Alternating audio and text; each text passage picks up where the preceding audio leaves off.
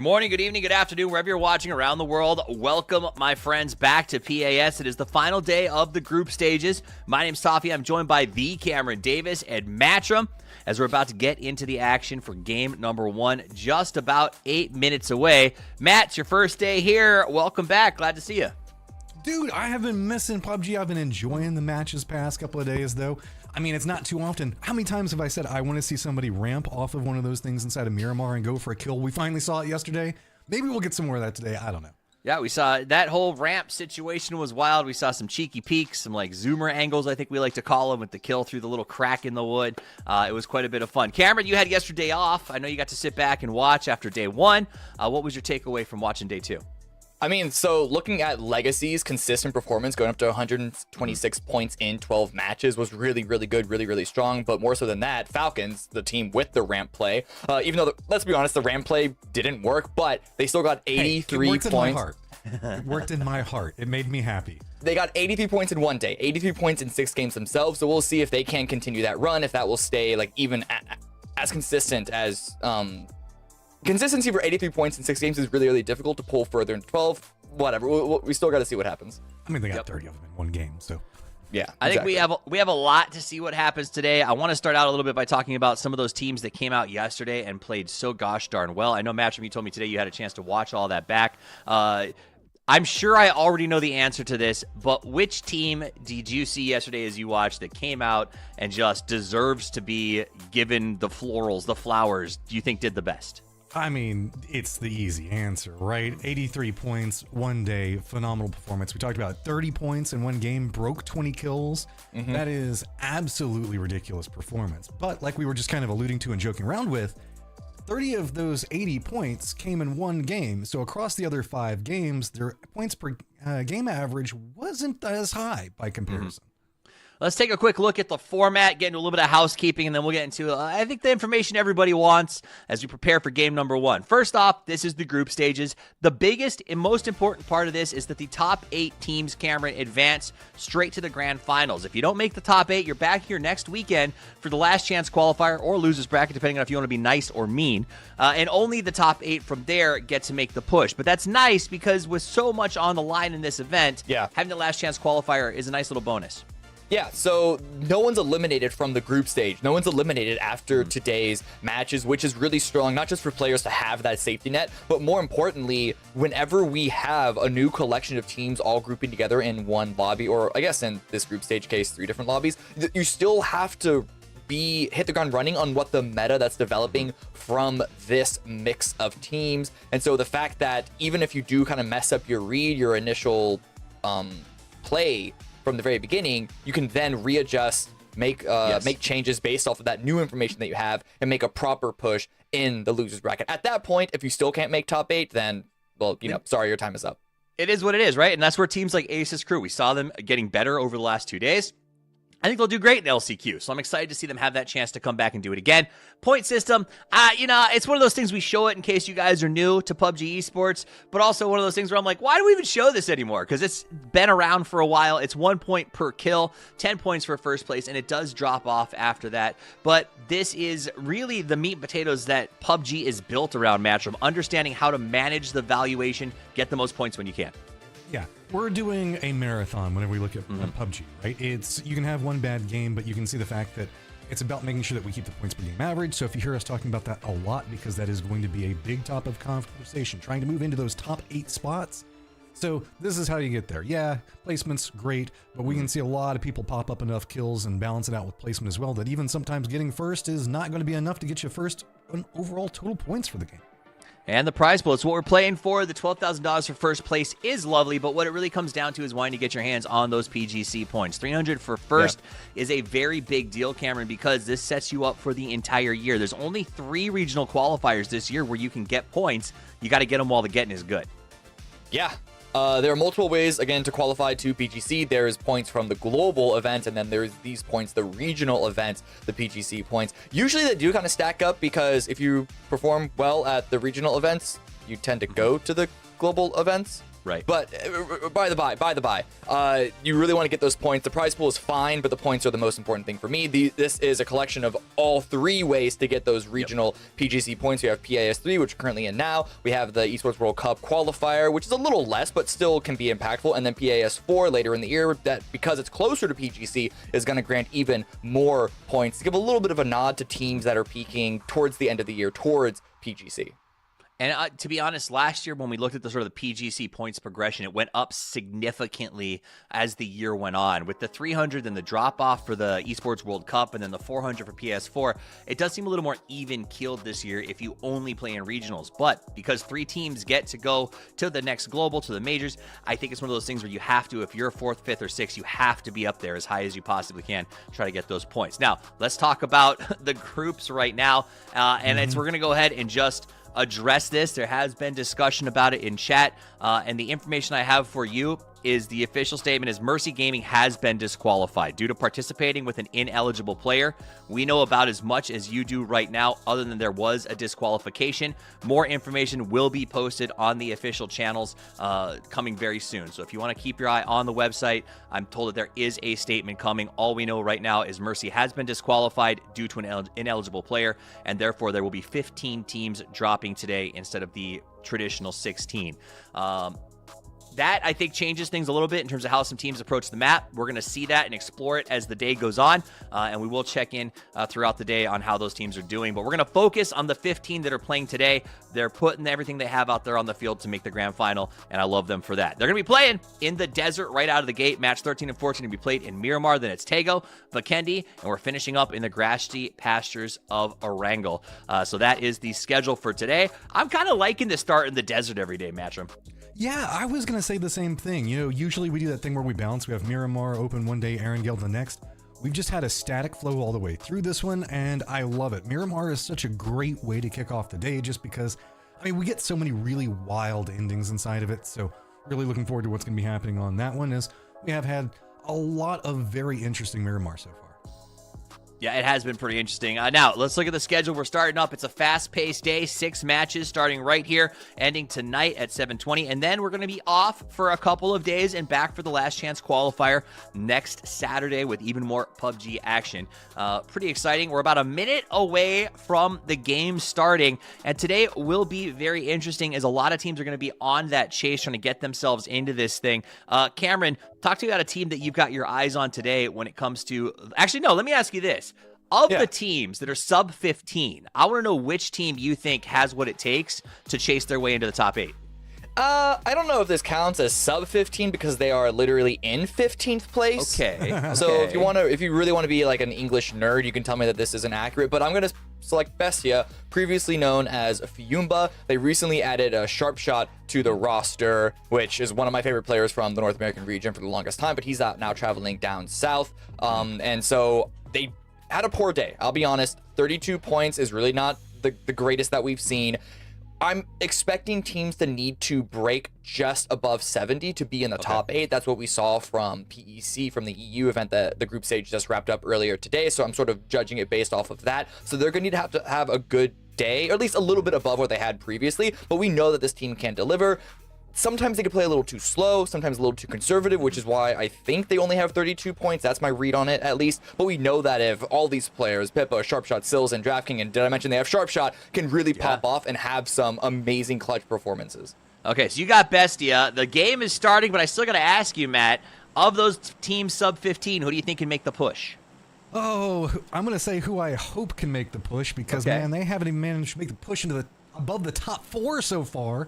And that's STK. It was not a good day for them yesterday. So maybe they managed to mesh back up, figure it out. We know that this is a squad that's pretty smart, so they should be able to figure out what the cha is going on.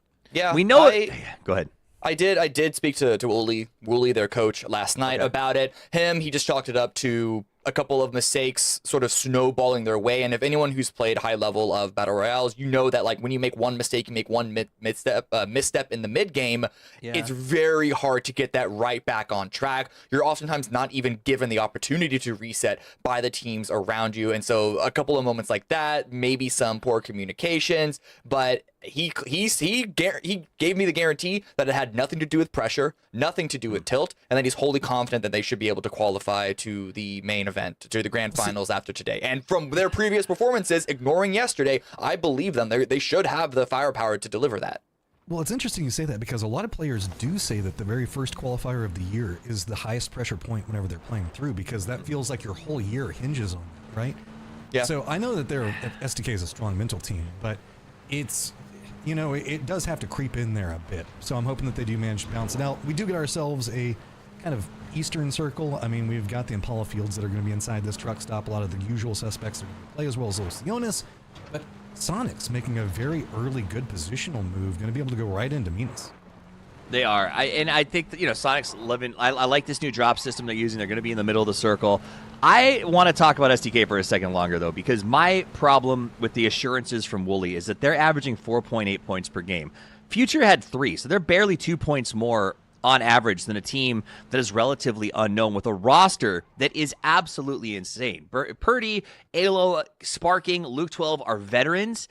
And I'm starting to worry about Sparking a little bit. And this is going to be a take that I'm sure Nobby's going to like. But yes, I believe, as do so many, that he is an excellent player, one of the best in the Americas, but he hasn't been on a team that's letting him showcase that in a while. And I'm starting to worry that if they don't do well here, Sparking has no other choice than to seek other options or be written off as maybe he's not as good as people say he is, because it hasn't looked that way lately. Right, okay, let's just ignore the fact that he basically hard carried the first half of FaZe through their previous event before PEC. Like, Sparking that's it, though. So go back there. I mean, does he go back there then? Maybe. So yes, no, you're absolutely right. There was nothing stopping a team from taking Sparking away from SDK. There was nothing stopping him. So yeah, you're absolutely correct. If SDK doesn't get their shit together today, if they fail to qualify, or if they even just bail out of last chance qualify required next weekend, you're right. Sparking should look for a new team. All I'm saying is that after their consistent performance in scrims, in smaller regional events like AWS, and their strength in the open qualifiers, yesterday is the only anomaly throughout all of that. So I am not. I was the biggest SDK hater last year when they were bad. They are no longer that bad team. And to be clear, I'm not saying Sparking's overrated. I just think he keeps getting himself into situations where he's just not being set up to succeed. And I believed that this SDK roster was that success option. Yesterday was hurtful. That's the nature of that. So I don't know what happens next. I just need them to step up. As Matt said, I believe these guys have what it takes. I'm just worried for them with a 7 average points per game. That's not there. Maybe they cleaned up for LCQ. Maybe they make it through today. I'd love to see that. Ras now on the rotate, trying to get into the zone. zone. We did see pull their triggers so much more than they're pulling them right now. True. Okay. It's just true. I mean, if you look at it, they're so smart. They want to get into position, but I just want to see them just lean into fragging power a bit more. They're a squad that we know can frag, but we don't see them quite be as explosive as we know can. All right, so let's look at, we got 4 Nation. Now, this is another one that I would say things have not gone great for so far. They're currently in 16th place coming to this with 24 points. It's a decent lineup. Do you think that they've got this? Is this a team that can push up there that has a shot at 8, or do you think it's about a day where they sort of just try to make points where they can? It's that. Get ready for LCQ? Yeah, yeah. This was a team that was, if I broke down this whole 2014 lobby into tiers, they would be in the lower one for sure. Which doesn't mean that they don't have the ability to have some explosive games, some explosive days, but they're not a team that I'm necessarily like putting any chips behind on having a solid performance. For them, it's just about, again, getting acclimated to the lobby, seeing what they can learn from this group stage, and seeing if they can deliver and slot in on like the 7th or 8th position come last chance. Well, we just saw a squad that I'm really excited about to see continue going forward, and that is Luna Galaxy. I mean, Hayden, Vinny, Fakezin, Kraken, we just saw them making their rotation. They were actually trying to use the Sandstorm to try to creep through that. In good position, 8th overall, still got the rest of today to kind of work through, and you can see most of the people that are inside of our top 8 right now are squads that, I mean, they're not even playing today, so they're just going to be sitting here watching back. So I kind of want to see now, with some breathing room, what LXG can really do today, because I like their pathing and their approach that they're taking on this. Using the Sandstorm, they're going to get over next to Azahar, and they're going to have pretty much the Northeast open for themselves. I dig that. And I will tell you, you put Haven and Vinny on a team, I'll buy tickets every single time. So I believe this is a roster that's going to look good. I think they're going to finish in the top 8. No issues today. I'm willing to put a little love on that.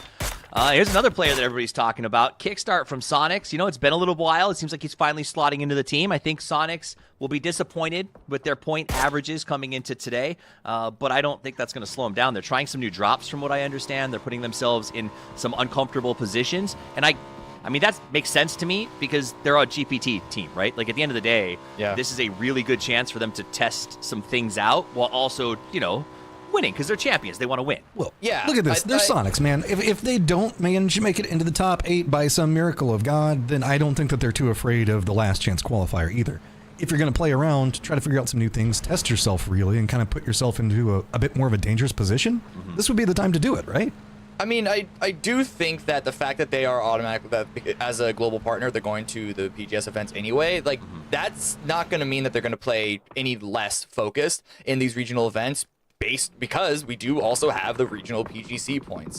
And if they end up not going to PGC, if they banked all of their attempts, all their hopes on the global points and not the regional points, then that would just be really disappointing and frankly silly. True. Ooh, okay. Counter offer. Nice shots here. Counter offer. They know they can win LCQ. So, like, worst case scenario, you could try some stuff out here, get to LCQ, and then get your PGC points in the grand final. There's no PGC points for group stages. So, I do think they're, and I'm confident that they could go to LCQ with blindfolded and 3 players to still win that thing. I'm kind of in the same bracket as you are with that one. You can see now we're finally getting to that stage where people are going to start getting vision on each other, doing some harassment here, seeing how much work they can manage to put out. We have a very heavy centering that's going on with most of our teams, playing that area in between Azahar and Los Leones, and that is going to be that open desert area and opening up a lot of crossfire. Right now you can see that it is going to be 55. That is putting in as much work as they can, but not being as effective as they want it to be.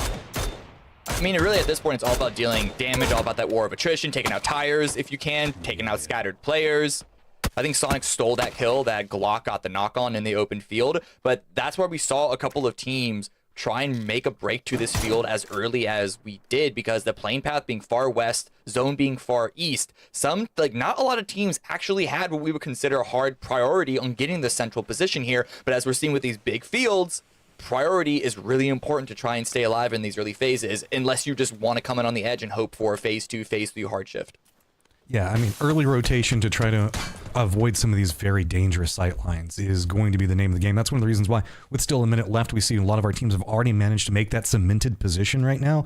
Our few moving teams are going to be kind of more up to the north, where we do see it's going to be Synergy and Not a Hobby. They're going to be trying to wrap in. They're presently going on over here. Hey, but also another way to scout is it's going to be Galio kind of catching some airtime over here, making sure that the rest of his squad's pretty clear. And oddly enough, using the hillside that's just going to be to the east of them, he's got a ton of information he can gather over here and a pretty safe path to get in here. Like, look, he's landing in a glider. Nobody's even taking shots at him. This is a good read. Yeah, looking at the trajectory that they're coming in from, I imagine that they coming in basically last out of all the other teams coming in from the far west side. And so having anyone with the eyes in the sky to give that scouting information, if you come in last, you're going to be lacking all that information. And so that's a way to, you don't make up for a lot of it, but you make up for some of it there. It's a similar proposition to having an e-pickup where you just send one person on the zip line, one person in the sky, and the 3 follow up behind in the vehicles. This is a, I honestly don't know which one would be better or worse, because like flying it's not a plane, but it's a little difficult to do. But at the same time, you have more control over it. Regardless, phase 2 does come in. It's going to be a medium shift towards the north that cuts out some of the fields. It makes me think that this is likely going to continue to go north at least a little bit towards Bestia territory, towards Sonic's territory. Not a Hobby are crashing in from the north to try and take advantage of this shift their direction as well. Yeah, we still do have a lot of the field in play, though, so teams are going to have to try to navigate through that one. It's going to be a bit more hazardous for specifically the squads that have been playing down around the south in that Los Leones area, as they're going to have to make the choice to go kind of along that graveyard route, which could be problematic, or just cut across the fields. They might be able to try to wrap back behind Impala, but you can see that's where a couple of our teams up to the north are already kind of making an eye as well, realizing that they want to play those hills that are going to be north of the flat desert points themselves. But a lot of talk going on around Sparking. You can see he does have himself in a pretty solid point, trying to make sure that he can get some damage out for his squad. The problem with it is he's fairly isolated right now. It's just kind of ALO up to the north. Falcon's just a bit north of him, and there's going to be a quick converge if they're not careful. Ooh. They are on the edge of the zone. There's really no reason for any team to try and take a fight to them unless they just happen to be driving by and then also get a knock on the back of it. But that does, at the same instance, put pressure on STK to try and find an opening, to try and deal some damage, and to make sure that they do have a path into the zone wherever the next phase goes. Is that another glider on fire that I saw? I believe that's the same glider. It just happens to be on fire now because it's been shot at so much. All right, so just caught it at distance there for a millisecond and was confused. So also I want to give a shout out to everybody that is tuning in today with a little bit of a headache. I know St. Patrick's Day can be kind of rough for everybody, but I want to say thank you so much for showing up today. As we now can see Sonics asserting some of their authority. They've got a very centered position right now and not going to let anybody really deal with it. This pathing that they've got set up, I wouldn't say pathing, well really this defensive line and their 2-2 split that they've got set up is very, very strong for the circle. Yeah, really good. It was able to take out, aka he tried to leave the field and get out of there, but right now, not a hobby, Luna Galaxy. Tickleton does get taken out by Bestia, but Back Monster is still trying to peek over, trying to see if it can't catch a member of Luna Galaxy off guard. Recognizes where Vinny is. This grenade could be a strong one to open things up, but spotted just in time, fakes in with the spray. Vinny's able to back away, and now Luna Galaxy has an opportunity to respond. The other two members of this team are further south with a minute left in the phase. I do question the necessity of bringing those players back up. I think at the moment, they're just going to hold these positions, make sure that they don't get caught off guard by Not a Hobby, unfortunately. SSG, I think, is going to be roaming into this position sooner rather than later, so we got to keep our eyes open for that. Yeah, I feel like this is a gamble, hoping the fact that due to the coastline being so far to the east, maybe they might not have a whole bunch of people that approach on this angle. It is very greedy, though, like you're talking about. And depending on how SSG plays this one, it could really roast two of those players. So LXG in a bit of trouble now as STK now starting to find some way to regroup. They are very far south of everything that's going to be going on. They did manage to get themselves a compound, but it's going to be right in the thick of that open field where at least 2 to 3 other squads could have vision on any rotation. So if this circle goes any further to the north, which let's be honest, they are right on the cusp of it, it probably will, they're going to have a hellacious rotation in front of them. See where the next phase goes.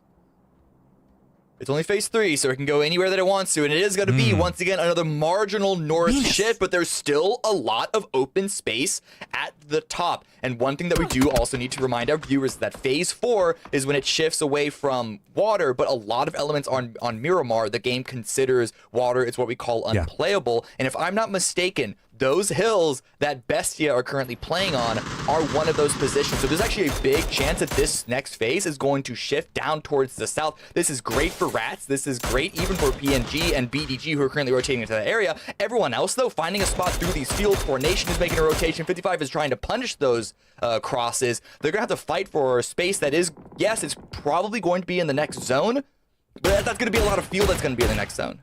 But let's not also forget Bestia's present position. With the vision that they have, they can supervise so much of what's going to be going on. Forehand trying to make landfall right next to PNG, and they are racking up the kills as they're making this approach. Everybody from PNG trying to line back into it. There's a bit of harassment that's coming up. I believe it's going to be Falcons. Let's get some vision inside of that. Rello is going to go down in exchange. 4N does manage to make it all the way back and through this one. So PNG with Warlock now just trying to hold down that outskirts position, and that does not look so good for him. Spectro should be able to get res. Warlock now taking a lot of damage from that blue zone grenade. Oh, another team. One, as long as you time it properly. But yeah, 55 are now crashing on top of this. At least it's Reed just gonna step right into it. Do wonder where the rest of the team is, but Glock is able to find the opener. It's just Dango and Spectro left standing. Glock having to heal back up. Mafu's probably giving that information. Dango swinging around the side, but then the backup comes in. He gets both. Good spray redirect onto that one. Go ahead and get the flushes out. Close down that assault, and there's not going to be an approach coming on after that one right now. STK, I believe, trying to use the opportunity, going to be running right by him in the distance. 4N, though, you can see trying to regroup off of it. Now that's Dango up as Warlock has decided he wants to make a reappearance. Peek around. Defend his position, yes, but also get some points, because as you haven't, if you haven't been able to tell already, this is a very chaotic area of the zone of the map, and Warlock probably recognizes that. If they don't get any points now, they might just be leaving in this first game with 1. Also, not to mention, the best time to pick up some points is in a scattered, chaotic fight where there are lone individual players crawling around, acting confused, a bunch of flashes, a bunch of smokes everywhere, and that's exactly where Warlock finds himself. Panella good, I agree. Panella is really, really good if you guys have never had it. So, but with this solo up, how long can you hope external defenses are going to pay out? Oddly enough, Warlock getting some assistance by Sonics, who did regroup over into the east of the position on the opposing side of the field. So anybody that's wanting to cross is going to have to deal with potential crossfire coming out from them as well as Falcons. Problem is, Falcons has got a lot of friends that they're having to contend with up in Minas right now, as they have had two other teams make an approach into them. As you can see, Rat's going to go ahead and squeak their way into this one. STK just going to be to the north of it. Bestia still holding down that 2-2 split, trying to get some information. But just like you were talking about, Cam, it moves down to the south, trying to get away from those hills that Bestia is holding down. That's why you saw Rats, Falcons both send it into Minas. We even saw STK with an E pickup coming from the south into Minas General, as these teams are trying to pit themselves in what is essentially kind of similar to an urban ending. A lot of fighting happening outside. Psycho does go down. We also lost Warlock, so we're down to 12 teams remaining, and we still have to wait to see what Luna Galaxy, Not a Hobby, SSG, and then the Sonics, how they're going to get into this next zone. We might see some teams have to just crash Minas. This is a crazy circle. We still have Kantara, like a section of the crater is still in play. Minas, most of it's still in play. Western Minas is still in play. You can see Not a Hobby is going to get eliminated. That is going to be Luna Galaxy doing a good job climbing up that leaderboard, now presently in 7th, and just going to be a touch back behind Ace. Their day is going to be a continued rise. Now, whenever we got a lot of our eyes set on Minas, this fight that's going around the outside of it is really, really big. Foreign Nation Mafu still trying to pick up some more, sitting on 7 kills right now. They see the opportunity to try to go for some more Sonics members, but that Molotov is going to be big. We blinked and suddenly Sonics were in this compound that Foreign Nation had just secured for themselves, but they're losing position now. It's all on the kickstart. Adrian and Shrimsy both knocked. A 1 versus 2. Mafu swinging around the side, doesn't pull the gun out in time, and Sonics are eliminated. Foreign Nation, again, 10 kills for this team. That was a bold peek. That wasn't like a, I'm going to look around the corner. I'm going to run out, step completely away from where you're expecting the headshot to be at, and just strafe you down. Luckily, Nade was being pulled on the opposing side with Sonics. So, Daniel, really good play right now. Oh, God, now here comes SSG. It's not done. And there's Luna Galaxy off towards the south. I think they're going to be doing a wrapping rotation to another spot. But can Foreign Nation continue to hold? Have they had the time to loot the bodies, to get more gear, to get more meds, to get more grenades? Because that would be the easiest way to get a multi-knock in this. A 1 versus 3 is hard enough against the Sonics. 1 versus 4 against SSG. I'm not so confident about this one. Well, it is a longhouse, though, too. Remember the fact that that is what they're holding down. Those are notoriously hard to deal with. We should also note, this is down at the bottom of the hillside, so a lot of the 3rd and 4th party that could happen in that position, not really going to go down. So really, it's just about how 2 members can hold out the other 4 members for SSG. Luna Galaxy is doing a long wrap back round to the south. You can see they kind of appeared on the mini-map there for just 1 second. Didn't really want to deal with this area that Synergy is going to be holding down. Everything's starting to quiet down as most of our teams are starting to get established positions. Just Luna Galaxy being one of the teams that's on the outs, and there you go. Foreign Nation is eliminated, but that was one hell of a fight. Like I said, utility. That's the best way to get a multi-kill, especially through buildings like this. We did see Luna Galaxy. They went towards Kantara. They peeked over the edge. They saw maybe a little bit too hot of an area with both Synergy and Old Guard in position, and then wrapped back all the way back up the east. SSG were distracted by Foreign Nation, weren't able to capitalize on that rotation to get a couple of knocks from that position, and they now find themselves on the east side of the zone. Hard shift again down south.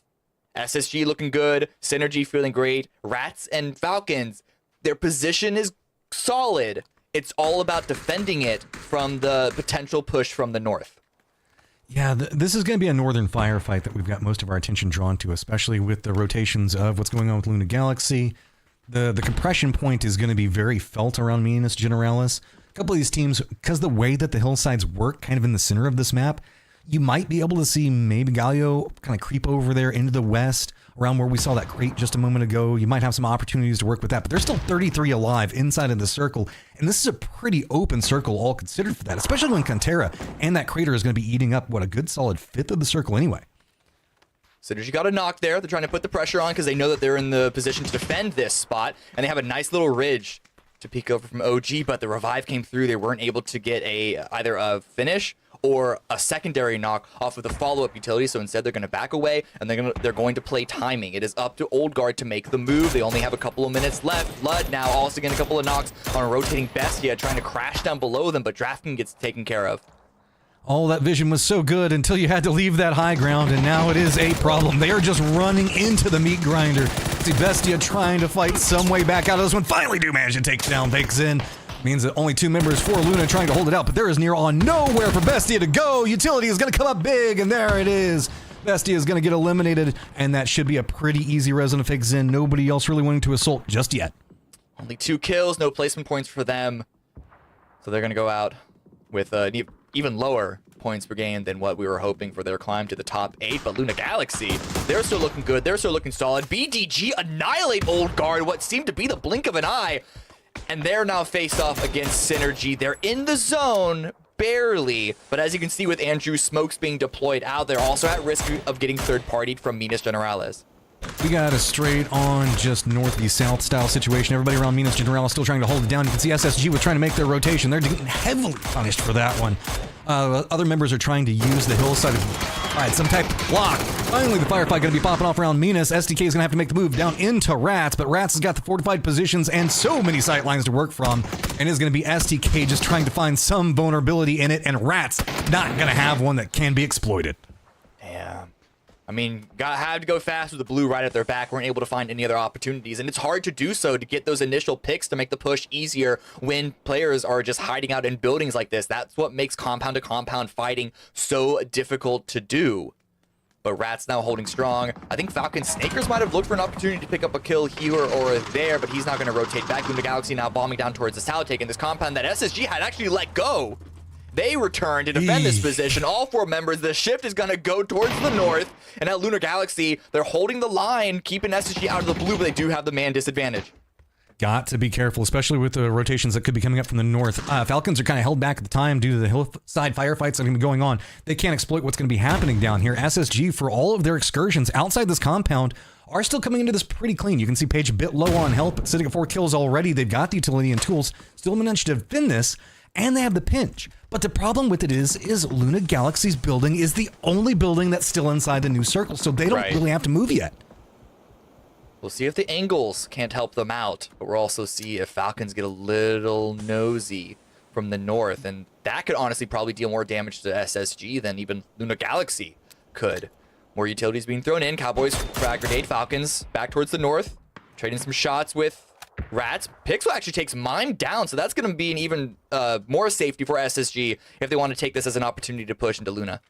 And that's the big thing. Pixel's whole job right now is actually just to keep a loose eye on what's going on with Luna, make sure that they don't go out from the north, trying to take that road that's kind of bisecting from the north, but really to make sure that Falcons or nobody else wraps back behind him. So good job. He has to have his head on a near 180 swivel, bouncing between north and south to keep an eye on everything. And that's going to be Space Station Gaming taking the slow, steady, just technical. They know that they don't need to overrush this one yet. Problem is, they might have to rush in a moment. It is going to be Synergy coming up back behind him. Falcons still trying to get something out of the north. Do they have a read on this? Looks like they do, but Paige cannot get away in time. Are we going to see Roth be able to hold up on this door? Does get the knock as well. What's going to be happening with everybody on Synergy? Are they going to try to make the push? Are they going to get stopped on the outside of it? And Roth is doing a phenomenal job of holding this lineup. He even confirmed the kill and then got the second knock. I thought the thirst would have been taking care of him, but now it's all down to Klaus Zera. Roth is chasing out because they know that time is not a tool that they have to play with. A nice swing around the side, support from Cowboy, and now they can refocus themselves back onto Luna Galaxy, but Paige has been knocked. They have the blue closing in on them, and Pixel can't cross over that space without getting spotted by potentially Falcons or Rats, or at this point, even BDG. Good note, though, with what's going on with SSG and all the attention that they're getting down here, they did manage to sway what was going on with Falcons. So Falcons have now shifted back over into the northwest away from this. You see now tangling with Rats, who are kind of having to figure out, okay, how bad do we really want this? They know the fact that they can probably clear out, but this is a very complicated area to try to push through. There's so much verticality inside of these buildings that the teams just have to be so cautious. So it's about trying to peek through the window, get some information, try to get maybe some utility in there, turn this fight around, but it looks like they're like, I kind of agree with it. I think it's probably too risky to make just a hard push in there. Yeah, especially we don't know where the next zone is going to be. We only have a couple of seconds. If it shifts away, if it shifts towards the west, Rats want to be detached from Falcons enough to be able to take advantage of that. But now the next zone, SS is here pushing in, is going to swing down south. This is great for BDG. They got a couple of crates to take. Pydam has to take up by Grant Lantis, but Roth is really trying to get inside here. The pre-fire is coming on through. Haven gets one, has to run away. Just listening for the footsteps, man. Trying to make sure you deny any information. There is so much smoke down here. Cowboy, who has had himself a phenomenal showing so far, trying to be the hero yet again for the squad. He's going to be trying to go for these frags, see if he can line it in. A lot of utility still being tossed out. Is it going to be exploitable? Now just trying to run through, and they are just narrowly dodging it. It's a ring around a Rosie in this little first floor area, but Haven has now gotten up to the top. Kraken's going to be up there as well. And my lord, that is a pump action shotgun waiting for Cowboy to just peek his head around that corner. These two, I'd say if this building was in the zone, we could see these two teams sort of share this space for a little bit, but both of them need to move. So it's really a game of chicken. Hazen getting knocked on a Haven. That's absolutely huge. Kraken swinging on the side, does get the knock, immediately traded by Pixel. That angle, it does come in clutch at the end. SSG going to be able to hold it together, sitting on a decent amount of kills. And it's going to be Pixel now coming down, see if he can maybe save his friend. It's an interesting kind of lay of the land and positioning right now, as we still have really just Gaio, the only ones that are kind of in here. Everybody else on the outskirts of the circle, this kind of fight going on with Minas Generalis not being able to tangle too cleanly, as Mime is going to find a beautiful, actually Flood's going to find a beautiful angle on June, take him down, but there you go. Gaio's going to come up here, and there is nowhere to peek. I don't think that Gats knows where those shots are coming from, because he just dropped down pretty much in the open. I mean, suppressors, they are helpful. Frag grenades, even more so than that. Going to confirm that kill, make sure they get all the points that they can. BDG only with 5, and now Mime swinging around. Grant's gone down. It's only one member of Rats remaining. Oh, Rats trying to cling to the life now. They know exactly where it's at. Spoon just trying to shoo away. See if maybe somebody's going to die before. Maybe he gets a knock. Maybe he gets a kill out of it. But there are so few options for him to try to navigate through this one.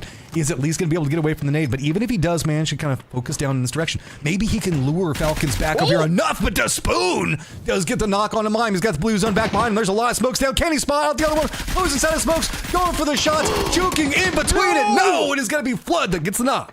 His molly does confirm the first knock that he got, but he had the advantage against Flood. Flood with a grenade in his hand, but he just could not find that final bullet to knock Falcons out. So Flood still alive, climbing at least into third. We'll see if he can't take advantage, get anything off of this fight between BDG and SSG. So SSG to the south. BDG going to be hanging around the northwestern area, and this is just going to get real messy to deal with. Cowboys' positioning, though, is so massive if it works. That's the whole thing about it, man. If he has a nade that lands on him, he has to hope that everybody's coming into this one really weak in economy right now. And given the fights and how long they've been going on in Minas, there's a decent chance of that. We're getting to that range that no matter what, the Dragunov, if it lands on the head, is going to get a knock. Pixel's trying to make it land on Floods. Floods, right now, he's just trying to stay alive, but information is being given, and Cowboy with that northern flank takes Flood out. And so, with the man disadvantage, Space Station Gaming, if this crossfire, it could deal some heavy damage to BDG as long as neither of them go down. Hazelton has the armor ready! Nails the headshot! That was a beautiful read coming up from Montegile. Now then, Cowboy all by himself, not just too many people coming up the hillside. That is a great end to that off of a phenomenal headshot. 8-kill victory will take those, but also, what was that, 10 kills for SSG? Yeah. It was about 5, maybe 6 for Falcons. So I think just because of the nature of this zone where there's those pocketed fights, in the north in Minas, in the south in that field, or rather that one compound that everyone's been fighting over this one, actually. The kills I mean, this is just a highlight clip, right? It's just going to be here the whole time. Right. I mean, you do have to make the choice for this one. And if you're wondering why so many people were really fighting over this position, whenever we look at how it moves out from the field, this is such a, that compound is such a great, like a staging point that you can kind of make your way out from. The problem with it is everybody had the exact same idea on how good that compound was, and it turned it into one of the worst places to be unless you were SSG. Or for Nation, they got like 10, 11 kills before they went out, so still a solid game for them, but I don't know about you, Toffees. What was your favorite fight of this location? No, in this spot, Listen to the question before you answer. Okay.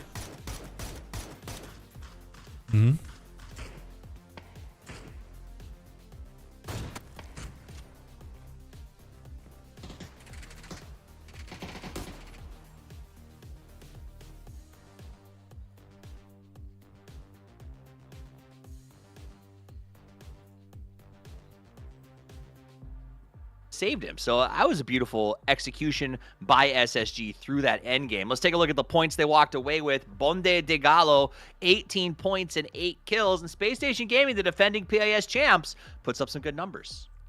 I mean, I really liked what we saw SSG doing even in the end game. Sometimes a great strategy can be outdone by a great shot, and I think that's kind of what we were looking at there, as that was going to be Space Station's only key to success is getting that high ground. But yeah, on the Gaio, I just really liked as well. They managed to navigate not getting involved in all of the mess that everybody else was. They weren't in the Minas. They weren't in that SSG4 in compound. They weren't in contact. They were just kind of refereeing so much of what was going on around the outside of that, and in that circle, that is the place you want to be to assert authority, and they did manage to get into the position that was the strongest for the end game. My biggest takeaway is Gliders gets wins. We're 1 for 1 on that being true. So Bonja de Gallo is really happy about their performance there. It was also very helpful to them that they came in so late, meaning that they could sort of just pick up the pieces of a lot of other teams who were a little wounded, if not in actual gear, if not in armor and helmets, or even meds, in like mental fatigue, because that's something that you don't really talk about a lot. If you've been in fight after fight after fight, you kind of just want like a couple of seconds, just like 10 seconds to just calm down and reset, then get introduced into the game. But if a team third parties you, they don't give you that option. No time for breath. Matt, why don't you walk us through the leaderboard? Oh, we got Legacy chilling up at the top of it, not playing the game. It's going to be Team Falcons that are going to be chasing after them, trying to make sure that they continue to rack up the points that they're so desperately searching for after yesterday. Gascan, Spam, Chow, Luna Gallus are going to be the next team that's going to be playing today, as they are on the come up, just going to be 6 points back behind Chow now. Ace's Crew, Space Station Gaming, got to be careful, as Space Station Gaming is going to be creeping up right back behind Ace's Crew. Then it's also going to be Sonics, who have been kind of quiet, let's be honest, but a big opportunity to make their climb up today. As you can see, so many of those squads that are in our top 8 going to be so leveled out. Yeah, Sonic's only 3 kills, 11 placements. Again, just with the chaos of that area, if you were to run that fight multiple times through, they would come out on top, at least a couple of them, right? Mm-hmm. So, I'm not going to use this game as a way to completely write them off at this point. They're in 10th place.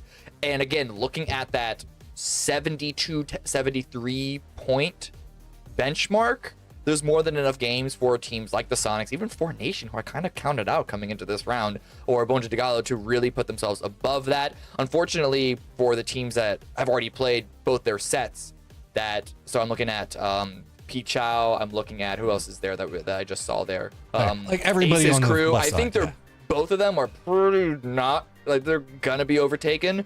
It's Spam at 76, that is the team that is like really clenching hard now throughout the night.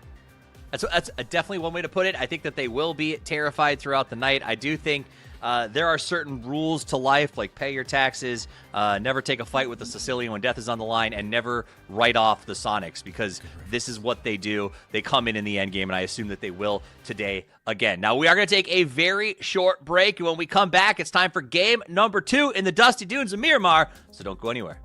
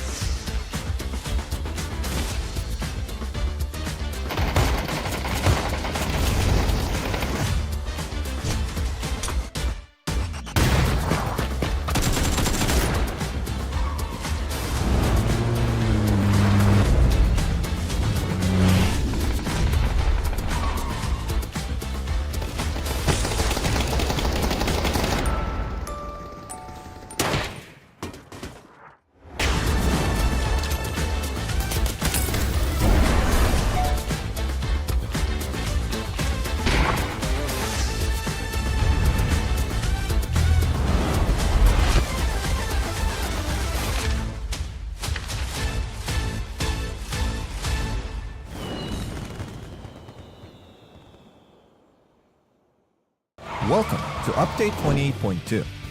Join us for our 7th anniversary celebrations, an all-new SMG experience in the arcade, and finally, the recall system update. We've got lots of surprises in store for you to celebrate our 7th birthday. Erangel's school will be transformed into a festive 7th anniversary venue. Plus, keep an eye out for throwable cupcakes and surprise gift boxes scattered across the starting island of each map. We've been hard at work balancing the SMGs to offer a more unique experience and accommodate various gunplay strategies. The arcade is all set for you to try out these changes, so get that early feel and let us know what you think. And there's more exciting news. Based on your positive feedback, we're expanding the recall system to include Vikendi and Tego.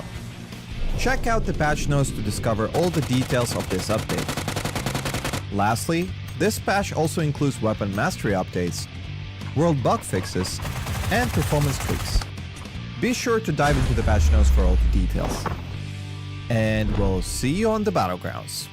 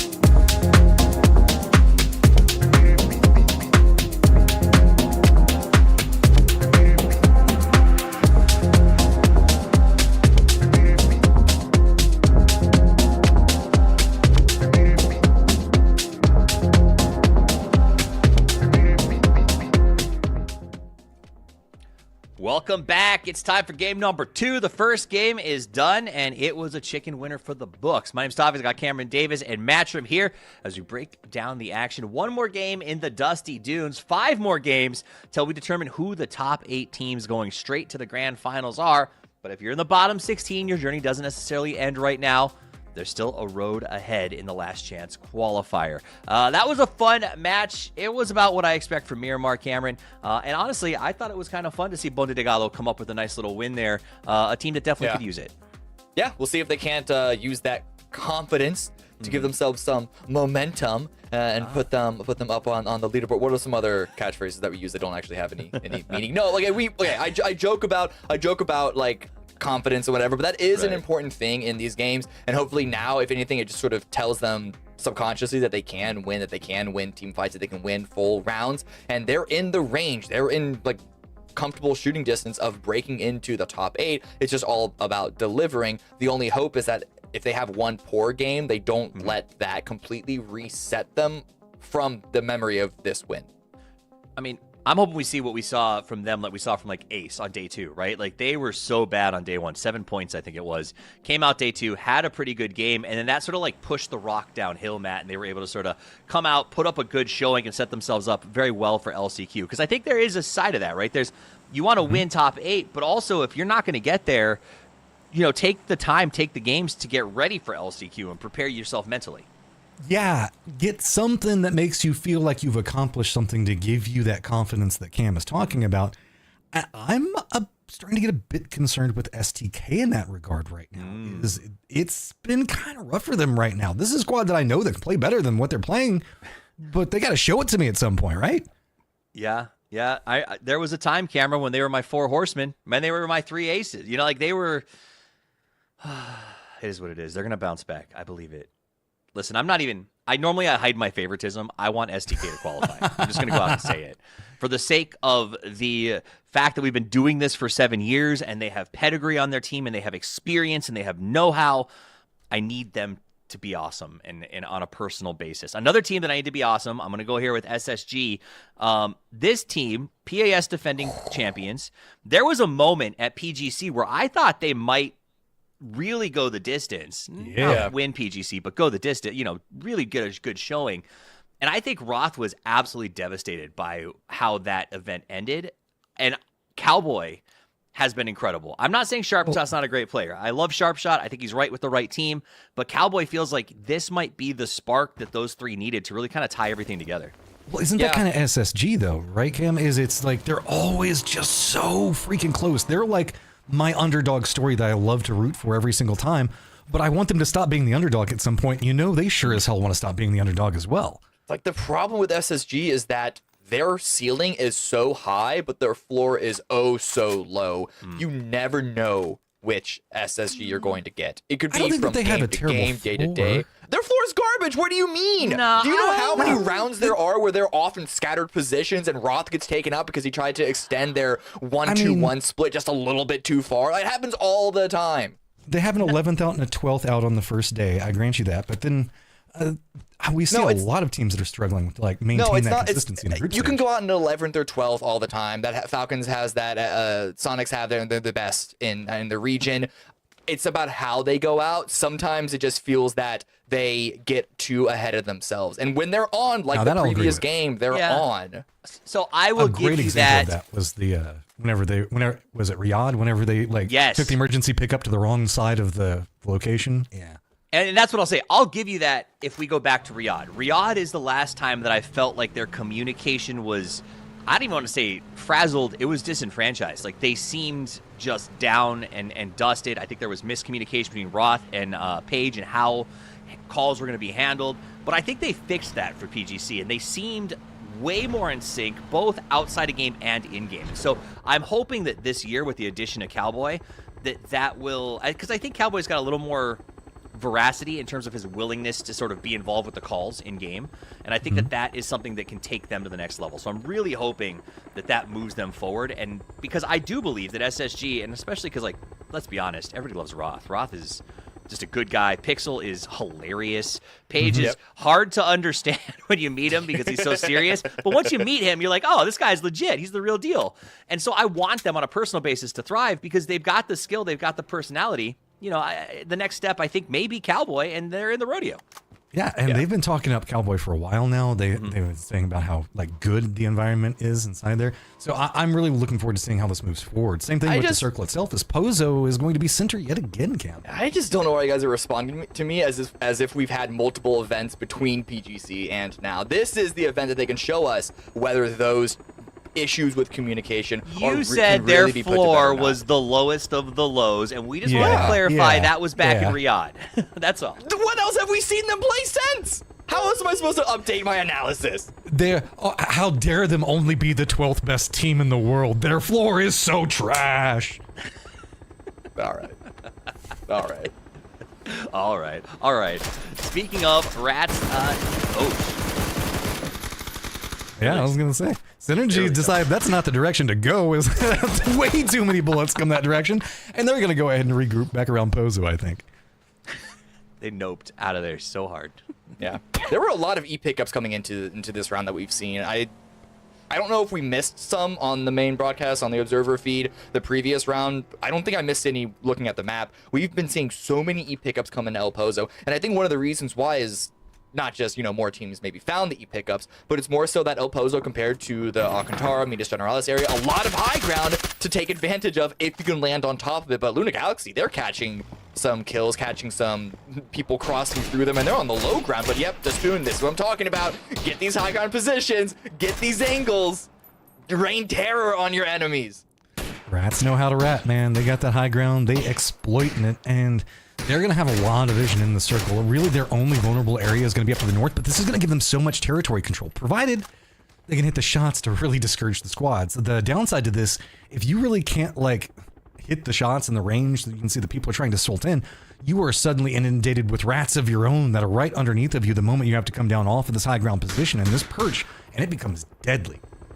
Another E-pickup for a nation. Where can they find? They're coming in slowly with the E-pickup. They might be aiming for a spot that is already taken.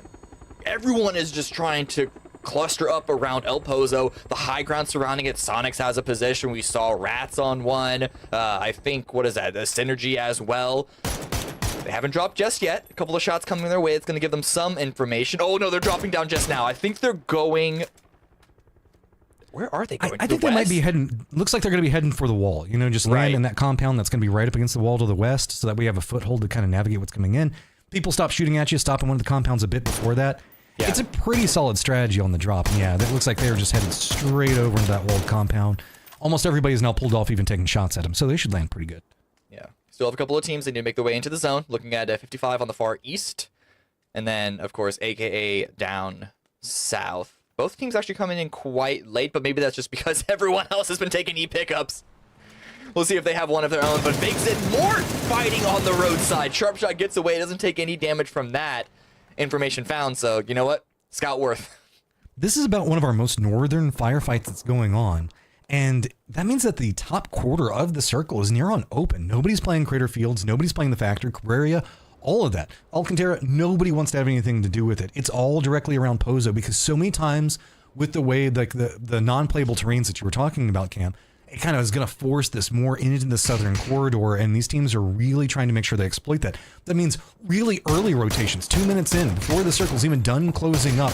We've got everybody except for 2 squads already inside the circle, and really one of those squads already making a pathing for it. SSG was also trying to kind of move more into the north, move into where we saw 4NN a second ago. It's going to be Sonics in high ground that is going to hit some shots, force them to kind of rethink that one. Not enough to really scare them, but enough to say, yeah, okay, this is good enough for now. One thing that you need to keep in mind at this distance from both Sonics and SSG's point of view is that at this range, even if the bullets do land, they're not going to do as much damage as they do in a more traditional ranged fight. So you still don't want to lose helmet, you still don't want to lose vest, you don't want to take too much damage. But oh, okay. Page landing some really good shots in return, forces Tiggleton back. Oddly enough, this is like one of the few firefight exchanges that's going on, as we have 4NN, Sonics, and SSG all with some vision on each other. Almost everywhere else is pretty quiet. I mean, we've got a bit of a dust up over here to the south and to the east, but given how close these teams are to each other, it's just Pozo circle stuff, man. You just kind of have to deal with the fact that not good vision is going to be a big factor for so much of this. No, the truck's running away from him. Okay, but Kildemo's crashing on in. We'll see if BDG can capitalize or at least try and respond to this. They did only load into the game with 3 players, so losing Pydam is going to put them from bad to worse at the moment. Sexy, it's maybe looking for an opportunity to get a response. Yagwin's rotating up from the south, and Falcons is nosing around the area. Yeah, this is a pretty standard approach into the circle, right? You come in the Monty side, you kind of scout out what's going on in the hills. Specifically, the hills to the south of Pozo, the southeastern area, tend to be very, very popular, or just the directed northeast as well. So Falcon's going to get some pretty decent vision on the circle, and really not a lot of, I would say, aggressive contending squads next to them that they can try to exploit out of it. What they've got Rats on one side, as you can see that OG was the other one. AKA also trying to navigate this, try to get away from Sonics a bit. They're going to squeeze right in between 4NN and SSG, and this is going to be pretty painless for now, unless they continue on this pathing to the northwest. Phase 2. Where is it going? Oh, a hard shift northwest. 55, they are coming in with an E-pickup of their own. Because they're arriving so late, I have to imagine that they are looted up to like 100% perfection. All of the gear that they want, all of the attachments on the weapons that they want. Hopefully a couple of level 3 vests if they're able to find them. But everyone else is sending it up towards Alcantara. AKA runs into a little bit of a wall there for Nation, trading shots with AKA. This is just this is looking like 2017 with everyone just rotating the second the circle shifts. Yeah, bro, we got that Mad Max going on hard. Everybody hopping in vehicles and trying to make the cut in. Remember how we talked about everybody was kind of playing to that center and south? Circle went to the north. Crater Fields, Alcantara still inside of it. So STK very firmly centered right now with good control points that they're going to be playing from. Penel good. Also taking some shots. As you can see, it is going to be drafting the rest of Bestia, trying to make a wrap pretty much through the center of everything. But since so many people are already inside their vehicles, it's getting away pretty scot-free. They're going to be able to kind of squeeze into that point. Four Nation still trying to hold up what's going to be going on over here into this western corridor and discourage what's going to be going on with Gaio. And this whole time, Sonics are just regrouping right back behind this firefight. Every single time it just creeps a bit more further north. 55 trying to land. We saw them for a brief second, but at this moment, with a hard shift, having to go through a big city like El Pozo, it's really just about finding a spot to play. It doesn't matter whether it's a good spot, bad spot, medium spot. It's just a spot to play and try and reset and wait for phase 3. Hasn't been too much death and destruction on the crossing. Not a hobby right now. I was going to say, these guys, they got the vision. They got the high ground. Right. They've got the points to play from. You can see they're still sitting on plenty of economy to work from, tons of ammo. They're harassing Bestia right now, who's playing just to the far furthest west of Pozo you can possibly play at this point. STK, though, is still running a 2-1-1, and that lower part of STK has me a bit worried if they're not careful. Yeah, they have the high ground points to play from for now, but there are 3 squads so close to them. Yeah, I don't know if they were in this 2-2 split beforehand, but really just about making sure their angles are safe and they can play their life. Life is more important to get the kills, but Kurt's dealing some heavy damage to Arson from Not a Hobby. Falcons rotating away from this one, finding a spot even further towards the north. Because everyone's been going through the El Pozo area, no one's really done a big wrapping rotation because the rocks have been in the way on both the east and the west side. So the only way to get to the north is to feed through multiple teams, and that's very risky. But Falcons able to survive through all of that. Cowboy got knocked. Didn't see who was the perpetrator of that one, but I think he should be able to get revived. I want to follow up on that as well, because we still have Crater Fields that are right on the edge. Therefore, Factory is just going to be on the outskirts of this. There's not a lot of good, like, let's leave the circle and kind of wrap around from the east and come in from the north paths. Yeah. It's just there's too many choke points over there. So this means that so many of our squads are just having to really brute force their way into this one. And luckily, Pozo has got a spot for a lot of these teams to hide out for now. But if we see this go northwest, somewhere in that direction, and kind of starts leaving Pozo behind, that is going to be a catastrophe for these squads. It's not even so much about choke points on rotations. It's more so just about, like, how fast are you moving? How fast are you going? True. And having to go up and down the terrain, like if we're looking at the map now on the east side around Crater Field, that's just going to slow your vehicle down. Even if you have a vehicle that's good on hard terrain, like if you have a Marauder, you're basically a sitting duck. It is going to go further north, a medium shift northwest. Alcantara is only held by AKA. We could see some teams like Four Nation try and bomb it towards that mini city area. This is a very minimally played area of this map because of how close it is to the wall, to the northwest corner. So we'll see how teams are adapting and adjusting around this, but I think this is another shift that's similar to the previous one. It's just about finding a space. Look at the pathing right now that Luna Galaxy is taking. This is the smart play. Get in Pozo, get right up against that wall, get away from what could be happening in the thick of all of it. Sure, you're going to take some damage. It's going to be hard. But if you're in Pozo right now, that was the play to make. The problem with it is the fact that there's so many squads that are just waiting. And STK, look at this sneaky spot that they've managed to set up for themselves. This is a farm potential for them, and this is the reason why they were separated. I was worried about it beforehand, but no. Purdy's position right now is so strong to cover up his squad. Yeah, they instead of a 2-2, they put themselves into 3-1. As long as Kurt doesn't try and be too active, try and be too crazy, if he just sort of follows up with what the main force of his team is able to deliver, he can stay survive right now. Luna Galaxy, they are very wounded. Sonic swinging by. Ageman does go down. That's actually to Rafex as Haven gets dropped by Tiggleton. But what can Kraken do? I mean, he's just got to roll him down the hillside right now. Sonic's realizing that. Got to play with fancy feet right now. They are doing a great job of it. Kraken just can't find the cooked temperature that's going to work best for him. and they are going to just come up just a bit short. Blue zone nade's going to go ahead and force him to kind of figure out what he wants to do with that shack. Actually, double up on the blue zone nade. That's going to be right up next to Tiggleton. That's going to go ahead and get the knock onto him, and that's coming up from Sparking. Yeah, vehicle goes up. Sonics, I don't know if they expected this fight or not. They might. Oh, they don't even have an opportunity to stabilize because Tiggleton gets finished by Kurt. That's that off angle coming in clutch for STK. On the outskirts of this, let's not forget, we also do have SSG that's kind of supervising what's going on with STK. Alcantara is going to have the hillside just on the opposing point to the west. Nobody's going to want to leave those compounds just quite yet. So that's why it's gotten a bit messy for Sonics in this dip that they can survive for right now, but Kraken just continually making a problem, and he is such a close range threat with all of these other vision points that are coming in.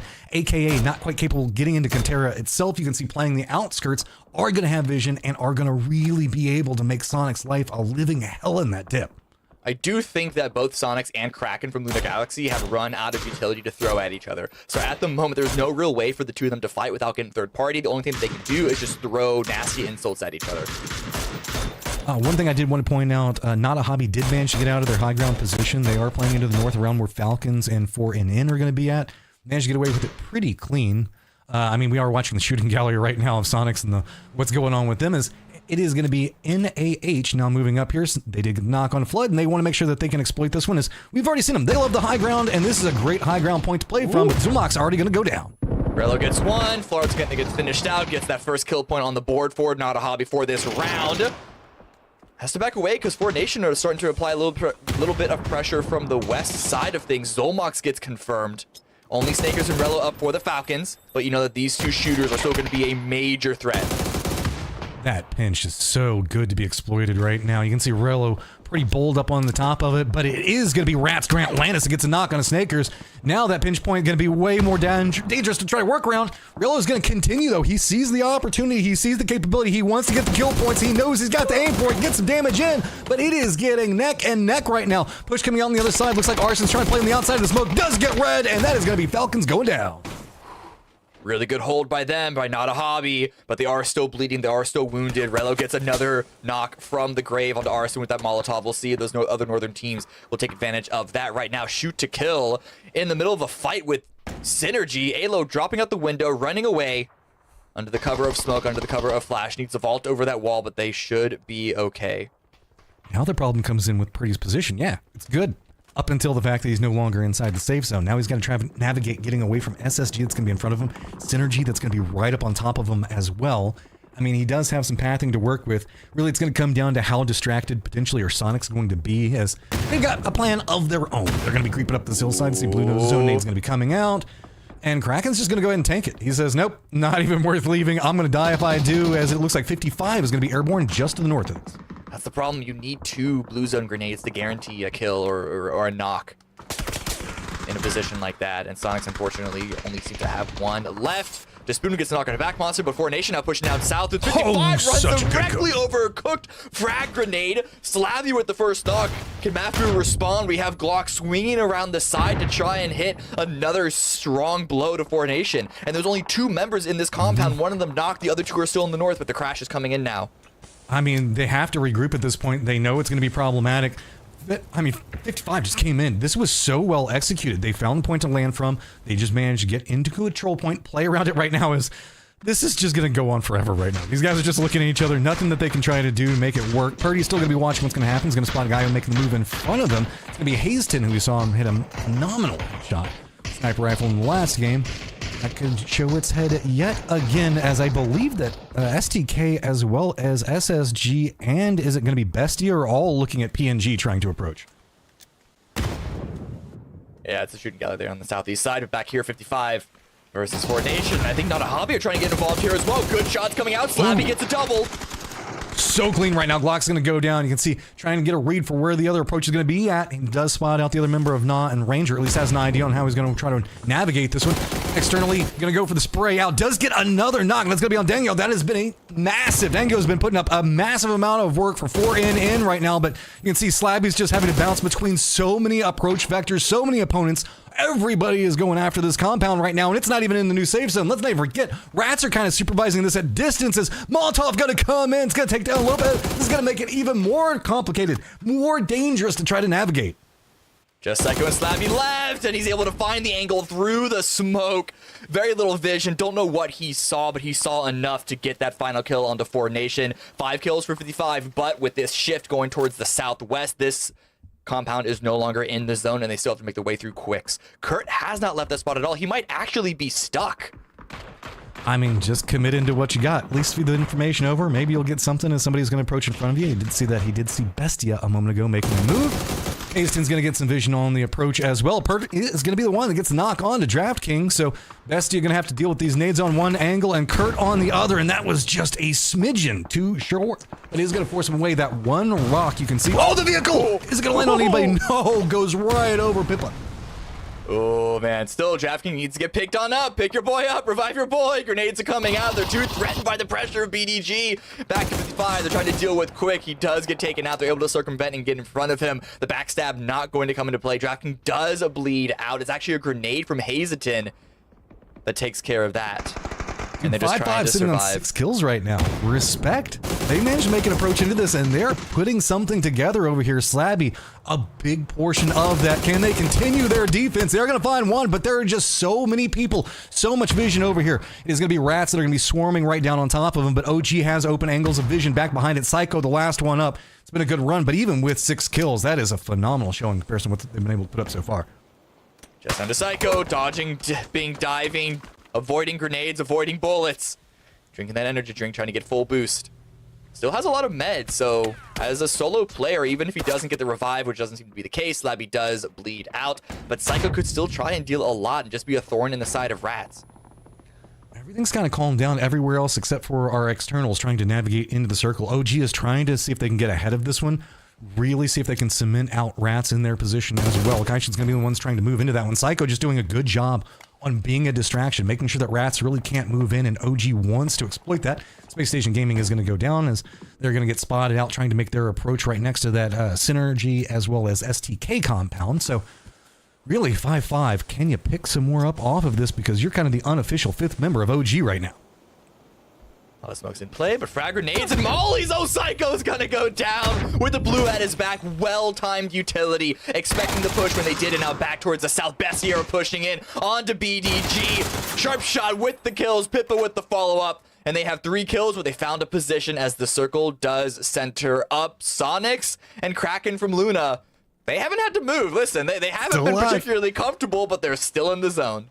Man, it still holds together. Kurt did get dislodged out of his position down there to the south, good. so Bestia's position is going to be pretty open to try to navigate for the time being. But it's also going to be open from the vision from Synergy to work with right now, as Sonics somehow in this dip that caused them so much problems have managed to just kind of wait it out enough. But it looks like we might see PNG making an approach into that one. They're going to stop on the backside of the shack, and this is the one place you do not want to go right now. Everybody right here is just waiting, itchy trigger fingers, just wanting to take somebody down. It's going to be Luke that takes down Warlock. Yeah, and you do have to wonder at this point, because Kraken was in that shack so early, how many teams know that he's in there? Shot's gonna be on to Luke. Gonna be turning away from that. Really, it's just about defending against Synergy, but Synergy's building is in the zone, so they're not going to need to move. As long as they have one player, STK, looking that direction, make sure they don't get snuck up upon, the rest can continue to third-party fights all across this zone. Right now, Old Guard and Rats trading utility across each other. AKA is sneaking down towards the south as well, the south exit of Alcantara. Okay, I mean, a little bit of a high ground advantage that OG had. They had to step away from it a bit. So now it is going to be Rats that are starting to get that pinnacle point to try to play around. 2 members for Rats right along the hillside, and they've sent the Spoon to kind of wrap around all the way back behind what's going to be going on with OG. If he gets spotted out, or if he peeks his head at the wrong moment, that could just open up the doors for OG just to make a directed push in. Rats is playing this smart, but there is a lot of risk on this if this gets read, and I think that OG has read it. They are stepping away from that hill, instead moving back down into this little bit of a ridge that they can play to the south. Finding a little bit of piece of terrain to play with. Nanu spotted out, takes a bit of damage from, looked like a couple of different parties. I think Rats are still taking shots towards OG. I think most everyone has found their way into the zone except for Bestia, and you can see from this angle by Martin, it's gonna be hard. They have a vehicle, they might just go for a vehicle send, and honestly, they might just be crashing in towards Sonics. Well, I mean, they don't have any good options. They already know that AKA is going to be ahead of them to the northwest. Yeah. Synergy is going to be playing over into the northeast. if they cut straight across, they're going to be running right in between the two of them and essentially putting themselves in a crossfire, and unexpectedly are also right on top of Sonics. Only thing they can wait for is maybe AKA getting involved in a fight, which is what's going to be going on right now with OG getting something going on over here. Bestia could try to make a moment, try to come up back behind this one. It's going to be Luzera that's playing very far away from the rest of the squad. He's going to have to try to navigate this one. As you can see, there's only going to be one member, and Kill Demo up for Old Guard right now. Rat's going to be coming up right back behind them, coming down from the north. Yeah, you'd think that Kill Demo would have an opportunity to reset, but Rats are pushing off the back of this one. Lizera still trying to third party whatever he can from the south, but one final grenade from Despoon is going to get all those kills onto Rat's pocket, Rat's side of things. 8 kills to them so far as we get a southeast hardship. SDK and Synergy are still successful in this compound. It's onto Rats and Lizera left to decide on how they're going to make their way into this. Did you see that? Synergy was prepped up. They were right on that like ridge just to the south of STK's position. They were all running out of the building, and then the circle popped, and they're like, wait. We don't have to go anywhere. Everybody back to the building. Instantly ran back. Oh, Luzera, you're in some trouble over there. It is going to be Grant Lannis with some good vision in. He's going to try to remove this threat so that way the rest of his squad can move in. Sonic's still just going to kind of be hunkered down as Bestia did navigate that firefight and did manage to get Sharp Shot into the safe zone right now. It's not comfy, but I mean, Sonics aren't comfy either, but at least both squads are in it, right? I was going to say, if Rats had a vehicle, maybe they can send it towards Sonics. They have one. They can clown car it. Don't know how comfortable I'd be at maybe 2 to that send, but you want to get a couple of knocks on the third party little rats hiding around you. That's the craziest thing Rats have done. That's true.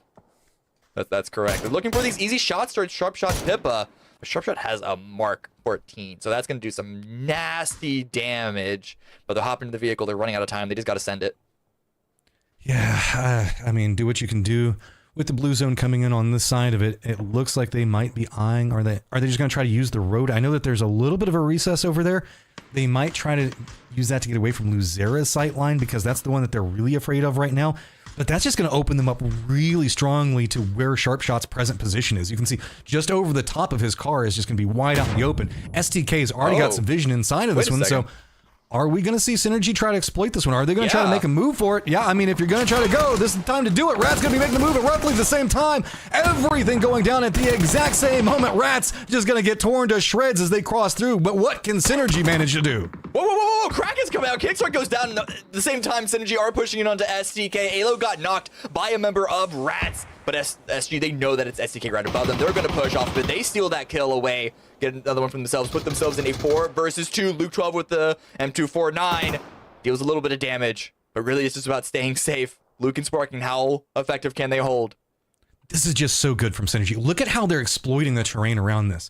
They moved up to the hill that's just going to be to the south of SDK, which will be on your left side, presently where we can see them kind of regrouping at, and then they're playing that other ridge line that is going to be more in that eastern area. They can just kind of keep poking from window to window, try to figure out what's going on, use their ears, try to see if they hear any footsteps to really locate those members of SDK, feed that information back over to the other members that are playing to the south, and if they make that move to try to move into the building itself, they'll have an idea on where they've got to defend. Problem is, you just don't want to walk into a Molotov when you do it. Sonics are eliminated.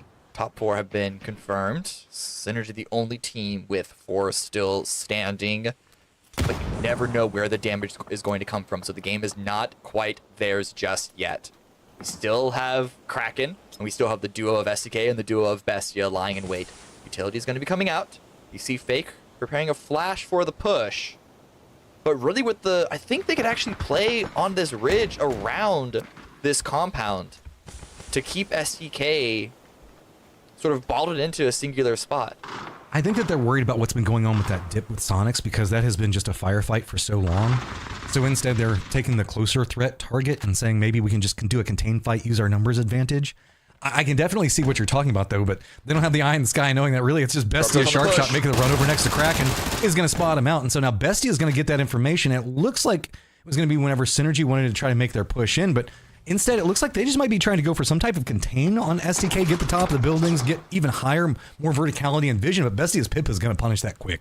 Ooh, yeah, this actually makes this push into SDK harder for them because Pippa and the rest of Bestia are able to find that spot, find that position. They now have a little element of control. They still don't have the resources that Synergy do, but if they can pick up some scraps, some bits and bobs here against the fight with SDK and Synergy, and especially Luke 12 gets a knock here, doesn't quite land the shots, but still pressure on Martin. there is a world where Bestia probably is in the best location right now. They're kind of separated away. They can kind of navigate what's going to be going on. They can dictate how Synergy is going to be moving through this one, because now that flank position that Synergy really want to try to exploit down to the south is a lot more vulnerable. Bestia, though, is wrapping a bit more into that north, trying to get some of that verticality in the high ground to see what's going on over here.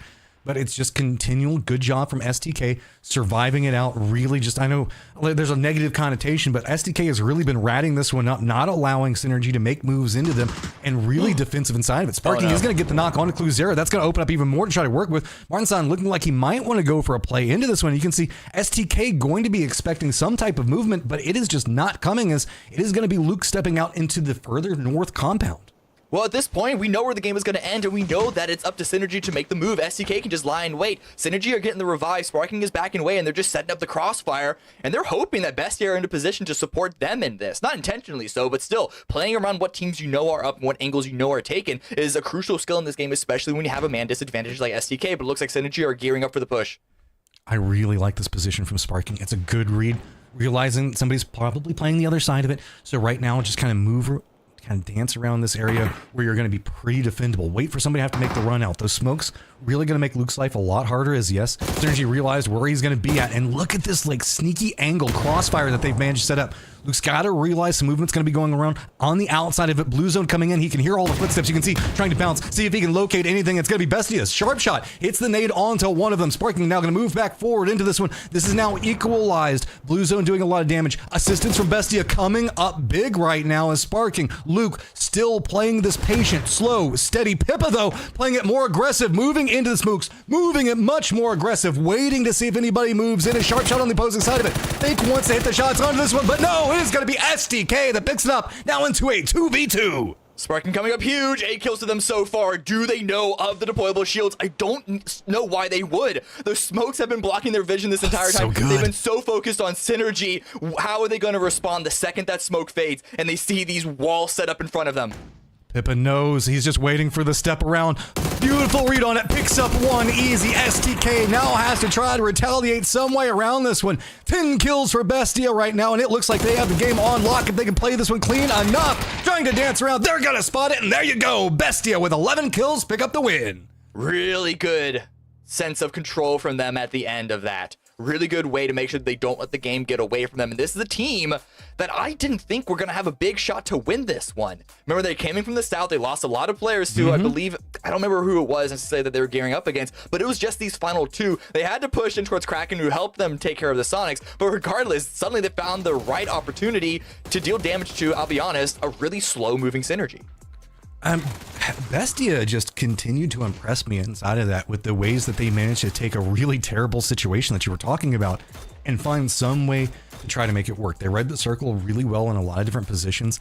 STK, you can see, even at this stage, that early Synergy push shut down so much of what they were trying to accomplish, and really they couldn't push their kill count as much as they really wanted to inside of this game. They did manage to get the kind of victory against Synergy there at the end, but this portable shield setup, man, this is so freaking smart. This is just massive respect. Realizing the smokes and exploiting it like you were talking about, Cam, just damn, that's so good. And using it while everyone else was locked down, sort of guarding each other inside of that trench. They got up there, they set them up, and they were just waiting for the win on the dot. So beautiful play by Bestia. They come out with 21 points off of that game. That's big news. Cameron, you said they were a team to watch the first day. They're stepping up now. And for all of us here, shoot to kill. 14 points. Yeah. Yes, baby. I'm excited. Does the climb begin here? I mean, that's the question, right? Oh, yeah. Right, that is the question. Yeah, I don't know why it wouldn't. Right. It should be noted that them and Synergy both got gifted a couple of circle shifts towards the end. They were the only teams that had hard cover. It was one of those last couple of hard shifts their direction, so I'll give them 2, right? But regardless, they were able to capitalize on that. They picked up a good number of kills from those positions, at least shoot to kill. Synergy is the team that I think didn't actually get as many points as they easily could have from that position. They had 4 up. I think they really should have had a much better, bigger shot of winning this game, but something kept them from just committing to the push against shoot to kill. I really agree with that. They danced around that push for so long, Cam. I mean, Toffees, what did you see whenever you were watching it? I mean, I was going to say, I think it was just a confidence, a crisis of confidence, or perhaps not a kill feed recognition that it was only 2 players there, because they did slow play that. It felt a little bit like maybe they had lost track of the kill feed at some point and they weren't sure if they were going up against 2 or not. Either way, I do think there was the temptation to go after it, and they just waited too long. But also, let's be real, that is not a fun building to push in any way, shape, or form, and I think a lot of players just prefer not to mess with it. They'd rather get you on the way out than try to break into that stupid building. Yeah, that's accurate, but they had a 4-on-2 advantage. There was a time that they could have pushed into that before Bestia even set themselves up in positioning. I really, like, it might be down to not being able to read the kill feed as successfully. I think losing track of Kurt could have been a big instance in that. Like, they know Ayla was down, they even took that kill, but like, wait, there were 3 still here. I can give them that, but regardless, you have the resources of a full 4-man squad. Play for the trades, you got time for the revives in the cover of that building. It's I would ask them right now, but they are 15 minutes ahead of us. I think they're probably already into the next match. So I'm not gonna message anybody because I want to know. But we'll try to find out as the day goes on. Maybe we'll get a chance to talk to them later if they have a really good day. Right now, let's look at the overall leaderboard. Falcons at 93, Legacy 126. They played yesterday. Gas Cans and Spam also feeling good. Luna Galaxy feeling great as they moved up at that 68, and the climb is continuing for a lot of those teams who were sort of in the hunt coming into today. Now, for those of you who may be watching at home and say that leaderboard seems weird, those top teams are already set up there. There's not a lot of movement. Remember, 8 teams already finished their games. They are sitting and they are watching. That's Team Group B as A and C take each other head on. Now, when we come back, we're going to switch it up. We're going to move to Tago with another game number 3, with only 4 left to play to determine the top 8, though. Everything is now on the line. So don't go anywhere. We'll be back in just a couple of minutes.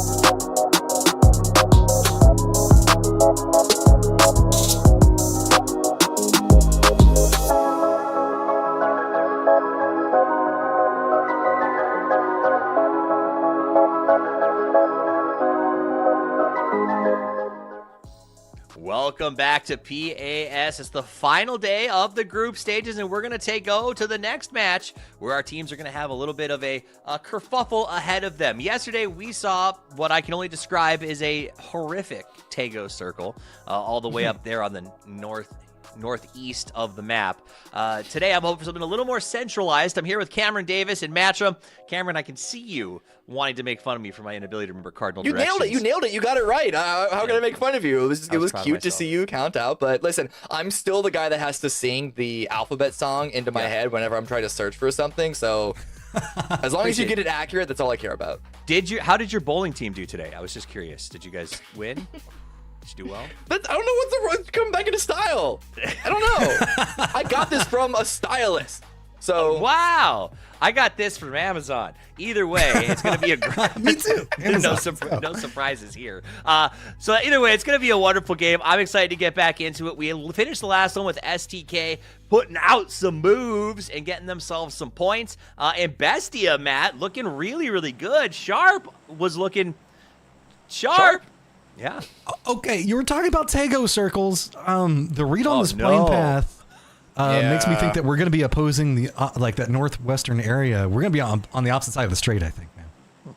Yeah, or if it is down on the mainland, it's going to be some water in play, at least initially. We could get some hardships to take us into a more neutral zone. Yeah, generally, when we talk about neutral, really we just mean the idea of like no ridiculous points of interest terrain-wise to affect things. As long as it's only hills and maybe a couple of valleys and maybe a river that you can cross in a vehicle, then you can't complain too much. But then again, like Tego, no terrain is safe terrain, because if there's one thing that players talk about is that you always need to be prepared for a fight on this map.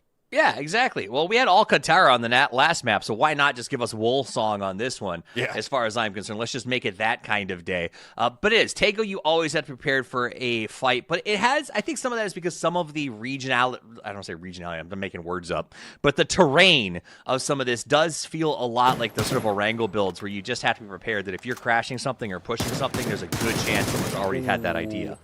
What? That circle on that plane path is so friendly, given what could have gone down. Is it that friendly, though? Because there were so many teams based off this plane path had to go into alt drops. They're now towards the north, so they're crossing down across the river. This is peak bridge camp territory. We know SSG like to camp Falcons if they get the opportunity to do so. I don't know what Luna is going to do. Rats, there's no bridge over there, so they're good. Formation could potentially camp that bridge on the west side, but similar to game one, I think we're going to have to be seeing some...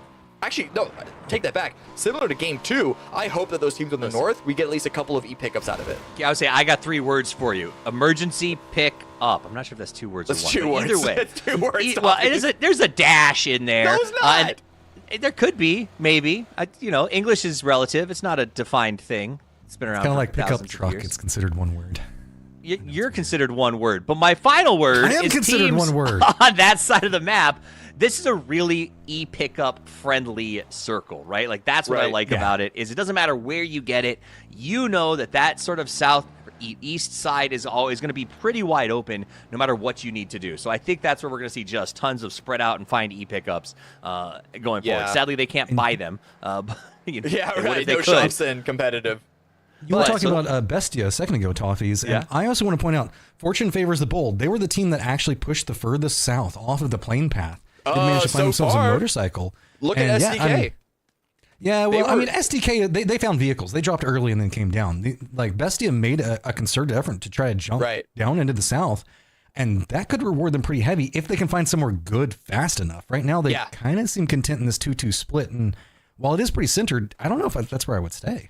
Well, the point is, though, is that a couple of these teams, if they were still getting settled into their position, they see the phase one, they recognize, oh, everyone's dropping in this position, that position. We actually have a beeline. We don't even need to loot before we go into the zone. Let's go into a position that we can then continue to loot. On flip side of things, SSG dropped fast, looted fast. They're on a very fast rotation. Not a clown car. It's only a few of them in this one. There's a second vehicle following up behind them. But we got a couple of shots coming onto their position previously. It's the smart rotation, right? I like the fast loot because you're like, okay, if we get shot at, if we get into a kerfuffle, we have at least armaments. But their goal is going to be getting to that south side, relooting a compound that they know is wide open right now, and being locked in for a better late game. So I really like that sort of pick up and go with minimal looting. And that's, I think, what they do well. They have this sort of early game macro that pushes them into the middle of the circle for a good spot, and then they kind of wait it out. And I think that's what we saw at PGC. It's working here, and I think it'll continue to work for them this year. Nation also making a rotate. They're not going to be camping that bridge at all. Yeah, that's kind of what I was looking at with where we got Synergy kind of playing over there into the northeast. They're not going to be... They could bump into, I believe, Rats here in just a second. I have to keep an eye on that. With the committal of so many of the teams across the strait, I'm kind of curious to see what all try to navigate. Also, AKA, I'm kind of curious where they're going to drop. If you drop centered in this, it's already kind of spattered. Sonics are already over here. There's a couple of crates that are in the center. A lot of teams have opted to not go for, like, I guess, points of interest, instead going for just a couple of buildings here or there to just kind of start doing some rat looting. That could catch AKA completely unaware. Cameron, you have a stylist? Is that like... Took a second to sink in. Is it like your cousin? Or like No. you have somebody who like dresses you? Because that's kind of cool. No, it's from like an event that we've worked.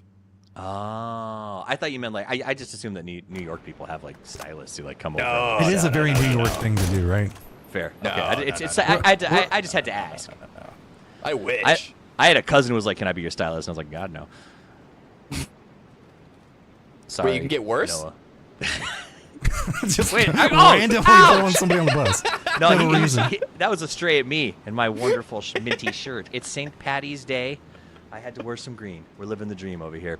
Just like Sonic seems to be living the dream with their 49 points. You know what? I heard some people in chat giving them a hard time. I think that this is still 4 games left to play. They're grinding their numbers exactly the way that they planned. I think top 8's on the board for them, no problem. Yeah, and honestly, as much as we like to celebrate teams like Falcons coming in and smashing 93 points in 8 rounds, and in Legacy 126 and 12, at the same time, it doesn't matter how you get into the top 8 as long as you get into the top 8, because everything resets at 0 going into the grand finals. Well, my concern with everybody that's in the hunt for the top 8 right now is it's everybody that's pretty much 11 through 17, right? And there's only a 10-point spread between them with 4 more games remaining. So while I think that Sonics is on a good trajectory, like one bad game right now could really cause some problems for any of these teams that are in here, because that you get usurped once and suddenly it'll feel like you're out of the pack. No, very true. Very true. Definitely got to make sure that you don't have any more bad games, because as much as I'm trying to give cut Sonics just a little bit of slack, we know how good of players they are. The games so far haven't been great, and you can only have so many bad games before it really starts to punish you. Now, if they come back with like a high kill count win, then we can sort of have a little bit of a different conversation. But a win not involved, and it's just like, you know, medium to high kill, medium placements, they're going to need to have all 4 remaining games, one of those. Yeah, and I mean, we have seen it get to that stage before where during qualifiers, some of the, like, I guess more notable teams will sometimes wait until the last game to kind of pump the gas on it. But let's see. On the other side of that, well, Dagayo in a little bit of trouble right now as it is going to get kind of picked apart. This is going to be Sexy. It's going to be going down. Luna's going to pick that one up, sitting at 2 kills right now. And really, this is going to be pretty far up in the northern part, just across from Yanxian. So nobody else really around. So while that punishment did come out from Luna, I think that's going to be the tail end of it. I told you, bridge camps were a thing that could happen. Luna Galaxy, they're taking me up on that offer. Vehicle just flies away. So Hazelton, also, the last member... 55 and Falcons might bump into each other at that western bridge in a second, too. Yeah, we'll see if anything happens there. But at the moment, it seems Luna Galaxy, they like those free... Not exactly free, but, you know, relatively free 3 kill points go off of. But yes, here is 55 versus Falcons. I don't know why Falcons didn't take that West Bridge. 4 Nation had left, but now they're getting taken apart. They maybe overthought this one. Slabby. It's going to go down to Slappy. Slabby having himself a day, man. He wants to put in some work right now. There's an opportunity to be had. They're just going to drive by it, make sure that they pick up that kill, because right now, Every single point for them is massive. They want to see how far they can stretch their way up here. Remember, we were talking about it. Get some momentum. Sure, there's a chance, a pretty decent chance, you're going to be going to last chance qualifiers. But getting a kill onto the Falcons, boy, that gives you some momentum going into it at least. 45 points in 4 rounds is not impossible. That's not even... It's certainly improbable, but it's not in the realm of improbable that I would say is just like not a chance. But a good grenade coming out from mine. We'll see if that lands. But over here, Sonics trying to catch Not a Hobby off guard as they rotate past them, trying to get a central position. And Rats to Spoon is also getting a couple of knocks. But yes, Falcons are getting some trades back onto 55. 55 started the fight. Falcons are here to try and finish it. Yeah, this is just getting a bit more awkward as now we have Slabby that's on the other side of the bridge. We've got one of the Falcons members just going to be to the north of that, pretty much right on the opposing side of the strait on the bridge. 55 is going to be coming up back behind them. The rest of Falcons going to be coming up back behind them. While this is going to be going on, you can see, yes, Sonics are having to defend up. They went for that center position right now. Not a Hobby going to make the full commitment down into them. So Sonic's going to continue to kind of dance around the outskirts of this one. They do have a couple of knocks that they're contending with right now, but I mean, you can see not a lot of pressure that's come out from Sonics. They feel like they've got this one pretty much under control right now, and I think that Not a Hobby agrees as they're headed up that hill. Shots on players running away. Not a Hobby, tail between their legs. Good defense here by Sonics. Only 1 kill point for them, but still maintaining that position is a good thing to have happen to them. Phase 1 is about to close. We'll see where Phase 2 goes. It's going to be a medium shift northwest, so this is good for Bestia, good for PNG, good for 55, or whatever remains of them. And oddly interesting, Not a Hobby being forced up that hillside, man, that they ran right into those crates. So they're going to get rewarded for losing a member, I guess, is also known as, you can see. Gotta keep yourself warm for a second while you're chasing down that rat member, playing it slow, quiet, does pick him up. So AKA, now going to have to contend with more and more rats coming in, and that's going to get shut down by Chili. Good hold by Rats, 3 kills for them. This is out of the zone. But at the very least, they can sort of reset their equipment and be prepared to fight further in from the edge. Not a Hobby now also racing in, trying to go somewhere in those fields that we see in the northern part of the zone. And Roth, another very fast movement from SSG. The second that this zone popped, they push themselves a little further north. And Roth gets the kill point off of this position. Nice little dip in the ground to hide out in. While this is going on, STK is trying to make an approach into Sonic's territory. That's not going to go too well. Survivor from AKA also going to be pathing over there, as Rat's probably going to be making a move this direction in just a little while. SSG going to be just to the south, pretty much due south, but slightly to the west of Sonics in their positioning. They're going to create a corridor that nobody's going to want to try to pass through for just a moment. Unfortunately, AKA and STK are both trying to navigate it as Sonics are making their way up the hillside. That is going to be Luzera going to be going down, AKA getting eliminated, and now what's going to be happening to the rest of STK? Are they going to try to go for a stop on that, or ST looks like they're playing directly in the center, just harassing whenever they can? For anyone asking in chat, Sharp Shot, the bike is there for a specific reason. It means that a vehicle can't crash through, or maybe a vehicle could, but it's going to make it difficult for anyone to run in if he were to get crashed by a team. So it's just an extra level of defense. More like a Home Alone trap, if you were. It's not a bad analogy. I like that one. Right? Falcon's still on a bit of damage control over here on the north, right along the straight coastline. Is going to be Synergy that's going to be wrapping next to him. 55, who they've been contending with for a few minutes now. Going to be just ahead of them to the south on that hillside. So looks like Falcons were trying to use that as a bit more of a defensive cover to get away from that sideline. SSG does get more control just a bit more to the south as we're going to jump back over here to the Falcons real quick. And you got to be careful making some of these crosses as you can slide down these very deep slopes easily. Ooh, Rello wanted to get pressure onto Cloud0, but I think gets spotted out by the rest of Synergy. So yeah, even Cloud0 is watching that angle. So instead, Real's got to make sure that he gets some quick peeks in. Oh, getting tagged from Fake. I don't know how he was spotted. The curve of that bullet, this was wanted style, using the gravity of the earth and making sure the moon was in its perfect position to make sure it beeline directly where it needed to go. But Mime does get an easy knock and an easy flush there to at least keep the advantage. Not so much against them, but oh no, hiding in the bush. There's no cover there. He's getting tagged down. Yeah. Bush Wiki tactics worked for a second, but once he took that shot, he is revealed. Falcons, man, this is getting more and more hazardous. 55, though, also starting to get more aggressive into this one. Looks like they might be kind of playing into Synergy sightlines a bit more. But Synergy looks like they're going to try to regroup right up against the coastline, as well as nobody else really wanting to contend except for Falcons, and not even 55 now as they have stepped away from this one, realizing that maybe Falcons being vulnerable are the better prey. Phase 3 continues to go back north, so we still see this water in play. This is a good position for Synergy to try and hold out. 55 have also tried to put some pressure on the Falcons, but I do think that Falcons are going to try and go for the revive onto Mime. This would be huge if they're able to make it work. Everyone else down the south side, I don't know how many teams are going to be seeing wrapping up towards the north, so this is a pretty isolated engagement. Now there is some mortar fire coming into play from OG. It looks like they're trying to land it onto PNG's position, and they might just crash that spot north of them. Yeah, there's a lot of field. There's still a section of the strait that's inside this one. There's still even some of the northwestern island. That means that there's a lot of dead space. Territory is a massive commodity.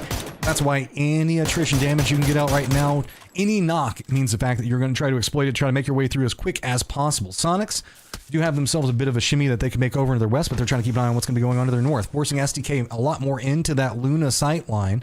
Maybe even distracting what's going to be going on with Synergy and giving Falcons a reprieve all the way across the circle. SDK is going to be making that path because Luna's just taking shots, being like, look, nobody wants to come in here. It's just so hot. It's so heavy. Hey, look, oh god, we're in the middle of a fight. Ah, no, you don't want to third party so this. bad. Oh, it's so much. Is that a monster? No, great, go away. No, you definitely don't want to be here. And now SDK are like, oh god, we believe you. Oh geez, that sounds way too hard to win. Yeah. No, really, it's just like, oh, okay, we'll go north. Yeah. Other routes are going to be coming in for and in, and SSG looks like they might be going for a very long wrap around the east. They have to be aware of Sonic's positioning, given the fact that the exchanges and firefights that they've kind of had with squads in between them. So SDK going to stop over to the north, not inside the circle yet, but kind of use it as a staging ground. Yeah, a little leapfrogging into the field. You already have that little row that they can take to get in there. Not a hobby, taking some shots out towards Luna Galaxy, who now once SDK have moved past them, they're able to put a little bit more of their attention back towards the zone. Their position, Luna Galaxy, is like just barely inside this zone. It's more not a hobby that I'm a little worried about, because as you can see, the cover is there in this position, but it is not great. And it is also, it could be pretty vulnerable to vehicle sends later on in this game. So I think right now they're just trying to put some pressure out while they can and just getting ready for the eventual push. Or even the hillside that Sonic's coming down right now. There's a couple of vulnerabilities in pathing that can really be taken by Sonics to make not a hobby's life pretty terrible. Rat's trying to leave Hosan right now as OG are going to be in front of him. OG at least have Necro that's inside the circle pretty close to PNG. 55 does have that position pretty clear now as Falcons did move into the west. Synergy is still playing more into that northeastern area, so remnants of 55, those firefights that they manage to take do give them the space to work with, and they have themselves a pretty strong compound in the circle. You have to assume that the circle is probably going to go a bit more to the southeast, but for now, really good. Four Nation is coming in from the north. They wrapped all the way around Terminal. They wanted nothing to do with any sort of edge, third-partying, edge fighting at all. But SDK, they're taking some shots that way. As a circle, it is phase 4. It is going to go away from water. It went down towards the southeast, so great for Bestia. Good for not a hobby, as I said, if it wasn't for the fact that they only had 2 of them. But there's a lot of field surrounding this area. So I imagine this north, a lot of fighting is going to be breaking out. Already we see Alo get a knock onto Zako. Yeah, I mean, Bestia's position is so strong to deal with right now. The problem is it is vulnerable from a lot of different angles. SDK realized the fact that they're going to have to make a pretty concerted effort to make a push across a no man's land. Pick up the kills now, get your points per game up, and that's really what Synergy, 4NN, and SDK are all thinking. But let's not forget Luna, who may wrap along a similar pathing back behind him. Meanwhile, OGs just says, nah, that's way too much work. Let's just go ahead and get vehicles and send it through, and they get away with it, man. They're pretty close to Bestia now. SG as well. They're pulling away from this. It's not even worth waiting for the crates unless they already looted them. Vinny now shots Hazelton, the last member of BDG, has been hiding out in the middle of the field for a while. It is spotted out. Luna Galaxy looking to get a couple of points, already 3 for them. And it's just about figuring out where they can send it down into. Likely it's going to be into that field. This hill is not going to be in play for too long, but there is Sonics that is teasing up towards their area, and as well as a couple of shots that we saw come out from, I believe that was not a hobby. Yeah, Not a Hobby took a couple of shots and stalled out Luna, and Sparking exploited that so quick. And we saw him a second ago. If there's a circle that is very vulnerable to mortars, it would be this one. I mean, what? PNG's got a compound. Bestia's got a couple of things that they can work with. There's some hay bales, really, that Not a Hobby's working with. Outside that, you can put in some work. There you go, Psycho. You managed to hit that one pretty much on the head. OG, you got the circle for now, but you're going to see a couple more of those mortars coming in. Is the follow-up going to connect as well? You can see everybody trying to crawl, get away from the vehicles. They can flip, they can go wherever.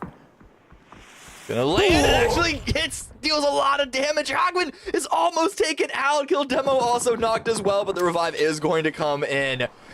BDG Hazelton gonna low throw a frag grenade, running away from that one, gets a knock on Vinny. STK are gonna try and capitalize off of that. Not a hobby, might have an angle, but really Luna Galaxies, they tried to send it into the field, and oh man, it's open shooting gallery for everyone inside. There's no cover here. 55's on everybody right now. They were the one that were taking the shots into what's going to be happening inside this. You can see Gaio can't move now. These are fields, but let's put fields in quotations because every single like road in here is technically raised, so their own independent field with like about a meter or so that people can kind of navigate. Problem is, there's still high ground that people are trying to exploit, as well as the roads themselves. As you can see, STK just going to chunk in a ton of nades, remove out the cover, and just keep on raining them in. Yeah, STK throwable still strong. 2020 meta is back and forth. STK reminding us that they invented the utility meta. They brought it into the forefront of America's PUBG, and they now get the shift, hard shift towards the north. STK, I don't know who they paid off to get the circles like this, but let's see if they can't get the points to make it worth it. 5 kills, starting to get on a roll. They just have to make sure they defend up what's going to be coming after them right now. Rat's going to be trying to figure out what they want to do in the situation. Falcon's also going to be rolling in pretty close to Bestia. Got to be careful with this one. There are the crate lines that came in between them and SSG that might provide a distraction for SSG, but you can see Falcons coming into this low ground position for right now. Don't have a lot of cover to work with, and that's got to be nerve-wracking. They know that they've got to move, but SSG, Bestia now all using this momentary opportunity to kind of regroup into it, and Falcons might have just lost their path into the circle with that momentary stop. I don't even know what their path was or where they can go. Sonic's now at the high ground overlooking all of this. They're not in the zone. They could take this high ground and try and deal some damage before they push in, or they might just push in now, get ahead of the curve, because there's going to be a lot of pushes from the south. Falcons have stalled. They've stopped. There is a crate drop right in front of them, or rather between them and SSG, but SSG are closer. They're going to use this as an opportunity to refill their own backpacks. And then Rats, they're preparing. It looks like they're preparing ascent of their own. They've got a little bit towards the north, but everyone in one vehicle. Wait a second, though. While this is going on, Luke 12 has to regroup quickly because Synergy all hopped inside a vehicle and they navigated very, very close. Alo is going to get a knock onto one of them. So, good read on this one by STK, regrouping back, letting Luke get into this position, provide some support, but he's on the opposing side of the road, so that means that he does not have a ton of cover to work with. Synergy don't have much to work with either, and more mortars coming in, Cam. It is just going to continue at raining down fire. Sonic sent into Not a Hobby are defending very, very well. Tiggleton goes down. A very, very strong team to win the defense against, and now back to Falcons. PNG in a vehicle spreading themselves, sending themselves into the zone. Mime gets a knock. Well, Snakers got the knock. Mime's going to make sure that kill gets finished. Warlock, the last one up once again. Snakers with the grenade. Warlock's name written all over it. Goes a little bit too far, goes past that position. Rats having a similar idea as they're going to be running right down into that same dip, but they're going to get harassed by OG on their approach. So 2 different teams running to the safety into that dip. PNG now going to show themselves back behind. Team Falcons quickly reacting to it. Looks like they're going to try to make sure that they get something out of this. Keep in mind, PNG has 1 member in Warlock that's in the dip that they were taking a shot at. So this is a distraction to try to give Warlock some type of reprieve, but I don't know how much longer it's going to be working for. Just trying to at least get the knock onto Mime, but I don't know, PNG, they just too separated, too many targets, and even getting some of the assistance from OG is going to take them down. Are Not a Hobby going to do this again? First the Sonics, and now SSG. Arson has been knocked, but it's a 1v1 with Back Monster and Pixel. Pixel is lying down, playing it slow. We'll see if Back Monster wants to go for the revive, but instead he actually jumped on top of those covers, of the canvas covers, to try and get the angle. Bestia, in the meantime, is dealing heavy damage to Rats with the help of Old Guard, who are also shooting across the field. Again, field endings. It doesn't matter what sort of divots, what sort of raised roads are in it. It's never comfortable. Everyone still feels very out in the open. The hard shift swings away from SDK down towards the southeast, down towards this compound where it is still now 1v2 because Paige does get revived. Big monster prepping up. Not going to spot anything just yet. Those smokes are going to start to wear out. Cowboy should spot this, be able to feed the information. The other 2 members going to try to exploit. Yep. Going to jump right up on top of that one. Finally going to make it in there, but coming in pretty tattered. Wait. STK's got control of the north, but OG is going to have to deal with something over in Bestia right now. Wait a second. Arson got knocked by his own teammate. So SSG only got, I think, 1 extra kill off of it. Never lucky. Listen. They're so close to making top 4. Just take the placement points. Don't whine. Don't complain about it. In a circle like this, with all this field and the ping-ponging hard shifts, just take what you can get. All right, Bestia, you've got control. You got 2 kills. You've been putting out some damage, but not a massive amount. All the fighting's been happening in the fields that are going to be going on in front of you. So you're going to have to contend in with OG making their approach at roughly the same time Falcons are. With the way that we see a crate drop coming into play, that could provide some cover really for SDK to kind of navigate, specifically Luke 12 in that position in the dip just across from him. So Falcons now going to be making their rotation out, seeing if maybe they can get away from what's going to be going on, or at least get to one of these hillsides, and it looks like they're going to find safety for now, but that's going to put them in a crossfire between Bestia and SSG. Having to heal on up, but they're in the zone. That's the important thing. That's what matters. Whether I don't know if they knew that dip was going to be in this circle. They found it. They stayed in it. They're going to heal on up. And the shift is in the middle of closing now. Couple of shots. They actually immediately trying to trade damage back to Bestia. Now back towards SSG. Paige and Pixel. How many more points can they get from this position? SDK been on a climb now. You can see just 1 point back behind Ace right now. Just a couple back behind SSG. Really have their eyes set on that top 8, feeling a lot more comfortable. That one game giving them the momentum that they really, really needed moving in. Sure, circles have been a bit friendlier for them inside this one, but let's realize they've been playing the fields for a while now, so that's not really like getting circle luck. That just means that you don't have to move when you're out in the open. A waiting game now for a lot of teams here. Everyone's inside the zone, and... well, exactly. Even Pixel on the rooftop now. If you peek out, especially if you're in the fields, if you peek out, you're liable to get shot from a number of different angles. So at this point, just wait for phase 7. Get a couple of shots where you can, especially if you're in on the edge. Especially if you have the ammo to spare, go for it, but you really can't commit to any sort of full engagements here. I mean, we are presently in Circle 6. There's no need to make any really dramatic decisions right now. You can kind of just wait it out. Really, Falcons, SSG, and the most hazardous points to play from, as any shift in circle away from them is going to be really problematic. The other teams at least have a couple of options that they can work around, waiting for that circle to reveal itself, and it does go down to Bestia. Now there's going to be 4 different points of aggress that Bestia has to deal with, though. Yeah, but like, the back-to-back. With shifts like this, Bestia just hiding out in this compound, the only hard cover that's in the zone. The one thing that I'd be worried about is, as you say, if they get pushed from too many angles at the same time, at some point they might want to consolidate into a single position, but which position that would be, honestly, you kind of just have to wait to see where the first knocks come through and make a read based off of that. SSG also have a terrible rotation they have to deal with. They've already realized this. As you can see, Paige was trying to make his way along the opposing side of the road just to the north of it. STK's already read that one out, so the pathing, trying to maybe see if they can squeak in back behind STK in their positioning, that's going to get denied. So now, open field, road, maybe they can cross into the hills, but if they do that, Falcons are going to see them. Bestia, look at all of these like sneaky little sight lines with the breaks in the walls that they have to work with. Sure, sitting on only 2 kills right now. Look at that damage. Look at Silzen. He's been putting in some work. Yeah, to their benefit, like, I don't blame them for only having 2 kills. It's really hard to confirm any knocks that you can get, but this late to the game. Let's see what else they can get now. Making sure to confirm Rello Snakers is getting out.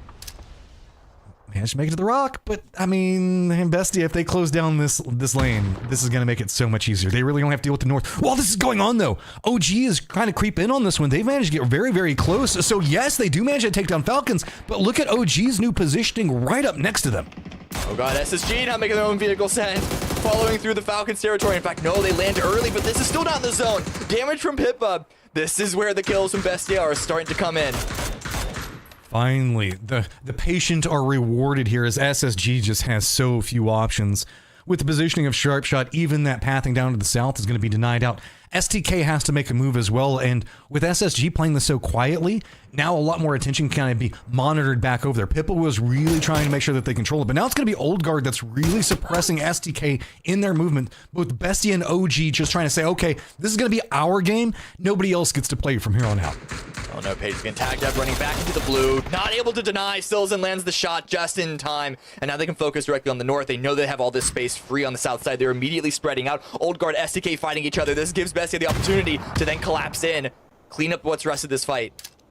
A lot of smokes down. That means attrition going to be massive. What's the economy looking at for STK? What's the health looking at STK? They're going to get taken down. OG just takes that one quick. Now sitting at 4 kills. Bestie was playing a bit more to the north to try to eye this one. You can see Kill Demo's going to have to run back down away from this one. Everybody lying into the north except for Kaishin for OG, who's playing a bit more down to the south. Might be able to make some type of flank, but it's going to be Pippa that reads that on the opposing side very quickly, trying to counterflank back into it, deny any movement. 3 members from OG up to the north, just Kaishin down to the south, and you can see just trying to exploit vulnerabilities one at a time as Silzen is pretty separated. And can we see you maybe get a knock onto him?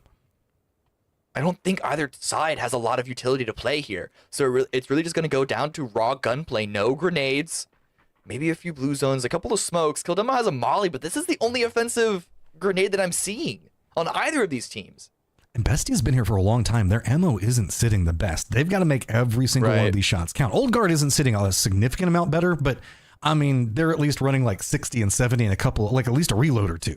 Yeah, at least one extra magazine. Look at Sharpshot right now. That's a difference. Well, okay, he has the majority of his ammo loaded into that M249, so that's a different story entirely. I thought it was starting to get pretty low on 5.56. Was he? Maybe. I don't know. I think that he's got a reload and some extra on it. Don't quote me on that one. I thought I saw somebody with an LMG over here a second ago. I've got caster brain, so it's like a goldfish brain. I only remember things for 5 seconds. Now you can see OG trying to aggress, and a Draft King reads it, gets the knock in. Beautiful headshot, spotted out across as well. Can we get some retaliation? Yes, it is going to be Pippa at least getting the a little bit more. Bestia, Kaishin going to be going down. Kill Demo going to take down Draft King though. Shots coming out. Necro can't land the knocks that he needs to. The revive is already coming out for Bestia. Silzen holding point, going to try and get on this front roof. Jumping doesn't seem to quite be able to make it. And it's going to be set up into a 4 versus 3. OG now have to push. Silzen is hearing these footsteps. Silzen has frag grenades. He's got blue zone grenades, dealing some damage. I like this. Slow everything back down. Let your team reset. He knows roughly where they are. Just listen to the footsteps. Keep feeding that back over so that way your team can make counter moves around it. DraftKings is up. Meds are back in a good position. So looking at a 3v4. OG having to be the aggressors into the Bestia territory. And with this split in position, Pippa's got himself a very nice off angle to work with. And there you go, sharp shot. Now making that switch over to the M249. You can see, yeah, he's got some ammo to work with it. Really, it's going to be about Silzen holding the outside wall on this one. And everybody just trying to funnel into sharp shot. If Silzen can hold this for long enough to force them to just walk into that spray, it is going to demolish them. It's about playing the blue. And Bestia, they're playing it slow. They're not forcing any moments here. Man advantage, positional advantage, it should be theirs as long as they don't give any free knocks to OG.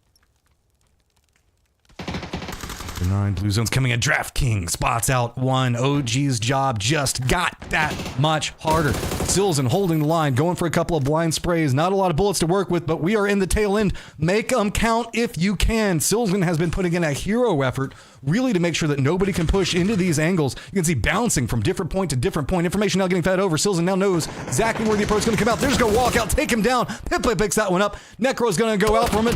Going to go for a counter push around, but again, following it up. Bestia playing this one so clean. Finally have 2 other members go down. Silzen's going to go down. Suddenly it's all come apart. Kill Demo comes alive.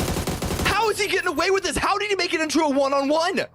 He has to reload. He doesn't have any meds. He only has 35 HP. Pippa has the advantage. What?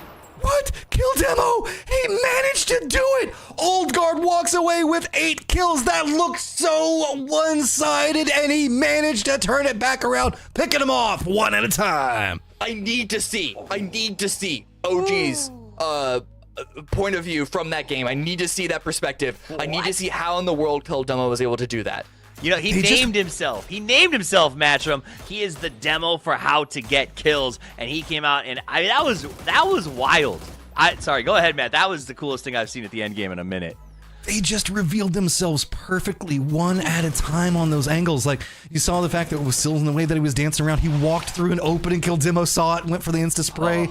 That is so good. Yeah, I want to see how he played that and how they revealed themselves, because I don't know if that was a misplay or if that was just phenomenal freaking shooting.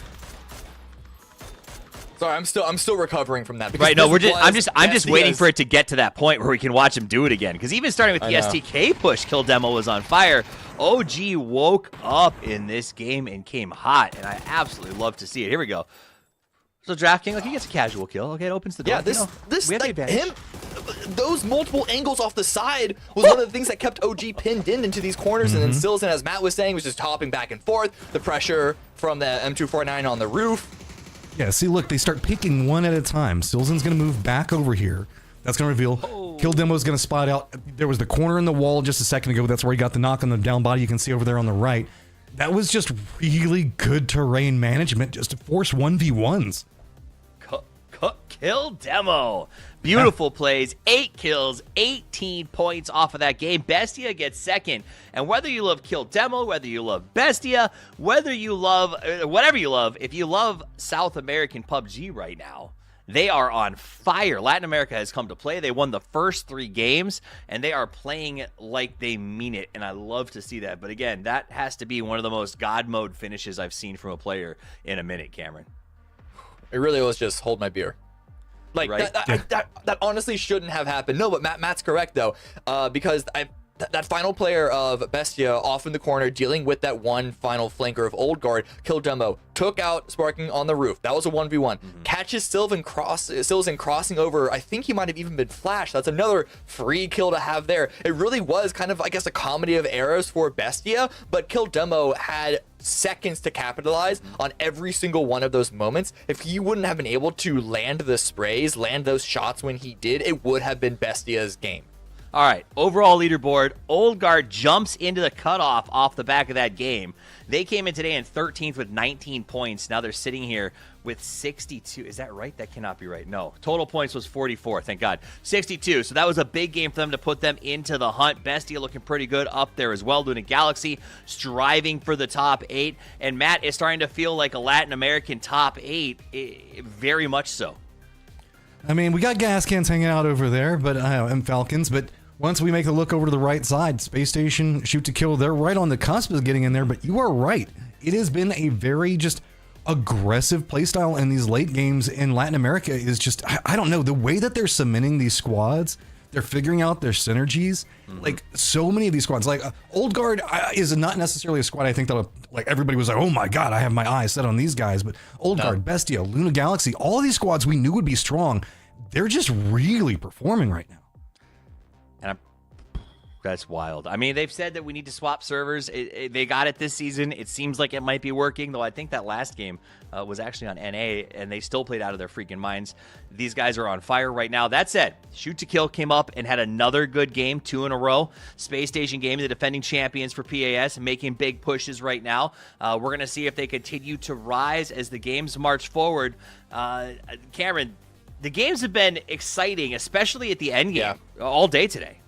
Yeah, I mean, that's what happens when we're down to the wire right now. One of the advantages of being in the groups that are playing today, playing on Sunday, is that you know what you need to meet. You know what points you need to match. Everyone else from group, I believe B, that plays Friday and Saturday, they just have to kind of get as much as they can get and guess. But that's not the same thing as having, we need to go for these moves. We need to make these moments. And these teams today, they should know if they need to make a Hail Mary play, if they need to go for high risk, high reward. If there's ever a time to drop back and throw the Hail Mary, it's the final 3 matches of the game. When we come back, we're going to the snowy slopes of Vikendi. Let's put our snowshoes on and don't go anywhere. We'll be right back. Welcome to Update 28.2. Join us for our 7th anniversary celebrations, an all-new SMG experience in the arcade, and finally, the recall system update. We've got lots of surprises in store for you to celebrate our 7th birthday. Erangel's school will be transformed into a festive 7th anniversary venue. Plus, keep an eye out for throwable cupcakes and surprise gift boxes scattered across the starting island of each map. We've been hard at work balancing the SMGs to offer a more unique experience and accommodate various gunplay strategies. The arcade is all set for you to try out these changes, so get that early feel and let us know what you think. And there's more exciting news. Based on your positive feedback, we're expanding the recall system to include Vikendi and Tego. Check out the patch notes to discover all the details of this update. Lastly, this patch also includes weapon mastery updates, world bug fixes, and performance tweaks. Be sure to dive into the patch notes for all the details.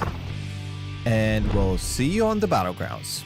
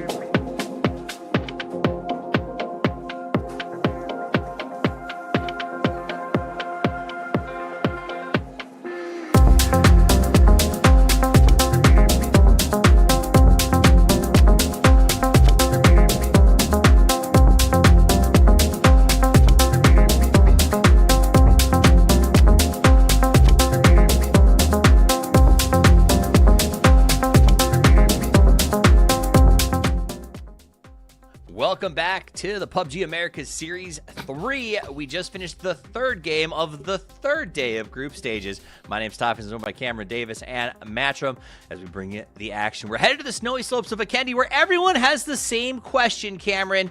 Will Shrimzy die to a Panzerfaust again? Probably. Yeah, almost certainly. Yeah. I mean, it's Vikendi. They're everywhere.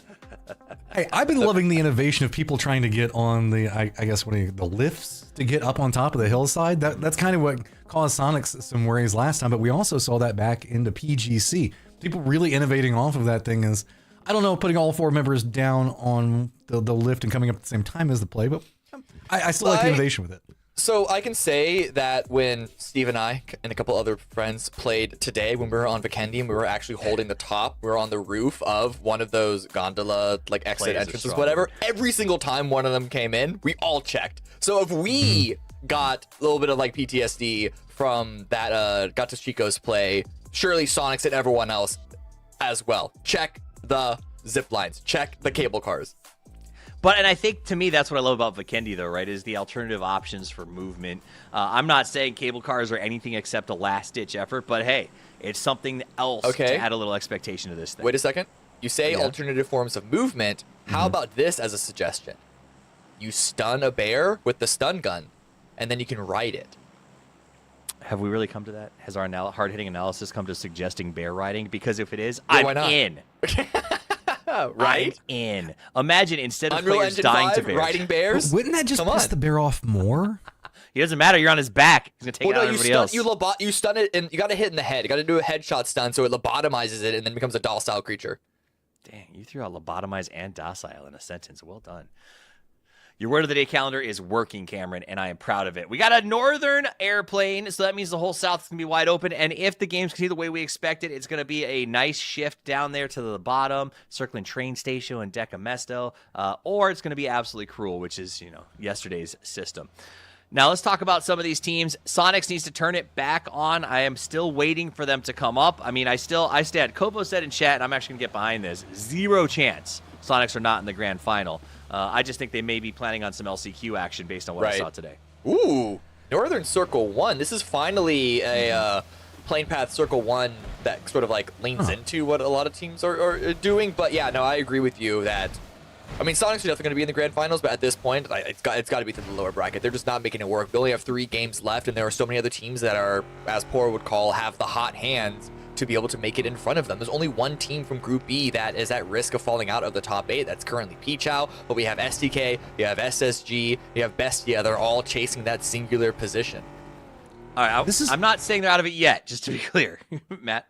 Well, I was going to say, there is also a world where people have talked about like actually playing through the last chance qualifiers. If you know you can make it out, keeps you warm and like preps you better for jumping into the grand final. I don't know how I feel about that, but I know a lot of people talk about it. Anyone saying that is just coping with the fact Well, that no, they were because in there the have been a last chance couple of teams qualifier. that haven't played in it that said that they sometimes think about doing it. So I mean, I can see. I don't know if I would put my destiny in something like that, but I will also say this is a very weird circle given the fact that there are some points of interest in it, but this is a pretty open circle whenever we look at what's going on into the north, man. This is going to be a lot of very open territory as there's not a just absolute crap ton of like compounds to deal with up here. Yeah, that's definitely true. Of course, SSG, it looks like they were focused on a single member of Not a Hobby. Roth is actually sending it in. Quicks is getting a bit isolated, and judging by SSG's movement, they know that there's a solo here. So they're not in the zone right now, but if they can take care of this one little player, Pixel, please go for the deagle kill. Yes, earlier today I was talking to the analyst for Falcons, and he circled the entire north of this circle right now and labeled it F that area in its entirety. And I feel like that is where a lot of these teams are going to have to make some decisions. Where we're seeing 4WN, sort of the northwest, is just so tough to play. I expect to see a lot of teams stacking up in the eastern side of this into the south for sure. What we got going on over here, Quicks? What you up to? I'm hoping not too much, because if you try to go for any shots here, this could go real wrong for you. They know he's here. SSG know that he's here, but he's not. Yeah, I mean, the way that they're moving, this is clearly a way that they are playing for trades and just slowly sneaking through areas. But Quicks is playing it so safe. I think he might have landed on this roof. I don't know, unless he had a crowbar to get it. Oh, no, he had a crowbar to break his way up here. Well, there's only like, what, 200-300 meters, maybe even 400 is going to be Bacon Monster. His closest teammate, he's isolated. So even if he gets a knock, he's going to have to go for the spray pretty quick just to get a point out of it. Elsewise, it's just going to be a number. Looks like Paige might be starting to get a better idea on this one. But the rest of SSG is pretty far away. I mean, if you're going to try to go for a flush, here's your target. Yep. This isn't playing for trades right now. He should know that if that door... Okay, so I don't know which door he opened, right? Because he should be able to recognize it when he finds the door that's been cracked. But I think he said, right, he landed on the roof. He's not ready for it! Oh! It's actually Pixel he takes down. That was coming over there to provide some type of support. Picks up the one with it. I mean, okay, not the worst so far. At least getting something out of it. Quicks, though, you can see doesn't want... Being a little bit nervous, realizing the fact that somebody can come after him down here. Instead, the rest of Not a Hobby. The cavalry has arrived. There we go. I can hear Paige going, find me a crowbar. A lot of grenades. Quicks is playing this very, very well. Arson Back Monster also looking for angles of their own. So we've got Not a Hobby that's holding the opposing sides of the road. Arson looks like he might be able to get some vision of what's going to be happening. The whole problem with it is this is all contained inside of a compound or a building specifically that Space Station Gaming has priority over. So Not a Hobby has to fight their way in to provide some support, or we're going to have to see Quicks make a massive play at a pivotal moment. And it looks like he has managed to reposition himself a bit around this one. Cowboy at least now has firm vision of what's going to be going on. It's just, how do you deal with it? Just wait for a peek, try and catch someone out, hope that you don't get caught out. There is a flank from Zolmox on the west side across the road. And Paige just waiting for Quicks to maybe overstep, make a big move. Because I think suddenly with the arrival of the rest of Not a Hobby, SSG are now sitting on the back seat here. For another knock is going to come through. Paige has gone down. Cowboy and Roth, they have to find a way to stabilize this if they don't want to go out early. And again, they're in 9th place, but we're running out of games to really break into the top 8. This would really hurt their chances. Back Monster making the move now, wants to get this flush out quick. SSG, now this is turning more and more problematic by the second. Firmly surrounded.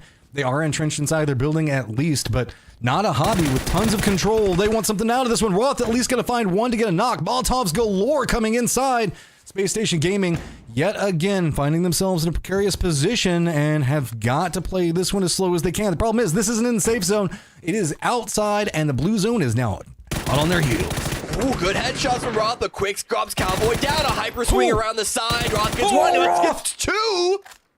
He's turning it back around. He's picking up all the kills. Here comes the hunt back behind him. Here's the footsteps. Knows where the other one's at. Did he get spotted just a second ago? Closes the door, denies it up. We're going to go ahead and run upstairs. Wait to see if Quicks comes after him. Quicks, the guy that started this whole thing, still alive. Hot on the heels. Going to be going after Roth, but it is just moments. Like I would say like half a second, just narrowly missing him. Smoke's now going to go out. Going to go ahead and throw that one down. Get some fire going to slow everything out. Quicks going to go for the flush, but now on fire. Quicks has got to be careful with this one. What are we going to see happen on the other side?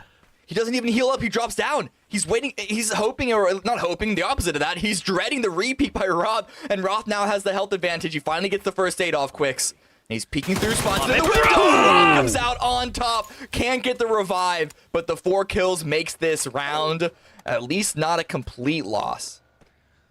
That's a way to start your game right there as Roth. Hey, look, your pathing options are a lot easier as a solo, right?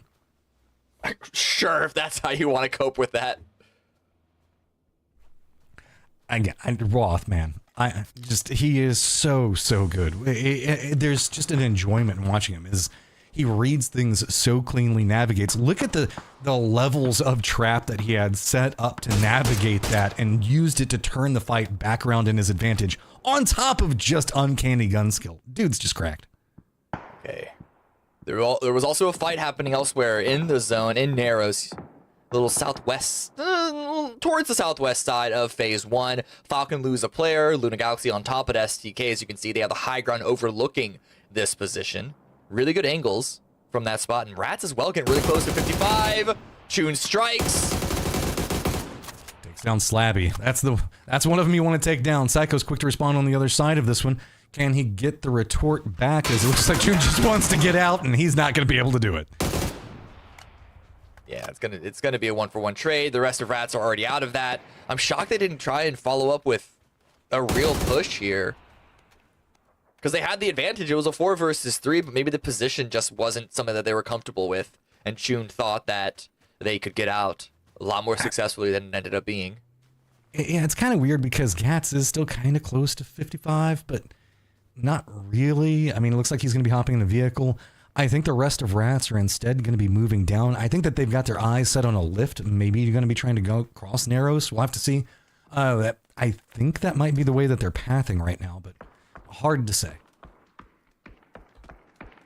Falcons and Luna Galaxy still facing off against each other. And at the very least, fighting in a city like this means that it's harder to get for the teams around to third party it. So it does make it a more isolated of an engagement. But we're about to see where Phase 2 goes. If this shifts up towards the north, we'll see how much this deters this fight. The frozen river or canal or whatever you want to say that's kind of bisecting the northwest. I was going to say, please go away from that, and that is going to do that. So at least going to have some cover hillsides to work with, as that is a very flat section of the map. And I think most of the teams at least breathing a sigh of relief that it didn't go over there. Right. Sonic's looking good. They have a 2-2 split, semi-center of the zone. This needs to be when they can start to turn their engine on, really hit that NOS, turn the speakers up to 11. just get the hyper speed going. Do it for the family, man. That's what you got to do. All right. 4 in, now making their rotation. They're doing a wide wrap, going to be going pretty close to Bestia, but should be able to regroup. Observatory with Gaio over there going to be kind of abandoned, as it looks like they're now eyeing a bit more to the south, so 4 in their approach should be pretty okay. Falcons still just kind of roaming around Luna Galaxy's position, as you can see. It's a bit hazardous over here, but no committals coming in just quite yet. Quick exchange between them. Flood's going to go ahead and find one. Avon's going to find one in retaliation. Quick firefight coming out of this one. As you can see, Mime is already down and flushed out. Rello's bleeding out pretty quick as well. What are Falcons going to do? Gonna try and go for the revive. They almost got a second knock, but here Sonic's getting pushed by 55. A lot of good damage coming in. Lopez just hard pushes into that building. Kickstart's trying to group back on up, but Shrimsy's been full confirmed. Building has been stolen, taken away. Kickstart getting on the roof, trying to find a separate angle, waiting for Psycho to peek around the side, but timing not favoring him just yet. I really like what Psycho and the rest of 55 are trying to do. They're lower end on the leaderboard, yes. But in order to make the climb, you got to start making some plays, and Psycho's got some goals, man. Just takes out 2. That's going to be H1 and Tiggleton both now down. Kickstart the last one up. 55 and Psycho. I'm sorry, I was talking about Slavy a moment ago. He's putting in some work for this squad now as Sonic's position revealed, going for some peeks in. You can see Kickstart doesn't have a lot of cover to work with. He's going to go down. 55 takes out Sonics, or mostly Psycho takes out Sonics. I mean, yeah, they were kind of 1v1 fights for Psycho, but every single one, especially those first 2, were near instantaneous. What a great fight here for 55. They're currently in 19th place, 39 points. It's going to have to be 3 amazing rounds in a row if they want to get into the top 8, but at the very least, this does point a lot of teams to 55 that they're actually going to be a bigger threat in the last chance qualifier than they might have expected. Yeah, that means that you're going to have a potential massive point sponge. It's going to make your life a bit harder. Whenever we end up with like one of the power squads that are going to be down in that area, it means that it gets a lot scrappier at that cusp position trying to qualify than you'd normally like it to be. Gaio do have themselves that position very, very centered right now. Bestia did take the observatory from them as the rotations did come into play pretty much back-to-back. STK does have AKA in between them, so battle of the Ks. Let's see who's going to win that one out, as OG is just going to be to the east of them. Not too much more going on, as we do have a lot of casualties in the circle. We are at phase number 2 and 40 people. Yeah, there's something about Vikendi that's leading to more team fights happening in the early game than any other map. I still haven't really put a finger on what it is about this map that causes that. I personally would have guessed Tego, but I think it shows the importance of compounds, and teams are putting more emphasis on fighting for compounds, not trusting playing natural terrain as much on this map. Circle shift does come in, phase 3, medium shift, medium hard shift, let's call it that. Medium well done. Down south, really good for 55. Now that they've taken this compound from the Sonics, they are happy with this. I think it leads into a lot what you're talking about a second ago, Kim, with the not trusting the terrain in Vikendi, because Vikendi can be quite cruel in positioning. It's a fairly open circle as we're looking at it, but it does have these hillsides. You can see most notably kind of where Bestia Silzen's playing at. Gives you some rocks to kind of dance in between, and really makes a lot of just kind of isolated firefights. So third, fourth parties don't feel like they affect it quite as hard as. Now look where Silzen's moving. He's almost down inside of a valley right now. And that kind of creates a more firefight centric external meta. PNG taking a little bit of damage. Already got knocked a little bit from Silzen and the rest of Bestia. Now Synergy is here on the opposite side to try and finish that job. PNG just haven't really been able to get their feet under them. Currently sitting on 13 points for how many games has it been for them? 9 so far. Yeah, not always the easiest path sometimes, as now we can see 55 who coming alive, man. Respect on the name. See it, they got themselves a compound center position, feeling pretty good. Threats are going to be mostly to the north and west. They don't have to contend with that. Rats, though, do have themselves a threat, and Luna very, very close. And Despoon, what are you going to do about this? Fakeson's driving away. It's a little bit of a bait. Wait to see if Despoon overpeaks into Vinny's waiting arms. Luna Galaxy, they took care of Falcons, and they have all 4 of their members still standing. So they are on a roll right now. See if they can't turn into... Oh, God, big flash of light in the distance. Ignore that. Just the hand of God. Just an act of God, but the spoon goes down. Did he have the sniper out and was ranged out so didn't see close range? I think that's what happened. That hurts, man. That whenever somebody just sneaks up right on top of you and you're looking out into the distance. Looking in, 4 and N are going to regroup. Bestia is going to be making pathing in. SDK have managed to separate away from AKA and now back into Penella Good, spotting out what's going to be going on with Martinson. They've gotten closer. Penella Good got the revives, but it's a good knock from Martin with the frag grenade. Immediately tosses the smoke so they don't get third-partied. But this is a bit of a separated fight for Synergy. 2 members are up here fighting Penella Good. The other 2 are already in the zone, but hey, it's working out so far. Cluzera's flank is so good on this one. He's just reading them as they step into the open on that pathing. Bestia is also kind of coming up back behind this, just to the southwest of it, putting a bit more pressure onto everything that's going to be going on. Cluzera is going to try to put in some more work, but you can see getting more and more complicated over here. Blue zone's going to come out, so it means he's going to have to wrap back away into the blue zone to try to regroup. First phase 3, there's no one playable to go away from. There's no water to go away from. It could go anywhere, and it's going to continue down south. Medium shift. Southwest still good for 55. Synergy pulling away from this. They still have all 4 members up. Bestia trying to follow through, trying to backfill that. And there are a lot of teams on the northwest side. Bonji Gallo, SDK, 4 Nation, AKA, OG. And then there is, of course, solo player Roth from Naros. And Luna Galaxy holding that southwest. Roth is in a world where he probably never expected that he would have a team firmly surrounding him coming in arrows. Probably not. But Fake Zin can't move forward due to the positioning as those sight lines are becoming more and more open. There is a hill that's kind of in the middle of everything, and I wouldn't be surprised if those teams up into the northwest are going to try to navigate that. At the direct time, OG does have vision over that hillside, so that's going to stall out STK, 4 and N, and Gaio all trying to make a move. AKA already pinned down, so you can see they're trying to navigate and deal with what OG is going to be doing, but this whole logjam that's happened over here really means also Luna can't make an easy path into the circle that they want to make.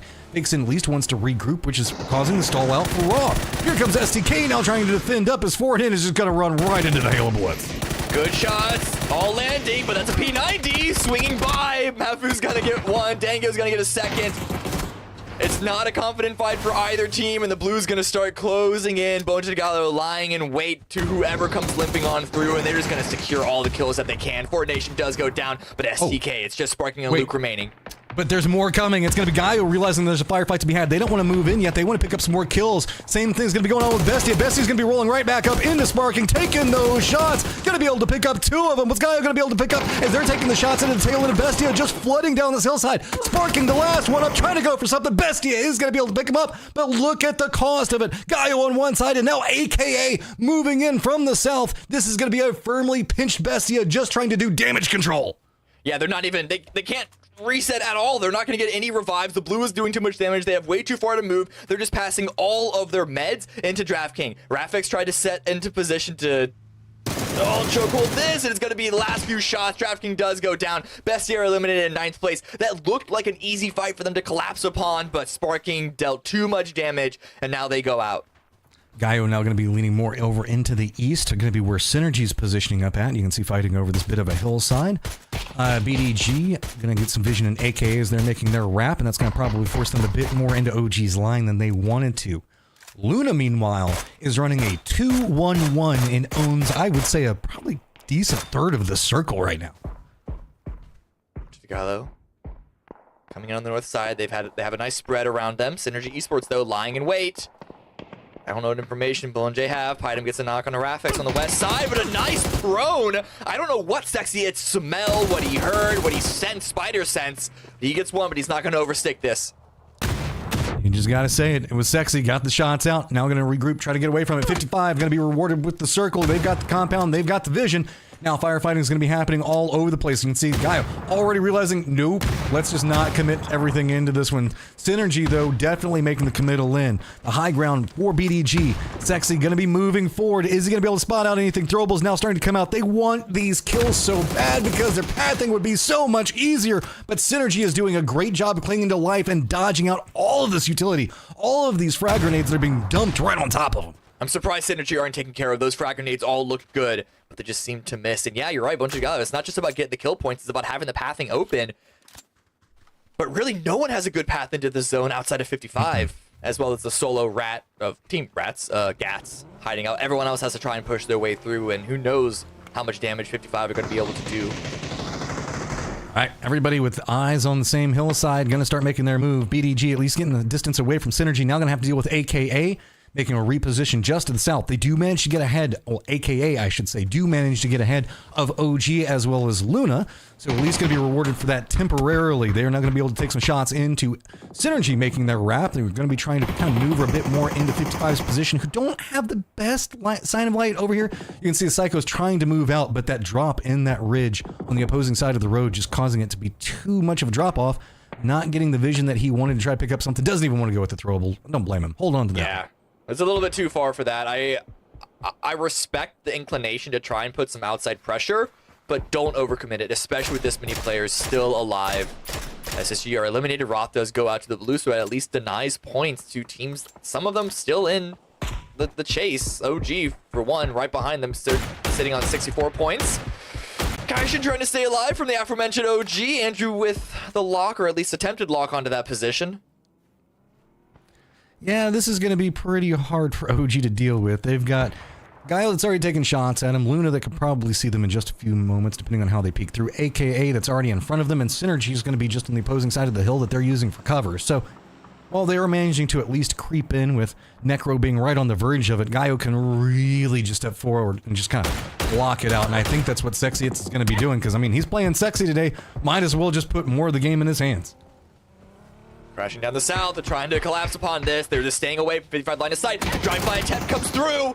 Old Guard are eliminated. Bunch of Gallos still 4 up. That's an important factor. Don't forget about that. And now 55, eyes towards Luna Galaxy. Haven with the grenade in hand, potentially trying to go for Lip from AKA.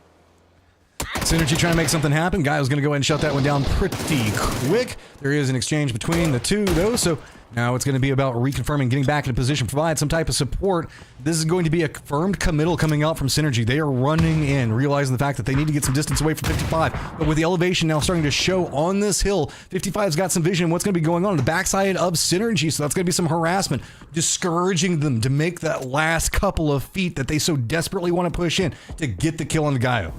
Last frag.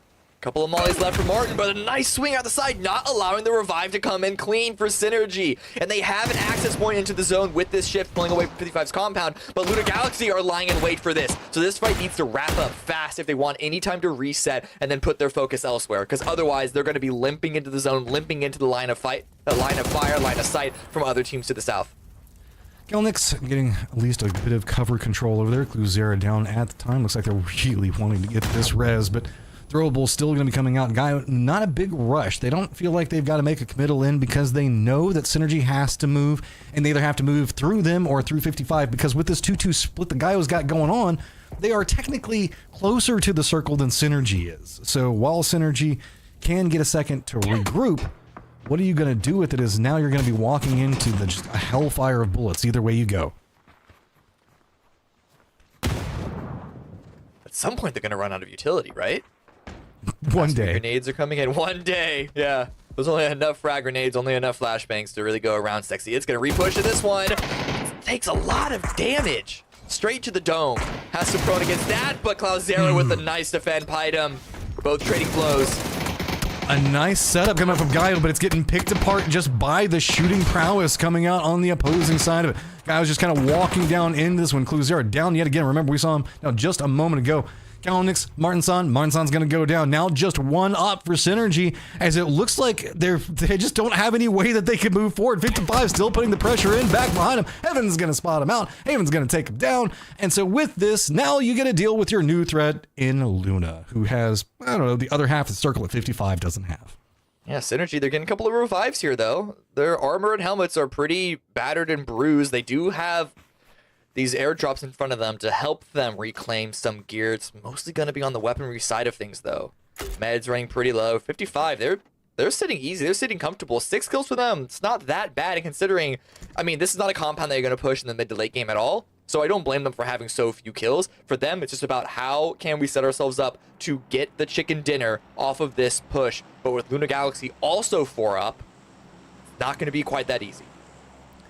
They do have the opposing side of the road in the hills that they can kind of play and navigate that. I like that for 55. But they don't have like quite as much control as Luna Galaxy does. But On a benefit, they also don't have another squad that's very close, as Synergy is going to have to try to make something happen. Vinny is playing very far to the south circle and has a pinning line that he can take shots into Synergy, whose backs are just up against the wall, just trying to scavenge whatever they can to come out of these crates. The circle does leave 55 finally, though, and Luna, who's been just kind of taking some really bad open territory, going to be rewarded with the circle. I wonder if, oh man, those airdrops coming in towards the south right on Gats could pull 55 that direction when they otherwise might have gone wrapped towards the north. But hey, Cloudera with an arm picked up. Lands a little bit of damage, doesn't get the knock necessary, but it does put more pressure from the north with that damage coming out. Maybe 55, if they were even considering it, maybe they might just go south at this point, and that's going to be bad for Gats. Yeah, well, I mean, he's been pretty quiet over there for a while. He might be able to backstab something. He's got himself some toys to play with. There's a whole bunch of crates are going to be around him, so he can try to navigate those to creep closer. It's going to be about how much Vinny and Lopez are given an idea on what's going to be happening with him. This feels like a catalyst fight, right? We've got Luna that's got control over the circle, but everybody is going to be trying to aggress into it at roughly the same time. So it's going to come down to how does Luna's focus come into, and you have to assume it's going to be Synergy. As Synergy has jumped inside their vehicles and it looks like they're trying to close that gap. What about Haven? Are they aware of this angle? That was a frag grenade in hand. A couple will come out, fakes it, cooked well. Cloudera goes down. Creeping in, Haven wants to get a bit more damage off of this one. Really, Luna Galaxy just wants to finish this one fast. If 5 hears this, they're going to hop inside their vehicles, and they're going to use this opportunity to try to cross. Gats might get some vision on it in just 1 second. He's already been spotted out. He's going to go down to Glock. And so now 55 gets control of the south and the east. Vinny is still trying to control this territory. Lopez has moved in very, very close into Luna Galaxy's positioning. So now Luna Galaxy with a lot less control than they had just 5-10 seconds ago. Vinny finds Lopez, though. That's huge. That's absolutely huge. 55 had nothing in the zone all of a sudden. He was supposed to be the anchor position, but Vinny's anchor, Vinny's flank overwatch spot is coming up huge for Luna Galaxy. He hasn't been that involved on the damage front, but positioning is king. Support spot, 55 back into a vehicle. They have no choice but to send it in. And you can see this is the moment right now whenever we can see Synergy trying to make something happen of it, trying to use 55 as a distraction, but they just can't find the angles that they so desperately need. Luna Galaxy is navigating every bit of this. Feels like Cloudera just absolutely unloads. Luna loses 2 off of it, makes the switch over to Sniper, trying to get some vision on what's going to be happening at range. Got a spot on him. He's going to go down, and there you go. It is going to be Synergy weathering the storm that manages to pick up the win. Again, we're seeing teams win rounds that are not the expected team to win. And it's sure that happens every once in a while, but it feels like every single time today, 1 or 2 teams that are quote unquote supposed to win, they don't do it. This was just all the way through, pedal to metal. I mean, Toffees, man, it just felt like this was just a firefight that never ended. It was wild. I came in late because I had to change my notes. I was in the process of writing Luna Galaxy wins game 4, and then they didn't. So, like, it took me a second. Now, this game, you're right, it was a firefight start to finish. From the crazy start with SSG to the crazy Roth plays. I mean, we went through Sparking, his boss plays against Bestia, the Synergy coming back when they were down a bunch of guys. Like, I guess that's why I love Vikendi. It feels like the wheels come off. I mean, I just gotta say, respect for 55 again. Yeah, sure, they're not shooting up the leaderboard and gonna like suddenly just run amok on everybody, but they're starting to find really good play styles to work together around, and I want to see more evolution coming out of that. I just can't believe that Synergy came out with the win here, because they were in fight after fight after fight. They had constant knocks against them, their helmets, their armors all being damaged and bruised, and sure, they got the airdrop for a little bit of a reset, but still, they never felt like they were actually in control of any position towards the late game. They were just landing all of the shots here, and there was a moment at the end, I hope that we see it again, where one member of Synergy caught out 2 members of Luna Galaxy looking at him, and he still gets the knock on both of them. It was that moment that things suddenly turned around. Clues. He just so Ooh, good. oh, So freaking shot. good. And then there's an arm shot to knock Vinny, and then suddenly just a blink of an eye, Luna Galaxy had fell away from them. And a lot on the back of Cloudera. I mean, it was that double spray that absolutely set them up for the win, and that's what it seems to come down to, is these clutch moments. But these are teams that have multiple clutch players on them, and no matter how you slice it, we played 6 games today. All 4 have gone to the Latin American region. they are on fire. Yesterday we were chatting, and I think Gibson asked, do you think that the merging of the regions has made the Americas stronger? I would say unequivocally so at this point. Latin America has become a dominant force. It continues to get bigger and stronger, Matt. The confidence plays, the way that they handle that. I mean, look at what Cloudera did there. He moved up to the top of the hill to look down. He profiled himself in a fight and just believed in his gunfire capabilities and said, if we're going to win, we're going to do it off of this gamble. And that's what they do. Whenever it works massively. And the issue just sometimes comes in that it is also extremely punishable. But if you can use the chaos and what's going on inside of a PUBG game and realize, okay, that team's making the rotation, here's our pounce moment, you can be so heavily rewarded. And LATAM, man, they excel at that. Worth noting, yesterday they also had 4 of the chicken dinners going the way of LATAM. So just aggressively strong play. Part of that was Legacy, who seems to be head and shoulders above just about everybody at the moment. But still, region getting stronger and stronger and stronger. And that's something that is good news across the board for Americas. Because when it comes down to the internationals, Cameron, all I care about is Americas stepping up and making us look good, right? Bringing some love back to the region. I don't care which LATAM or which server you're from. You know what I mean? Go out there and do well. Let's talk about the overall leaderboard, though. Legacy doesn't play today. They are qualified at 126. Falcons, they're still playing, but who cares? 102. These guys seem unstoppable. Galaxy has climbed. Let's talk about the cutoff, though, because it was Pichao at 67. They don't have any more games today, and Spam at 76. So sort of our discussion of where is that cut going to be. Pichao's not feeling so safe anymore to me, Cameron. No, like I said at the top of the show, they were basically, them and Aces were the two in the top that were all but guaranteed to fall out of the top 8 just barely. It's Spam is the one that just might sneak in. It really just depends on what these last two, God, about to pull a John Madden. It really just depends on what these last two rounds look like. Exactly. It's true, though, on who's really going to come out on top, because, if it's Falcons that starts soaking up a bunch of points, or Luna Galaxy that soaks up a bunch of points, or a team like Bungie de Gallo, or Sonics, or 55, or Four Nation that soak up a lot of points, those teams in the middle on what we usually call the bubble might not get enough points to overtake Spam, at least have enough teams overtake them. What we often talk about being good is about 5 points per game is usually generally pretty good. Look at how many squads that we still have active. We have SSG all the way down into Rats. 5 points per game coming up for most of them will put them into a point where they're going to start contesting up against that 70 to 75 points. And that is hazardous for the teams that are watching right now. Well, and I think that's what it comes into. Bestie has an automatic pass, only 3 more points. They're going to do it just fine. When we talked about yesterday, will they make it for Spam? We said the sponges have to not show up. And that is teams like SDK we thought might be a sponge. Sonics might be a sponge. SSG might be a sponge. They haven't been today. And so if they turn up in the next 2, they're just going to end up passing Spam and knocking them farther down that system. So I am worried for Spam as we go into the last 2 games of the day.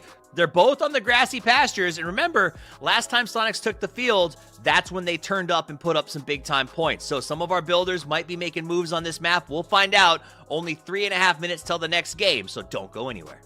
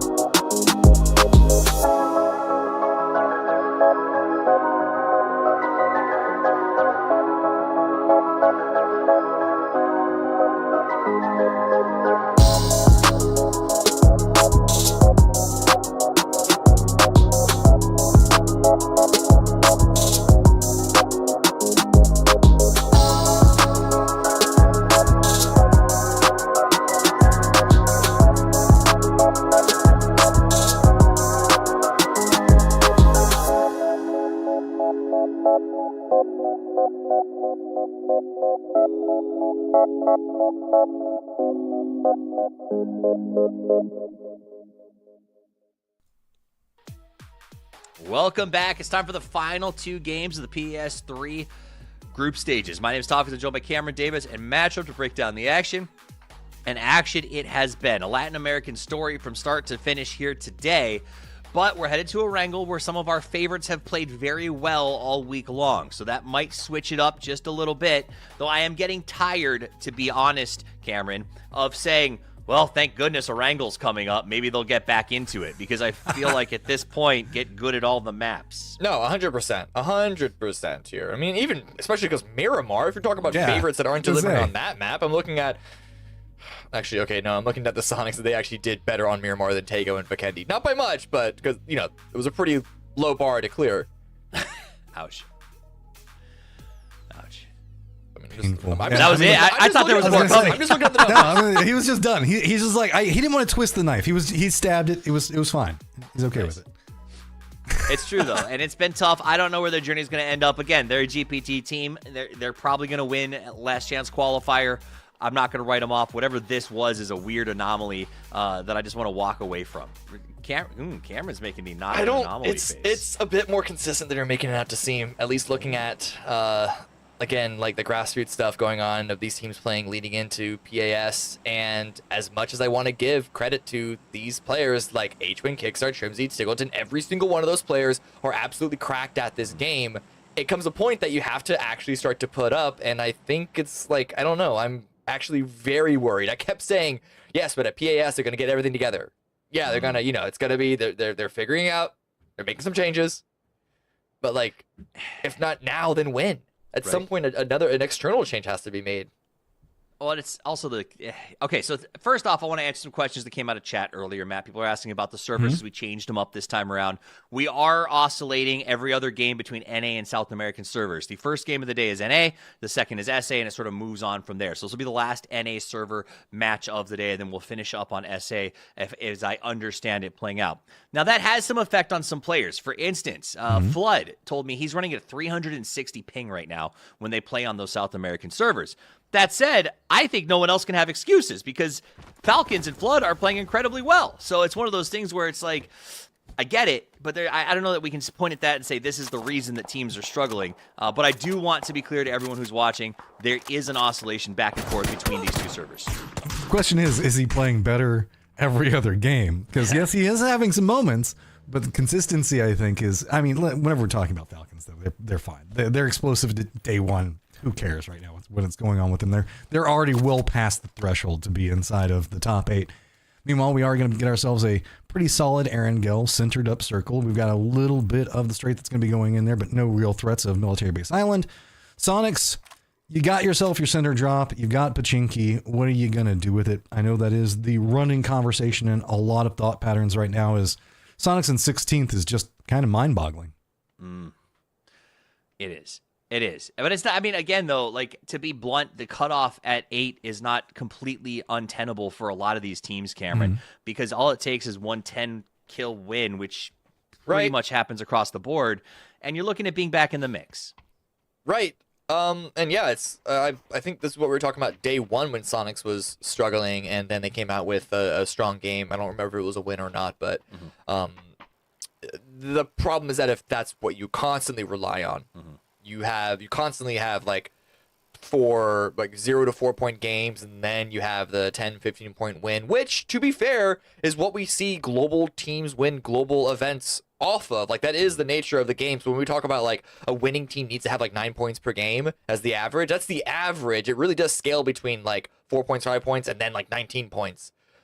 But when you're a team like Sonics that you don't even feel like you're really in the running for a win until like except for like 1 or 2 rounds that you do actually win, it just, I don't know, there's something that is not really computed correctly. I don't want to, focus so much on the Sonics about this. There are other teams that is just not working out for either. But when you're a team that has the history, the pedigree, the roster of the Sonics, like, that does put a lot of attention on you. And when you're not delivering, people notice. Let's talk about some teams that are climbing. Yes, okay, I was about to say that. So let's talk about teams like STK and Old Guard, who we also just saw. STK came in today with 29 points at 18th place. They managed to push up to 63 and 10th in just 4 games' time. By the same token, Old Guard started in 12th at 37 and has managed to push them up to 64 and 9. So both of these teams well within striking distance, despite what I would say were slower starts in their early stages. And that's, I think, a symbol of some new rosters maybe getting their feet under them and getting a little more comfortable as the game has progressed. There is also something to be said that this is like the first event of the year, and knocking off some rust can happen. Like, people do kind of use this opportunity to go visit family, do those types of things. So I wouldn't necessarily judge a first event or the first day or two that you see a team playing this is the way it's going to be for forever, so much as it is okay, we've just got to get back into the norm. It's like, maybe you take some time off from exercising. Yeah, okay, you're not going to do the best at it. You gotta Which team? Build back up that. 16 teams in this whole group. This whole group stage came from opens. The rust should be knocked off at this point, and that's not even that's ignoring the fact that like they should be doing stuff like scrims. I don't know, I'm man. not making excuses for failure. I'm just saying the fact that maybe it's not conducive to what the entirety of the year will be. Listen, I can't blame them. I took time off from exercising like 12 years ago. You get back to it eventually. Yeah. Well, yeah, says the 40-year-olds in the chat. Dude, you exercise. I let you box. I do box. I was just making a joke. Yeah, I know. Yeah. I like fighting. It's fun. Huh? Cameron's like, no. Cameron's a solo climber. Lives the dream. Climbing rocks. Speaking of plastic. It's indoor. It's plastic. Okay, never mind. Move on. You just had to cam that right there, didn't you? Oh no, it's not really rocks. It's plastic. No, I was making this. Okay, whatever. I was trying to make a joke. I was the butt of the joke here. If you guys are curious, the reason why we're talking about rocks and what's going on and winter breaks and exercise, it's because rotations have happened and not a lot else. You can see that not a lot of shootings going on. Most people are pretty comfortable. Early part of Erangel with a circle like this tends to be pretty clean. People have an idea on where secondary and tertiary drops are going to be coming from, so real big scares coming out from there. The only teams that we have a little bit of a worry for are going to be 4 and in, as well as Gaio, and depending on how they cross. But even if Gaio crosses the bridge, there's nobody there camping them, so who cares? That's a great circle, though, for Sonics. I mean, we talked about them a lot. We said they've been kind of weak. Their decisions have been a little soft. And I will say this, like, people are, I've seen some chat and others be like, oh, H1's making bad calls. Whatever's happening, I could tell you unequivocally, I've heard from so many people that I respect in this industry that H1 is one of the best IGLs in terms of his calls, his the way that he runs the team in moments of stress. I can't chalk that up. I don't think it's going to come down to some of the momentary calling. It might be a little rust. Well, STK, that rotation isn't going to go the way you really planned it to go. As Purdy is going to be down, Luke is going to have to stop and jump out of his vehicle, a.k.a. jumping out, dropping some AKs on him. Not really, but I think it's mostly barrels. But Ayla's going to have to run for the hills and catch some air. Luke, can you get some retaliation? Can you get some vengeance back? Sparking's all the way on Georgia Bull Mountain. They were trying to 3-1 this, but the timing just did not work out. Incredibly unlucky for STK. Great on AKA to find that initial knock onto Kurt, and they're trying to split. They're trying to separate STK here, but Sparking's arrived. I mean, it's not the worst idea to use Alo as a distraction to bring in Sparking to regroup, because then Luke can come up back behind it. But it all has to come together well. Sparking on Everest makes me think that he should have been the guy that might have been scouting this, but you never know. He tried to go for something. Luke is going to at least get the knock onto one. Is he going to be able to spin around, get some more? He realized the fact that he is now in the threatened position. He has to slow this one down, throwing out all of the utility.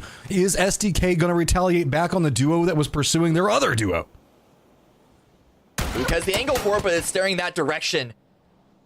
But making that call will yep, there it is. I was about to say, SDK need to be pushing off the opposite side of things. Rafix goes down on Lizera, dropped up to 20 HP. Easy peek there for Sparking, and it's all falling apart for SDK. They thought they had a huge advantage in this fight when they took Kurt out, when they forced Alo away. But Luke being ratting, I'll be honest, ratting, like hiding in the corner in between them, wasn't checked. He's got to take advantage of that, and they come out on top.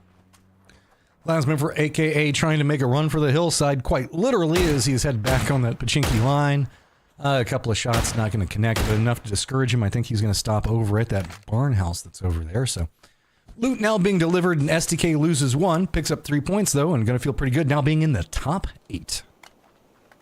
Yeah, so just to go on the point again with the leaderboard and, you know, teams being so far away from the top 8, it's one thing to have a point difference away. It's another thing to have a number of other teams that are still in play ahead of you, because not only do you need to get the points to break into that top 8, you also need to make sure that the teams above you have a bad day. And STK, it was, I think in the kill feed, it was looking good for teams like SSG, OG, Synergy, Rats. They saw that first knock against Kurt and like, oh great, that's one of our, you know, one of the people that we're racing against. And then now it's just completely turned around. They saw STK on the perpetrator side of the kill feed, and now they're worried.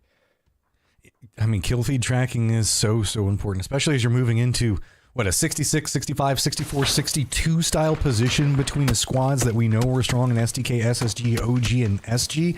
These guys can all unload. And let's not ever count out Rats. Oh, they're mad. Rats, well, Rats can have big moments. Oh, yep. They're mad.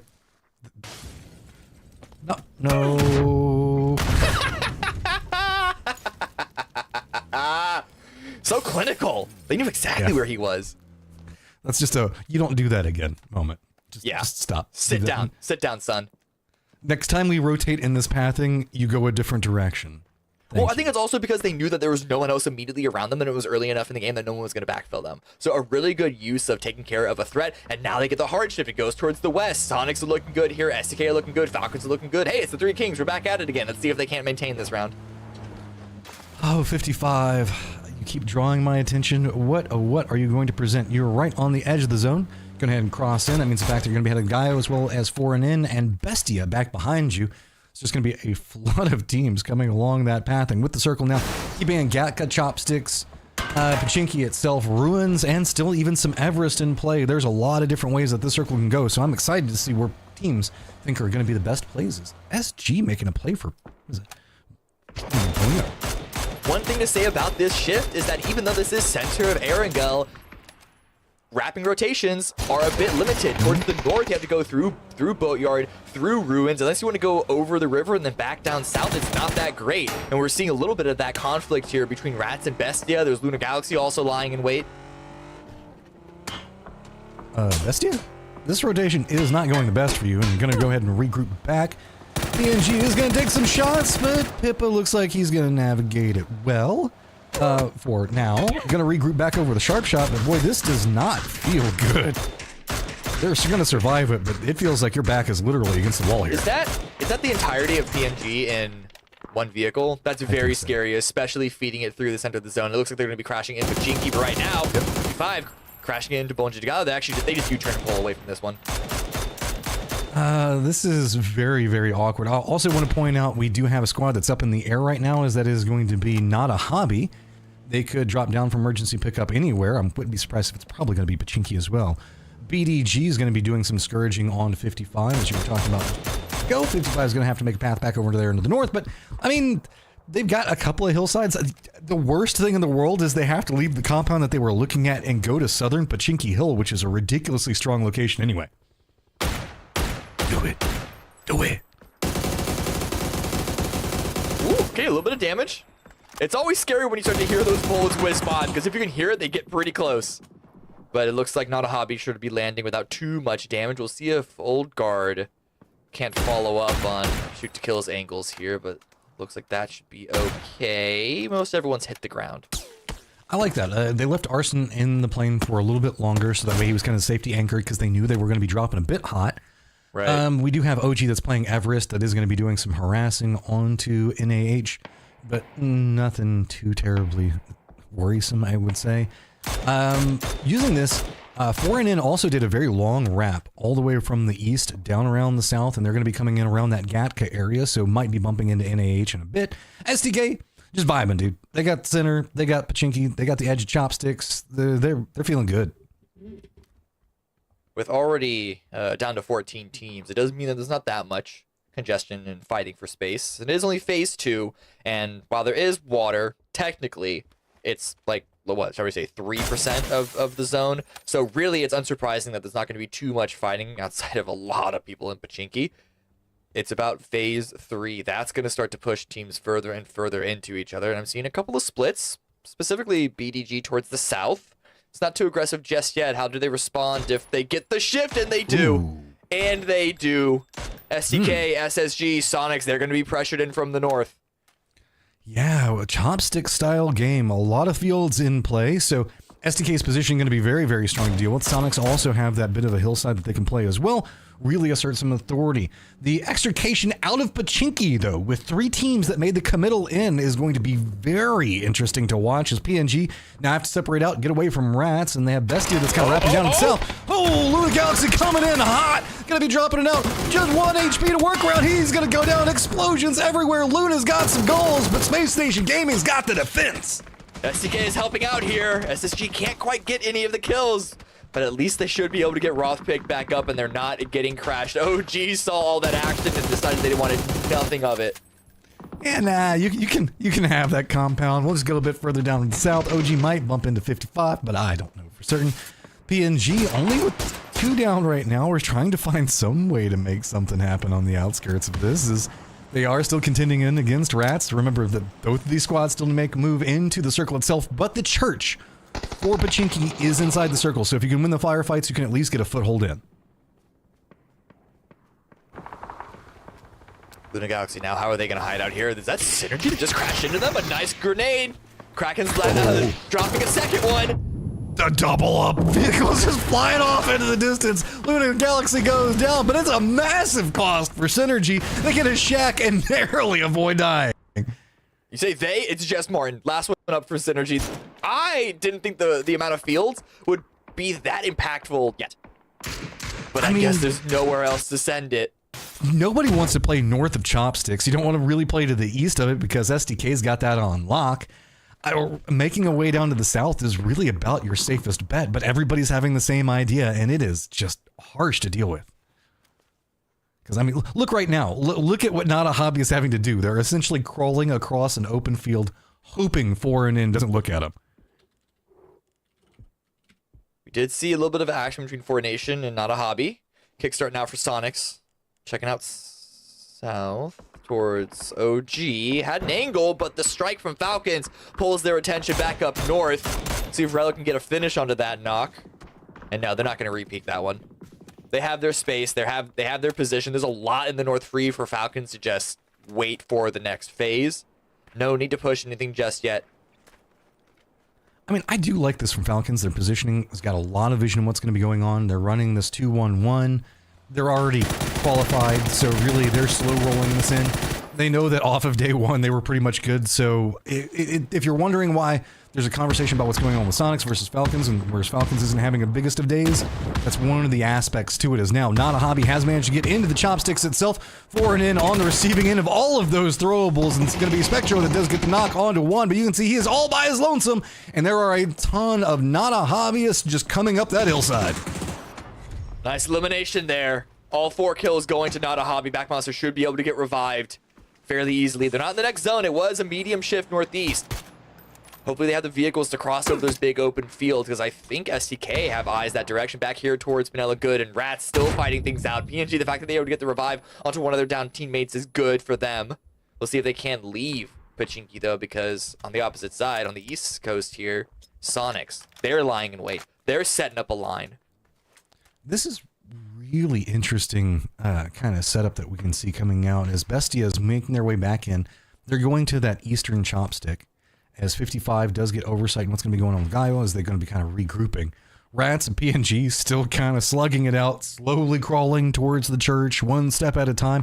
Rats do have a closer position for it than PNG does, but Despoon is presently down, so it's going to make it a lot more hard. It's going to be Panella good. Going to find some opportunities to continue to try to exploit. They are in the blue zone, and it is circle number 4, so it's not the friendliest. You got to make sure that you're getting something out of sitting in there for just a second. It's not even that. It's also the fact that they're going to have to be chasing after the blue. Once it locks into phase 5, it's going to deal even more damage. Good kill grab for VNG, but they only got 1 kill out of all of that. And now they're chasing after the blue.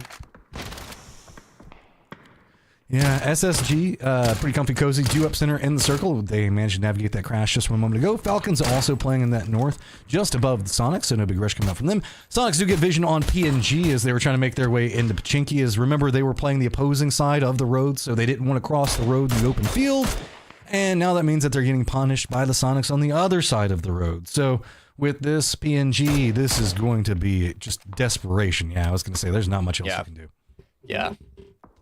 I mean, it's a damned if you do, damned if you don't situation when it's 2 teams that have to leave a city at the same time because no one wants to leave first or else you get shot in the back. You end up in the middle of a sandwich of a team in front of you and a team behind you. But then if you wait it out, even if you do win the fight, you're then deep in the blue and then you're going to be running out in the open against the teams lying in wait. So this is an unfortunate situation, and it's why usually teams don't like to go into a city earlier than they have to.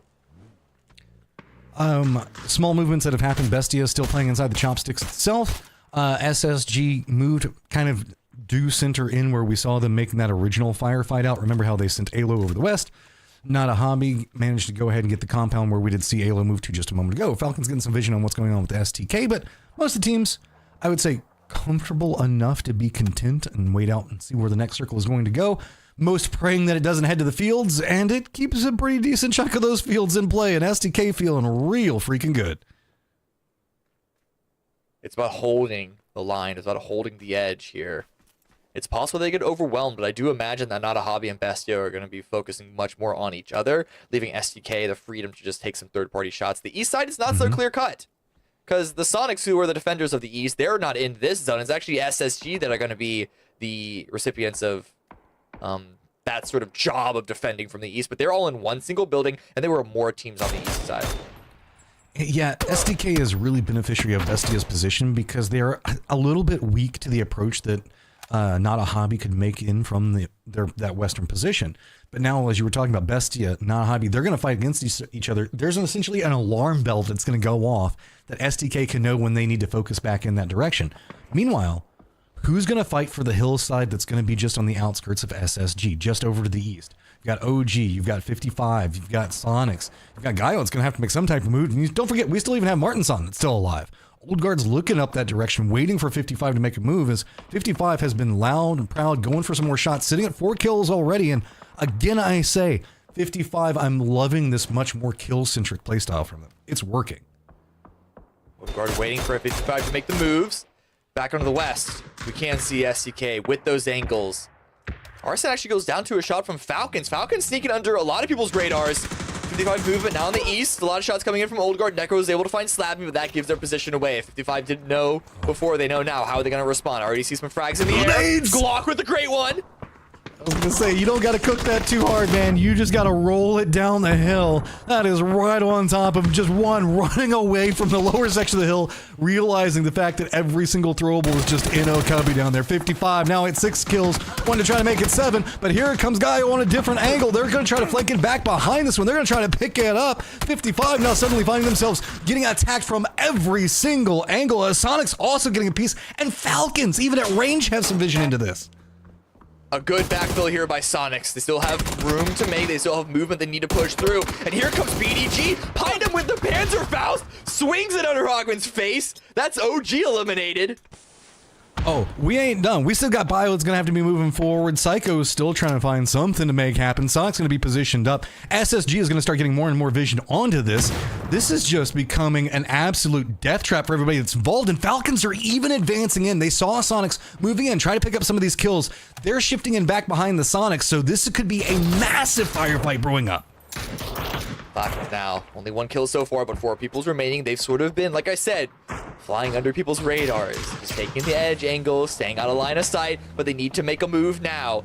55 are eliminated. Hazelton goes down. Our Falcons, they gonna send it in? No, it's another hard shift to the west, but that means that this hilltop is really the only access point down into the field. STK are loving these shifts. They're currently distracted by Bestia. This gives an opportunity for the eastern teams to try and fight something out, try and settle themselves into the next zone, but it's gonna be hard either way.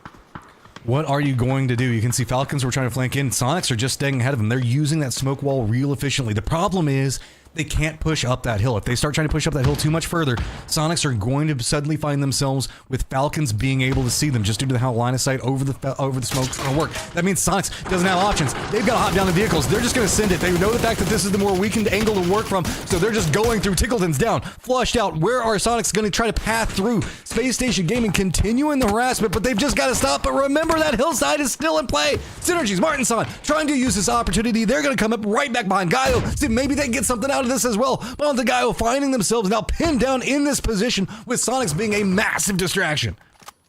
Hiding the last one up for BDG. SSG, once it took care of Sonics, it can now face back down south. Falcons also coming in from the north. They might crash SSG. I don't know where they're going. I don't know where they can go.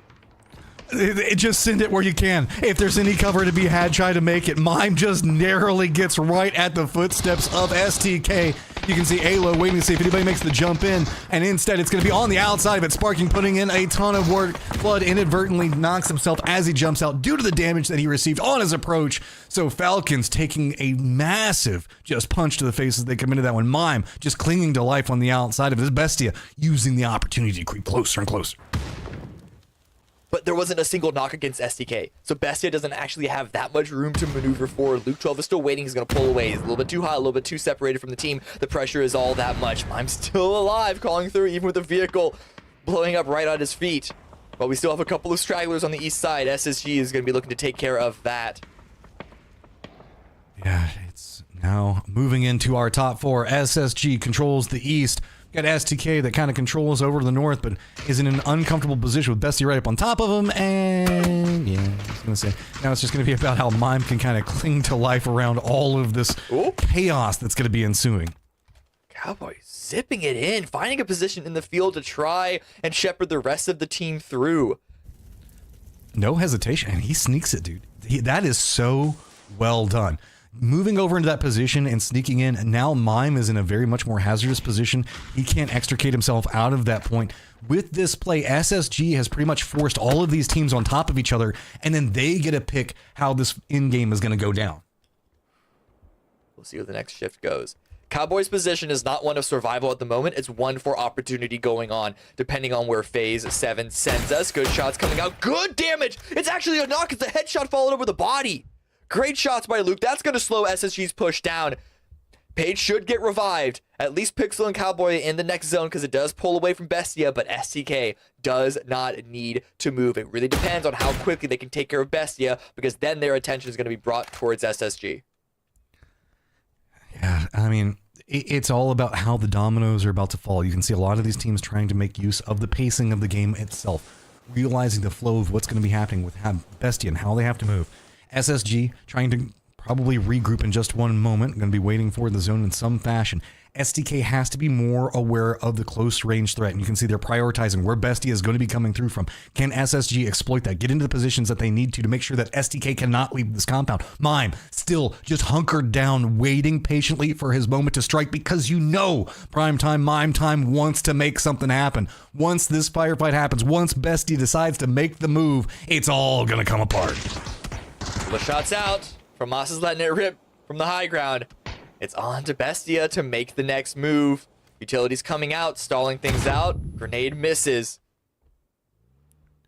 Oh man, you can see the Bestia realize they're like, man, we want to knock, we want something. That Molotov though is big. It's gonna force Sparking out of an angle, but Pippa is gonna go down for it. Sparking gets a nade up on top of him. Sharp shot looks like they're going to go for the res. They've got a second to work with. Blue zone is going to be coming in back behind it, but it is going to add in more and more just pressure onto this moment. They need to make something happen the moment the res comes through. Meanwhile, STK just moving into new angles, being able to reset that Molotov that came out that forced Sparking away. Now, gone, opened back up. Sparking's going to try to exploit, but what wouldn't come down. Pippa's going to go down again to Sparking, and now it's going to be even more problematic. Bestia cannot find a vulnerability, and SSG is already taking control over the circle. Good spray comes out. Sparking gets another. Really controlling this from Moss. Running out of ammo, and this thing eats through it real fast. But hey, as long as he takes care of Bestia, that's all that he needs to do. Another frag grenade isn't going to deal the damage. It's all down to Pippa. And at one point, do you just deny to Blue? I think that the call is made for that one. Because Bestia and SDK are fighting each other to maintain their position in the top 8. They both look basically guaranteed that so far. But still, if you can deny points from your enemies, might as well. But now SDK can focus on SSG, but SSG have set themselves up in really good positions. We know where the next circle is going to go. It's going to go to the center of this field. Does SSG know about Mime? Because SDK does. SDK knows that there is a solo player that they need to worry about. But if they take care of Mime without taking any damage, then we'll see if they can force. There it is. Now they can see if they can force into SSG territory. But that line of sight, that setup, that 4-man setup that SSG have is going to be very hard to break through. So much of it is going to hinge on Pixel staying alive, being a harassing point, but not collapsing over there. That's going to allow SDK to really have to... Well, let's say allow. It really is going to deny STK in their positionings moving out from it. Both teams, though, let's be honest. First, second, regardless of how this is going to go down. STK, 13 kills. SSG sitting at 9. They're starting to come alive. They're over on Erangel. They're over on their comfort as Pixel is just going to be narrowly inside this new circle. Ooh, Sparking, you can tell it took them so long to take care of Bestia that they are not 100% sure of every single position. And with that Creighton play, you don't know if there was a ghillie in that. You don't know if someone is actually lying in wait out in the open, ready to strike once SDK are distracted by other members of SSG. I mean, there still is the firing line alive for SDK, Sparking, Alo, Luke. They've got to connect on something. They need to find some vulnerability in this, whether it be just trying to punch into the numbers advantage with the 3-man to the south or take down Pixel and find some new angles to work with. But you can see he realizes, he's like, no, I know you want me out of here. I'm just going to keep throwing down some smoke. Smoke wall on the opposing side, though, is coming out. Roth trying to counter move just a bit around it to see if maybe they can catch something. Sparking now, they're making the committal in. They realize that, yes, we need to get rid of Pixel. So look at the amount of utility. Keep in mind, SDK's been here for so long. They got so much to work with. They're just making a line of smokes pushing straight up into Pixel's face, and they're going to use their numbers advantage. He's still alive. Pixel is still up, and he has an M249. If they miss him, get it? Actually, Sparking is running out in the blue to try and catch them off guard, running around trying to stab Pixel in the back. Pixel's dealing some damage. Do they know where he is? He's still in the smoke. Oh my god, Paige gets a knock onto Luke. The committal has now come out. SSG with the step in. Pixel does get a knock as well. Big plays coming out, navigates it. STK saw their chance for victory, but just could not find him in the smoke. M249 prone down in the middle of a field. It's a thing of nightmares, and SSG win because of Pixel's solid maintenance of that position. I mean, technically that's what you had to do with SDK, right? You had to make that play, and a lot of it just comes down to the survivability of what we can see Pixel do there, and that was just well read. But also, I mean, still, massive game for STK. They were in this one in a firefight from the start. Right. We said at the start of this one, well, Spam, you just got to hope that the sponges don't show up for this one. Worry about SDK. Worry about worry about those teams making these moves on you, and then what happens? They go ahead and they make this push, SDK and SSG, at the end game here. And I think Spam is going to be in a very tough position going into our final map of the day. Though I love Pixel locking into this smoke, not even shooting back right away. He just gave sound cues and told Paige where to throw that grenade that opened the door for them to move out and take all of these kills. It was beautiful.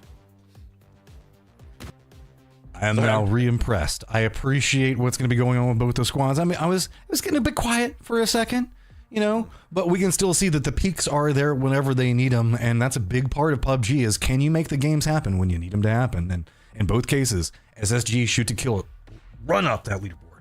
Right. So flip side of things. For Spam specifically, or at least anyone trying to make it to the top 8, SSG, shoot to kill, really good games. Everyone else that was on that bubble, not great at all. Synergy, only 4 points. Old Guard, 0 points. And so really it's going to come down to this last game. If either of those two teams can have a good run, Spam are still I can't give a percentage point to it, and I want to see the actual numbers on the overall leaderboard. This is just me doing quick maths on the top of my head. But Spam are not out of it just yet. It's going to hinge on this last and final game. Absolutely, and that's the thing about spam is it will stay good to the very end. Sure, we maybe don't know the guys that make it up, but at the end of the day, I think this could be their chance to hold on. Let's take a look at the leaderboard right now and see exactly where everyone stands going into the final. Spam, 76 point, hanging on to that cutoff with their nails. I think Bestia off the back of the last one should be good in shape to move forward as long as they keep themselves in the match, and it's going to come down to a chase. Pachow, out. Synergy, Old Guard, you said it, Cameron, they can make the push. Rats, if they have a dream game, perhaps. Yeah. But really, it comes down in this match, if you guys are watching from home, what matters is the top 8. That's who advanced to the winner's final. And I will tell you, Old Guard, Synergy, those are the 2 in the hunt. And if I'm spam right now, Matt, I am sitting down at my desk. I am chewing. I'm probably putting gloves on so I don't bite my fingers down to a nub as I sit there to see, do I get stuck in the last chance qualifier or not? Dude, this is like one of those moments that you're just going to be like grabbing at hair every single kill. Synergy and Old Guard, they got to come out the gate swinging, man. They got to go for fights. They got to get everything they can. They cannot rely on placement points. They need to get the kills inside of this game. No. They're not that far away from spam. It's only 10. It's only 12 points. So as long as they can guarantee themselves. Well, yeah, it depends on the tiebreaker. It depends on how many placement points versus kills it is. But regardless, like if they can put themselves in a solid position come phase 2, come phase 3, and clean up a few kills here and there, I would not recommend going for early fights unless they are guaranteed to be victorious ones. Because if you go for whether it's a hot drop or an early crash, even if you do win those, who knows how healthy it is. I just want them to be less passive than they've been being in the earlier stages of the game. Fair. And I will say this, remember, spam is not playing, so there is no worry about can they keep pacing ahead of you. You can literally look at the numbers right now and say, this is what we need to advance. The caveat to that is that Old Guard and Synergy are within 2 points of each other, and I do not think that there is space for 2 more in the top 8. So not only do they have to pass spam, they've got to worry about the other guy. And I learned in college you always need to watch out for the other guy because that's what gets you when you least expect it. Now, we got one more game to play. It's 4 minutes away. This is when it's all on the line, so don't go anywhere. PAS 3 coming back.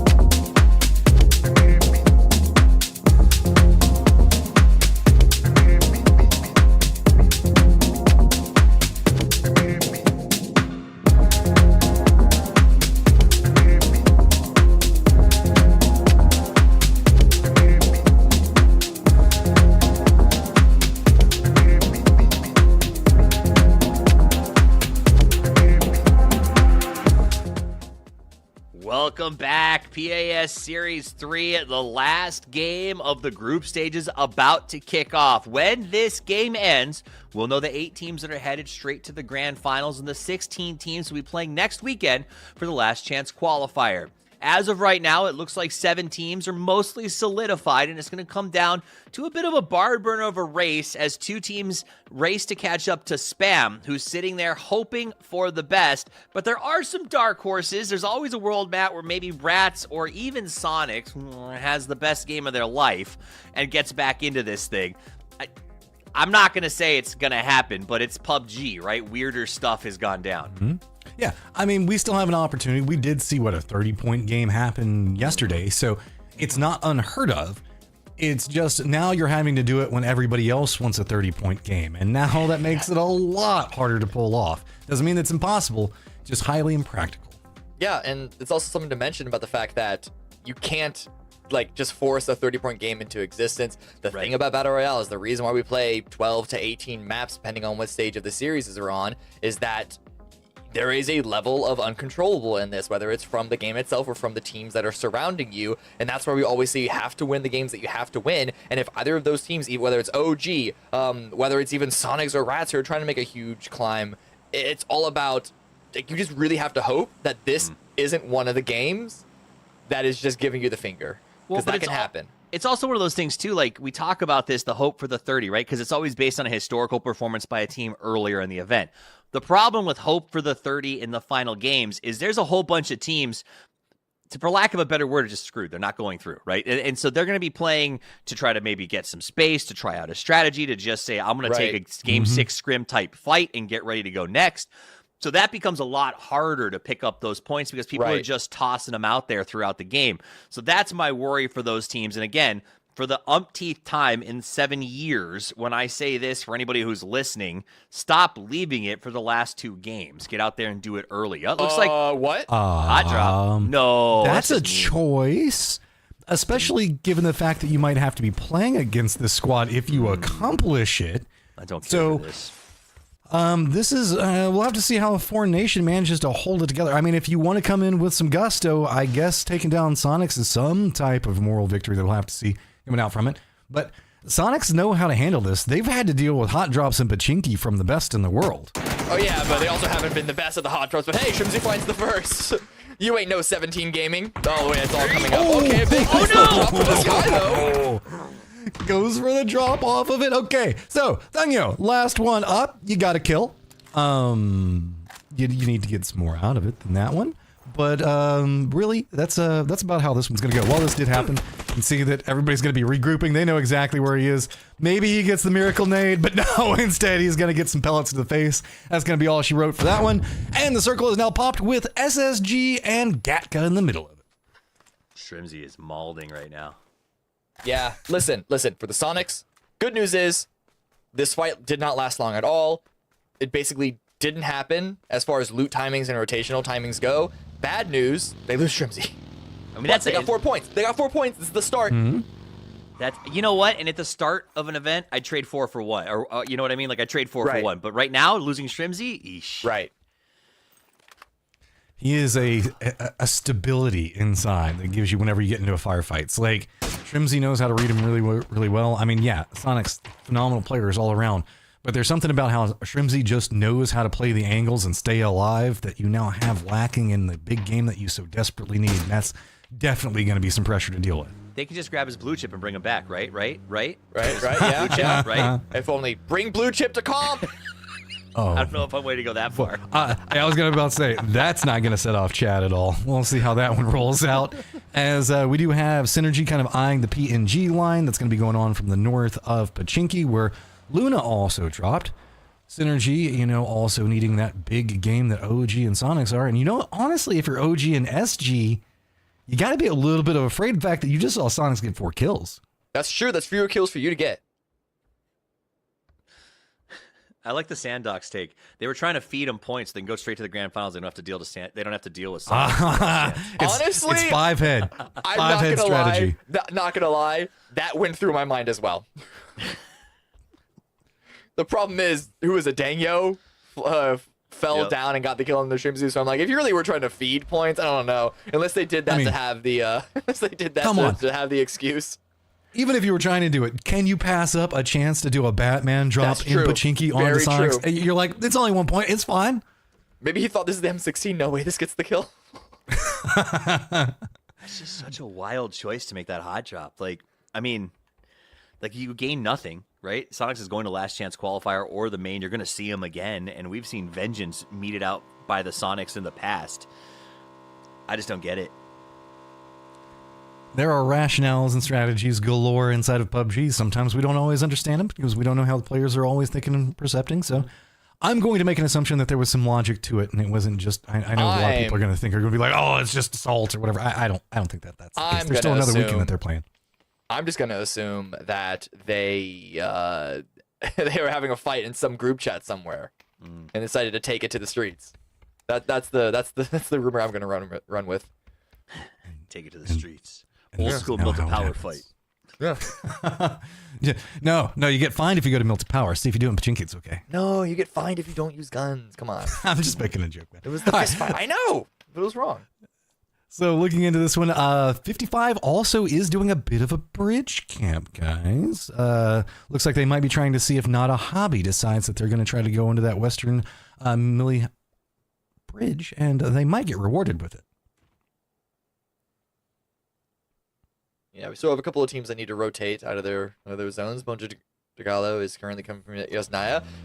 Their rotation, I want to call it a straightforward one, but I don't know. Like, do they stay north of Yasnaya where Sexy It's is currently rotating past Nolene, just go through shooting range and come in north of the river on Cube? Or do they want to just cut below? But then if you cut below and you go through the Rozhok angle, that's not particularly easy either. It's just a tough one for me at this stage because when you talk about like, and they're a perfect example, Bonde de Galo, is this idea that you're at 55 points going into this one. You know that there is a very low chance of you advancing. And I don't know, I know that I should believe that all competitive players are trying their hardest at all times, but it's one of those things where like, it has to affect the way you send your rotations, right? To be like, what's it really matter? Like there is a risk to that in this late game. And so I'd like to see them still go full out. I just wonder if it affects the decisions. Oh, he made the jump. He's on the roof he missed now. that jump. I don't think he realizes how bad that would have been if he potentially missed that jump. Gets the spray back in. Is he going to be able to get the knock? No. Looks like it's going to be narrow. Oh, good seat swap. Did Daryl seat swap to dodge bullets? Oh, they're turning around. They're turning around. No. I don't know if that's what they wanted because also Luna came back and that's going to be a lot more open sight lines. Luna's going to come in back behind this one, be able to cement in, defend. Kraken's going to pick up one, Fixin's going to pick up another one, and PNG. I liked the idea on the turnaround, but it was a couple of seconds too late. Well, that's what I'm saying. They never would have turned around if they were on the cut line. That's all. Oh, yeah, 100% this was a decision because they're going to last chance no matter what. This is what you're talking about when teams playing fast and loose towards the end of a tournament. You never want to give it up to the last game. So not just for Sonics and Rats who need to have a 20-point game in order to have a chance of qualifying, but even for SG and OG, these are even more points that aren't going to be there for them to pick up. Ruh-roh. Here comes the potential of the bridge camp. It is going to be Not a Hobby slowly making their way over. Quicks was playing back on this one. Looks like he's now inside of a vehicle. He's going to start creeping his way forward. 55, what you got?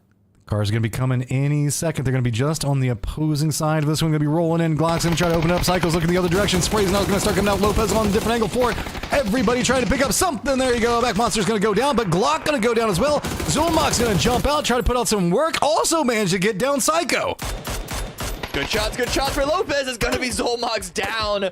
Slappy and Lopes, the only last two remaining members. This is a chaotic bridge camp. 55 wanted this one, but they haven't walked away from it too clean. Benefit for it, though, is if they can manage to take it down fast enough, they can maybe get these reses. No big flushes coming out, still sitting in a 2v2. Arson trying to move a bit closer and think if maybe they can pick up a couple of these kills as now Glock's feet are going to be revealed, but it is going to be so problematic. You go for the flush, he says yes, because why not? You're just going to go ahead and drop a nade on the other one, now sitting at 3 potential kills.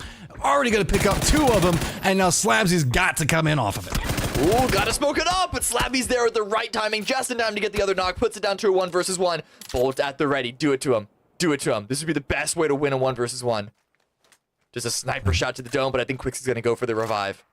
I mean, I don't blame him. Play for positioning off of it. Slabby wants to get some more out of it, but I mean, Quicks reset the timing on it. You've still got all 4 of your members up. This is going to be a couple of them crawling around trying to see if they can feed some information back into it. Back Monster does get rezzed.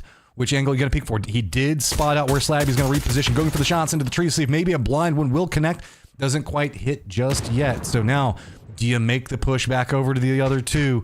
Arson, Zulmox, both bleeding out. Zulmox very, very low because it looks like he is going to make the commitment in. This is going to be a very precarious run. Back Monster not even capable of supporting, but Slabby wasn't in a position to really do much off of it, so he is going to be able to get there. Ooh, a couple of shots with Back Monster don't actually land. Slabby out in the open, doesn't have a lot of cover up here. His vehicle is a buggy for Pete's sake and has to run and hide behind rocks. More revives are coming in. Not a Hobby are going to get all 4 members back on their feet. I mean, yeah, that is the worst way a bridge camp can go, right? Everybody survives, essentially, as once we see Arson get rezzed up, you lose 3 due to it. And was it just because Not a Hobby sent that 1 member just over hard into the west, right out of coming out the bridge? It felt like maybe they thought everybody was going to go that direction, and suddenly, when the other members just went straight down the road, they kind of were caught with their pants down. Well, we did see the zone center up. It's going to be around Gatka. It's going to be around Gatka Fields. But this fight is just taking a long time to finish. Synergy Esports driving by Old Guard. Ooh, that fight actually broke out. It could have been a very impactful one for both teams. All right, Slabby, what you got? You got vision on all of them? Ooh, that's a good way to do it. It's the headshot on Zulmox, gets a knock on him again. Big part of one of the reasons why 55 down to 1 member right now. Let's see if maybe you can spot out another one. A lot of shots going out, not connecting as well as that first one. Man, Space Station Gaming defending against the crash from OG. 55 are eliminated. Back Monster is going to find Slabby and the answer. That fight does finally finish. But OG, they have lost a couple of players on this crash. The rest of SSG are now grouping on up to stabilize this position. All right, SSG, seeing how they navigate, they are going to be able to take down Kaishin, buy some more space for them to work with for the directed time. As a lot of attention being thrown into Gatka while we were kind of monitoring what was going on with the bridge, a lot of our teams have moved far more center, just playing specifically to those compounds that are going to be the west of Chopsticks. That's where all of this attention is being focused in, as Old Guard is going to get eliminated. That means the fact that they are going to be going into the last chance qualifiers. SG and Sonics now having a bit more of an opportunity. Yeah, Synergy, this is great for them. They see that in the kill feed. If they've been paying attention to the leaderboard, which we know they have been, they know that at this point, it's about not screwing up. They still need to get the kills. Don't just hide. You need kill points. You need points. But now they're rolling up onto STK, but onto the guy over here. Completely backstabbing. Completely unexpected. Oh, just getting pulled apart there. Look at that. Now, with the remnants coming in back behind, they realize the fact that their only members have to deal with the Falcons. We got Guile that's going to be in front of them. Maybe even STK having vision in. And that is now a significant problem. Just 2 members up right at the foothills of Everest. Rats now rolling on up against Not a Hobby. They heard the vehicle. Arson with the flash grenade in hand, but Despoon peeks over. Arson's going to come out on top with that one just barely. Despoon had the advantage there on timing, but the shot's got to land the bullets. Not a Hobby coming out. 4 kills right now already. Moving from firefight to firefight. This is getting to be cleaner and cleaner firefighting coming up from them. Zulmox and Back Monster now also going to come in or regroup under this very weakened Rats with only 2 members, technically with Despoon down. So, going to see how much they really want to commit in. Yeah, they're just going to go ahead and throw smokes. Surely you're not going to go after. Back Monster's already repositioned. Despoon is going to get flushed out. Grant Lannis going to take a ton of damage, and Rats, I don't know. I don't think that they're going to be able to walk too much further out of this one. This feels like actually Not a Hobby in a lot of control.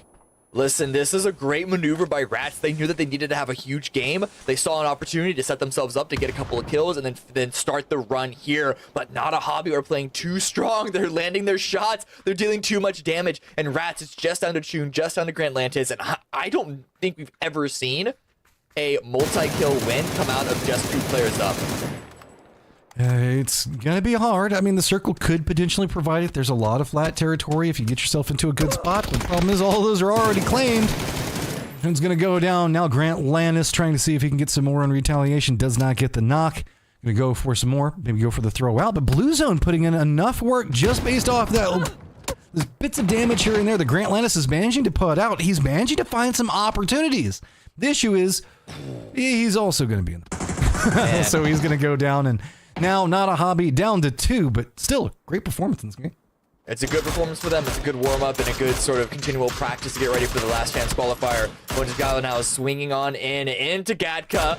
There's a knock against SSG. I don't know who got it, but BDG are capitalizing upon it. STK couldn't get too much damage on that cross. And Bandagayo really wanting to try to make some more happen over here for themselves. They aren't necessarily in that chase, but if they get themselves a big enough game, maybe it's going to happen. Sitting at 2 kills, not going to feel too good. Paige, you can see, also not going to feel too good stepping around that corner right now, as this has just become a hotbed for a lot of our action, as with this Synergy also going to be eyeing down, but I'm willing to bet that they are not going to go into Gatka proper. They don't want a piece of anything that's going on there. Just setting up shop here. We got 2 minutes left before phase 4. Still have a couple of moves for other teams to make. Roth is going to be healing through this blue zone grenade. Really, it's about if BDG want to make some moves and remove these last 2 players out of Gatka, but there's not a lot of necessity for them to be doing that just yet.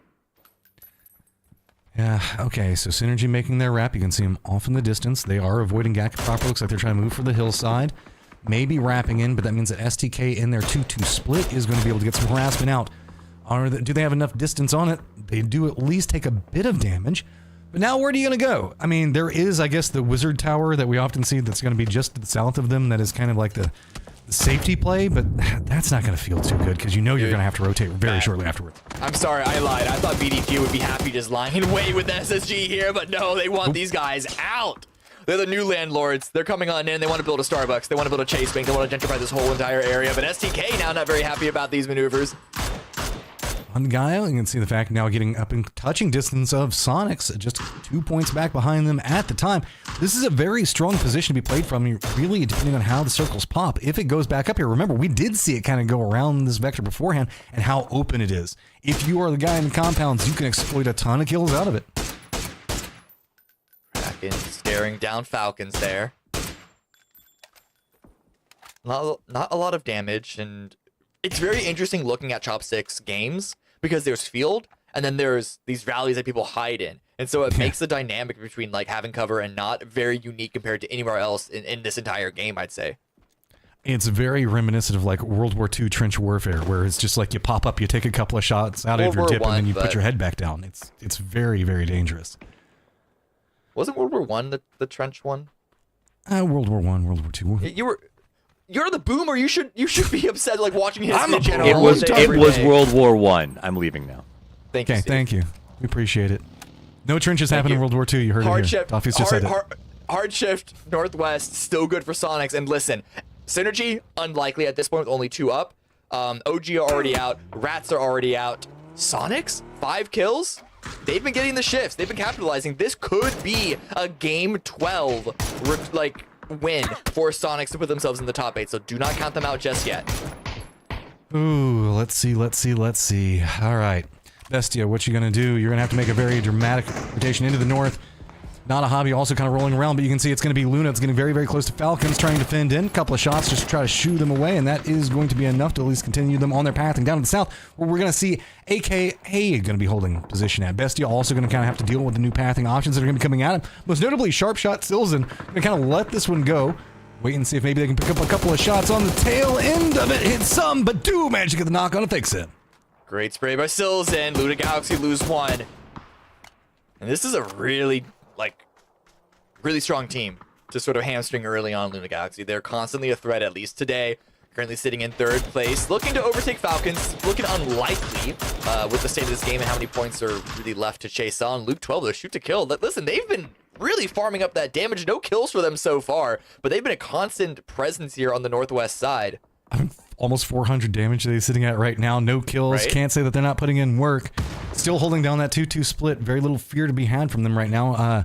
Synergy, I want to give you guys an update. Did go to that, I don't know, Harry Potter Wizard Tower, whatever you want to call it. That's going to be down in the south. Ooh, Circle. David. Oh, man. I really do like Luna Galaxy a lot. They're a good team. How does Bestia respond? STK, a nice little double blue zone grenade from, or at least, 2 kills from blue zone grenades there. Back down to Bestia, though. They still have the surround. Luna Galaxy with grenades at the ready. The thing is, Luna Galaxy, they don't need to move. They're in the zone. It's all into Bestia to do that, but Bestia have the surround. Bestia have the high ground. So it's kind of a 50-50 at this point in this fight. Yeah, I mean, the key component in this one is really just how much how much work Bestia can put into this one, as they're kind of dancing around the outside. They don't have to make a committal into really the Luna Galaxy position if they don't want to. But I mean, if the opportunity presents itself, they're going to try to exploit it, and they're going to continue to throw in their utility, not save it for the later stages of the game and say, no, we want to get control over to here, because if they do, there is that little road that kind of moves down into the fields itself, because let's be real, this is a really fields ending right now. Getting down into that position and making their way north is going to feel really good. And, oh, Vinny, what you cooking? I mean, already not a hobby you can see on the map is just sending on in. It's a hard shift down southeast, so this is better for this fight, but Pippa with a nice angle drops Haven. Good, read him, stepping away from it, trying to play around. Look at Bestia, and they're kind of cornering this one in, holding different angles while also making the assault on the inside of it, just kind of picking apart different angles on it, and that was really clean assault coming out, defending the outside and managing to just make the push inside, take the buildings. Just well done. Yes, but this position is now not in the zone, so they're going to need to go back east unless they want to go down into the open field. Their eyes are on Synergy now, trying to deal some damage to who they can, when they can, and Synergy, they just gotta, I don't know, where are they gonna send it? We just saw not a hobby on the map send it into STK and just get blown up. Is that the only option available for Synergy? There's a crate coming down in the field. Maybe that'll work, who knows? Falcons now spotting out AKA. They're going to get more damage. And that one, I should say, technically it's Mime. The other three members of Falcons are going to be playing to the south. This trying to support, but not clean angles that they can really do too much with. So Mime's pretty much isolated and seeing how much damage he can do to AKA. And I mean, he's doing a pretty decent chunk right now. Utility coming out, smoke's coming out. The rest of the cavalry from Falcons has arrived. Synergy making a break into the field. They might be going for the crate. As you say, though, they are a little early. It hasn't landed just yet. Taking some damage, but they can't wait too long. They're going to stop in the field. They're going to use this vehicle as hard cover. What angles does SCK from the north have? Smoke's being dropped, but there's the surrounding raft from Bestia. Oh, man. Bestia coming in back behind Synergy at the exact same time. STK looking like they were going to think the same thing. Falcons now going to go ahead and make a much more directed assault. They want to go ahead and clean this one up. Call it good. Snickers walks around the corner, makes it look easy. Just making push after push into building complexes, using the information the Mime's going to be feeding over. Looks like they're going to go for the throw up on the stairs. I don't think that they're going to get the bounce that they want down for it, but now should have more information. H1 definitely knows where one is. Going to get the knock onto him as Falcons just continuing a slow, steady, clean, efficient march down this wall. And Sonics were third-partying in this fight. They got a couple of kills and now up to 6 so far. And then here comes a crash from BDG. If they can win this team fight, then it is game on for them hopping into top 8. They still need a whole bunch of points. It's going to be off of placement. But let's see how they handle this rush. Everything slows back down after they make landfall, and that opens up an opportunity for Bestia to kind of move a bit more. Should be noted that Synergy did go out while the exchanges were going on inside of the other firefights, so this is pretty much what we're looking at with our top 8 in regards to something crazy happening. I mean, Sonics are sitting on 6 kills right now, making the climb up, but they need to pick up a lot more. BDG on the outside could be a bit of that more that they could be getting, but no real push coming out right now from Hasten or Andrew either. They're like, nope, smokes, we're pretty content here. 15 seconds left. Ooh, Andrew's trying to get on the roof, and they're using the new buddy jump system. It's a little tricky. And I think they might have just given up on it. And oh, wait, immediately, though. Shots from SDK, potentially. Shots from Falcons as well. Really, it's about who's going to make the first move, and it has to be BDG. They have to be the next ones to make it. Oh, good grenade by Hazen. It's getting cooked. This could take Kickstart out. New circle's going to pop, leave the compound. Sonic's going to have, well, I would say a wall inside the compound, but STK now starting to do some harassing shots into BDG. That means that comfy, cozy position in the smoke's not going to be so comfy anymore. They're going to have to start playing a bit more over into the east. Luckily, the way the buildings line up, the lower section of the building that we can see that TIG and H1 are playing around is going to be more lined into the west. Means that there is some safety to be had there for now on the outskirts for BDG. Also, STK really don't want too much out of that. Instead, I think that they're far more concerned about Bestia and Bestia's positioning, as they should be if they're wanting to make a move into the circle. A lot of utility, but I think BDG are running out of it. Last flash in. And Kickstart is feeding all of this information. They have no clue that he's here. He strikes, he gets one, instantly flushes this one out. I mean, just walks in, Hasten just right into the headshot. Not too much more that he can be doing. Andrew, yeah, I'm not going to be doing that. I'm just going to wait here, maybe get a flash, see if he can get something lucky out of it.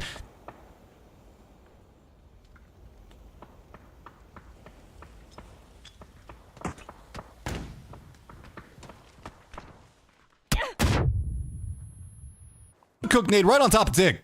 Where did that frag come from? This was supposed to be an open and shut case here for Sonics once they dropped Hazelton, but now Andrew is making them really fight for it because Sonics need to move into the zone. They need to get this kill, but Andrew's just not giving it to them.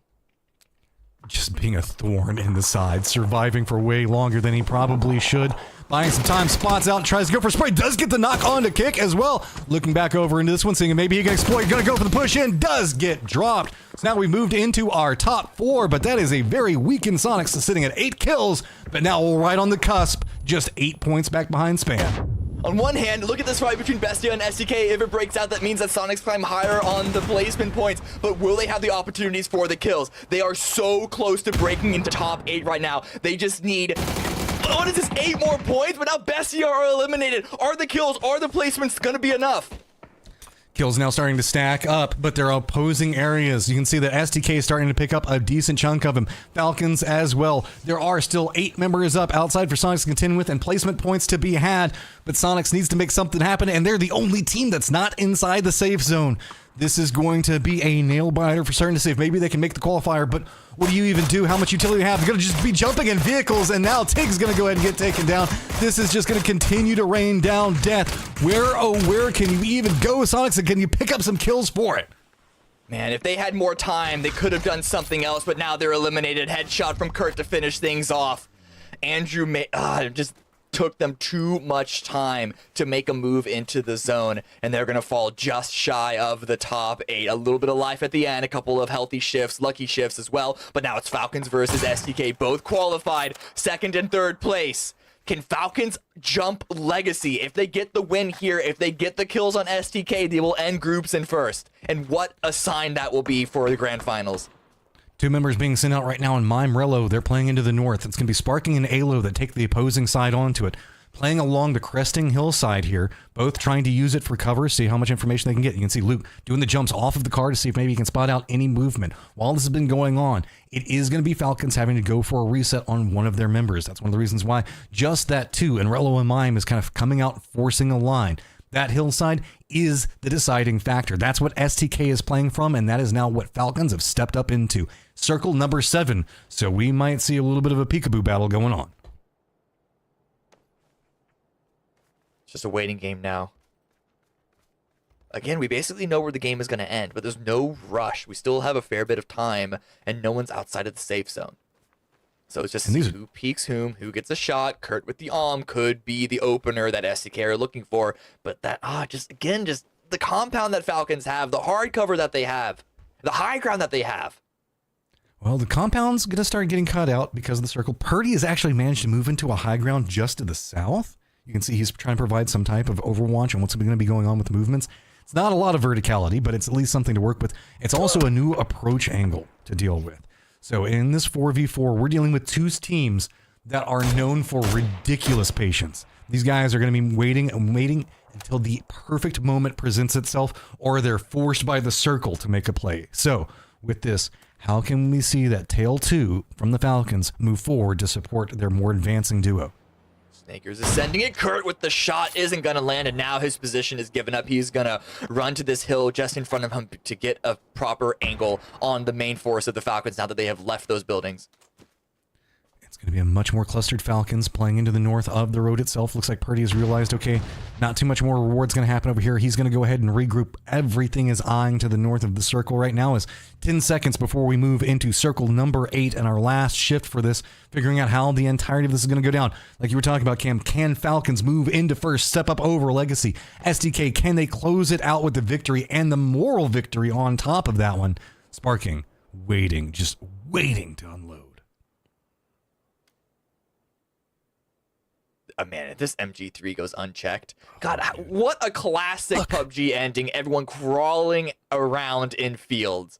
Not a single thing for cover. It's all about eyesight. It's all about spotting your opponent before they spot you. I wonder how many backpacks have been dropped at this point to lower that silhouette. I was going to say, I see that Mime has one, but I don't know about Rillo. This is old school. This is like old PUBG Online flashbacks. I remember a circle going down like this back then. No vehicle fortifications to be used just quite yet. Just Snakers trying to see if maybe he can get one into a better position. He's going to be advancing in, but that means that he's going to be revealed. Maybe he's just trying to bait out some shots so the other teammates can try to make some work happen out of it. Nobody has gone down in the exchange so far. Flood is going to spot out one, and that is two popping off for Falcons, but it is going to be STK's Luke 12 that retaliates back.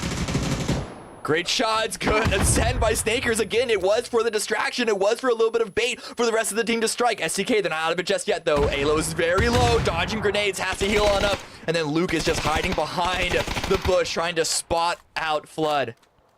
Alo playing so far back right now, doing the repositions around it. Flood with his shield makes some more happen. 4 members now up and active for Falcons. They're looking to close the door onto this one. 2 members up for STK.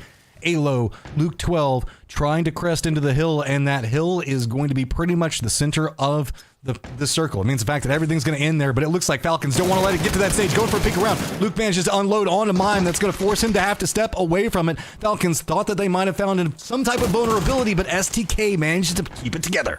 Yes, but look at Falcons' position. They had the center of the zone. They have the man advantage. They just threw a giant, huge, painful punch onto STK. I don't know if STK are going to be able to respond. They need to start getting some frags. And look at this flank again. Snakers back in the vehicle.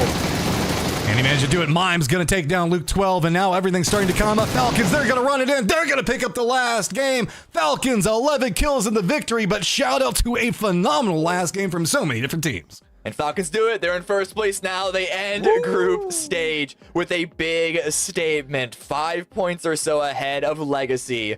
2 powerhouse teams that I can't wait to see what happens, how they're going to perform in the grand finals. It's wild. We started today wondering if the Falcons and the Faldo come out with first place, but it was down to the very end. I think Legacy Falcons looking very, very good for that winner's bracket. And Matt, when today started, I was breathing STK copium after the first match, and here we are. Going all the way through. I think there were a lot of people also breathing the copium a bit, but STK managed to start cooking some stuff together, man. They managed to get there in the end. They did. And they did it in style, so they looked very, very good at the end of that game. Even Sonics turned up there. I mean, we didn't count them necessarily as the hunt to chase spam, and they almost did it. Ending it, I think, was their ultimate goal, 69 points today. So good come up from them, but they will be showing in the LCQ in this end game. I love what you said, Cameron. This was reminiscent of the old days. Was that the master strategy to end with that point total? I have no idea, but it was nice. All right, let's look at the points from that match. Falcons gets 21, Shoot to Kill with 17, Sonics with 13, and Bestia at 7. The top 4 there look like what we're used to seeing in a top 4. Luna Galaxy also has been absolutely on fire, and Space Station Gaming is going to punch their ticket to the grand final. Yeah, the Chasers went out a little earlier than I think we usually like to see, Cam, but to see Sonics make that surge at the end was still pretty nice. It was so close. Unfortunately, again, Andrew just gave them too much grief to be able to make a real run into the center. Falcons and STK, they were just kind of just waiting, honestly, just looking at their watches, waiting to see what Sonics were going to do when they were going to finally arrive to the end. I'm still, even with that finish, though, I'm still worried about the Sonics going forward. It's not enough for me to be confident about them being consistently at the top that we're so used to them. You know what? The thing for me is that they don't make the excuses. I don't expect to see excuses from them. I expect to see Gunner come out and say, you know what? We deserve that. We lost the 1v1s.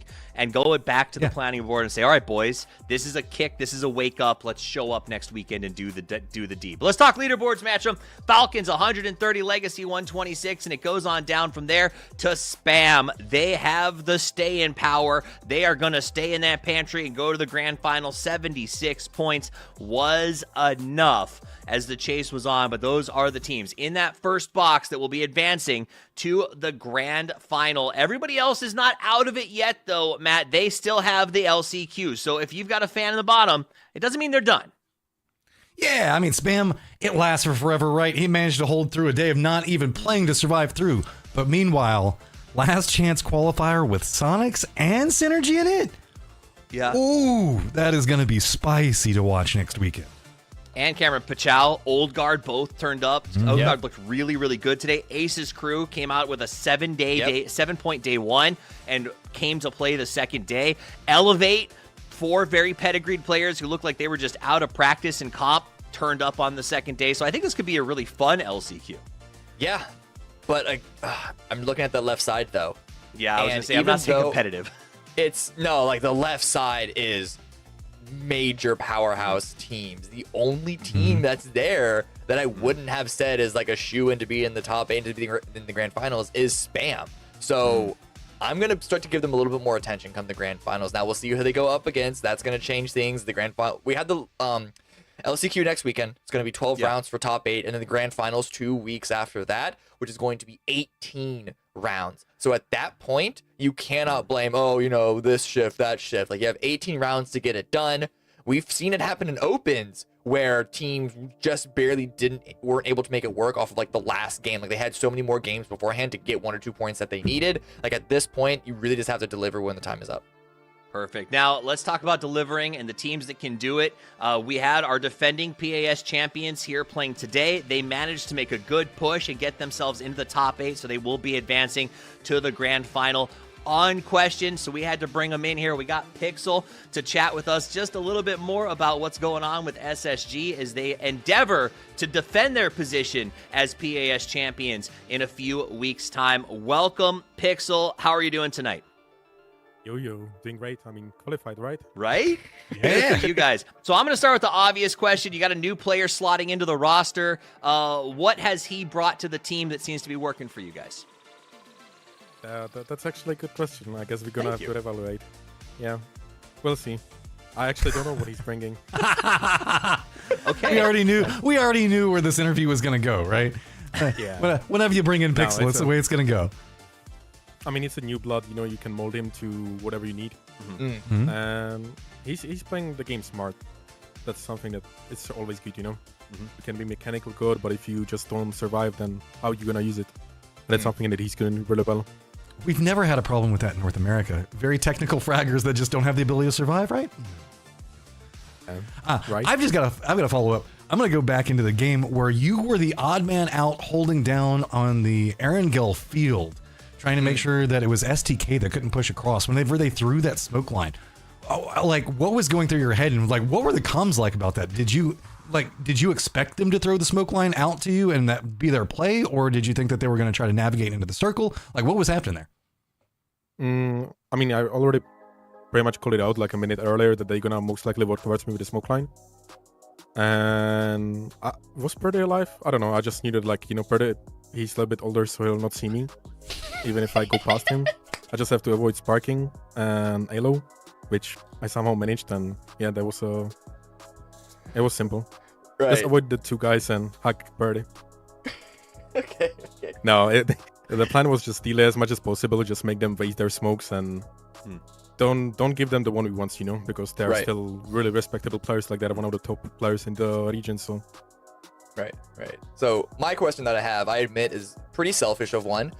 We've seen a meta shift in the weapons used. M249 is coming into play in a very popular way amongst a bunch of different players, and you are the player in the Americas region that I see at the top of using the M249. Do you have any tips for our viewers, aka me, on how to really use that weapon to its full potential and what to be aware of, how it differs from an AR?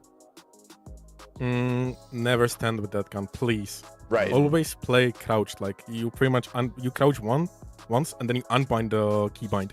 Just don't have it there anymore. Because if you shoot in a car, for example, it's better to just go with a DMR. Just go full jam with a pistol. Ding ding. All right, I'm writing that That's down. pretty much it. Just. And also util. Hey, you have 140 or 150 bullets in the mag, so no need to have another 300, right? Yeah. So use util instead, or mountain bike. This is what I like about you, Pixel, because to find the gold when Pixel talks, you have to get the nuggets of comedy out, because there is really valuable good stuff. The crouching to control, the not additional ammunition because you just don't need it. That's good stuff. Now let me ask you this: you guys went to PGC. I don't want to say you weren't happy with the results. 12th is very, very respectable, but I know that you guys expect bigger things from you as players. So what did the off season between PGC and now look like to help you get prepared for what I hope is the biggest season of your life? I mean, for us, it was just, first of all, some of us getting off PUBG, you know, getting a little bit of a vacation. And then prepare as much as possible, find the right player, which I'm not still sure if we got, but we'll see. And Why are you hazing him on live TV? This is what he does to No, everybody. yeah, this is like the way we show love in Europe, you know? We joke. No, Especially in but- SSG too. It feels like anger is a love communication with you guys. Definitely. We just prepared as much as possible, played all the tournaments we could. Sometimes we even double blocked, played VKTV in EU, played PS in NA, I mean not PS. APL? What it was? APL, yeah. So we played as much as possible and tried to focus on one thing at a time. Nice. I like that. So, I don't want to keep you too long. I'm sure you guys are pretty excited about your time off to get a little bit of more away from PUBG before you come back into the grand final. I do want to give you a chance, though, to speak to anybody you want to, give some shout-outs. Or, because it's you, I will actually say if you want to trash talk, go ahead and do it. The floor is yours for just a minute or two. Okay, no, so first thing, I still don't understand why Europe has so many slots. I just played the tournament there with a mixed rate, and it was so easy, so maybe we should get some into America. Let's go. And yeah, thank you everyone who is cheating in the chat. We appreciate it. And we appreciate you. We appreciate your comedy and your candor, Pixel. It's always fun to have. If you guys ever get a chance to sit down and have a drink with this man, I encourage you to do it. Thank you, Pixel. I'm sure that I will see you at the next major, and I'm excited that you guys are going to have just a great year ahead of you. Thank you very much for stopping by. Also, hope so. Thank you. See ya. And one more thing, Sonics or Falcons? Who is stronger? Who is stronger? He's putting you on the spot, gentlemen. Match them. Sonics or Falcons? Who is stronger? I'm going to say Falcons. I was impressed with their play from PGC into this so far. I mean, scoreboard-wise, yeah, but I think that Sonics do have some power that they can bring out that we haven't seen. I don't think that... I don't know what's going on, but I just feel like Falcons play cleaner right now. Yeah, I don't blame Pixel because he was busy playing the game and not watching the broadcast, but I've been seeing Falcons like the whole month, so. I still stand by. I have a jersey signed by the Ultimate Sonics roster, and I'm not sure that that's going to change anytime soon historically. So I think Falcons, the future is Falcon, and I hope the Sonics change my mind on that because, I'm a big fan of the organization and the guys, but right now the Falcons just feel absolutely brutal. All right, let's talk. That's it. We know who the top 8 are. We know who's going to the big show, but everyone else is coming back for the last chance qualifier next weekend. So it's not over by any means. The future is still ahead for a lot of these teams, including possibly Future. Who knows what next week will bring? Now, before I let us go for the day, though, I got to get those final thoughts. I'm going to start with you, Cameron. Final thoughts?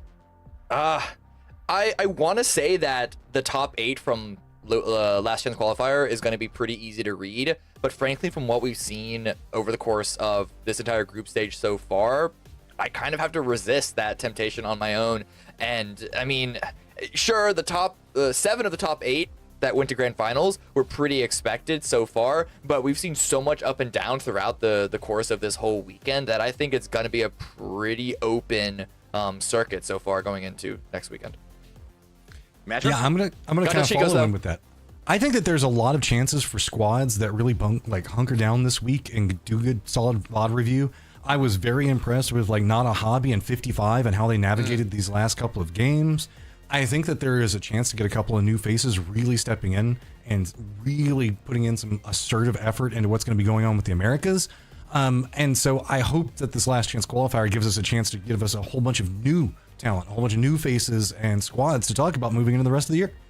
I agree. I love the idea, but I will also say this. There are only 3 slots coming out of the grand final, and that what we saw today were a lot of teams that look like they are in line to take those positions. So I hope that people take their off time, get their games together. I know this is going to be a very competitive grand final to earn the slots at those global events. Guys, that's all that we have for this week, and we're back next weekend with even more PUBG action. So make sure you set those schedules, make sure you set those timers to come back to the same place at the same time for even more PUBG action. But until then, I want to say thank you so much for spending your weekend with us, both to the players as well as you, the viewers, who make this thing possible. On behalf of myself, Cameron Davis, Matchroom, Horosaurus, Godspeed, and Gibson, as well as the entire production team and Crafton, thank you for your time. Thank you for your support. And until we see you next time, play more PUBG.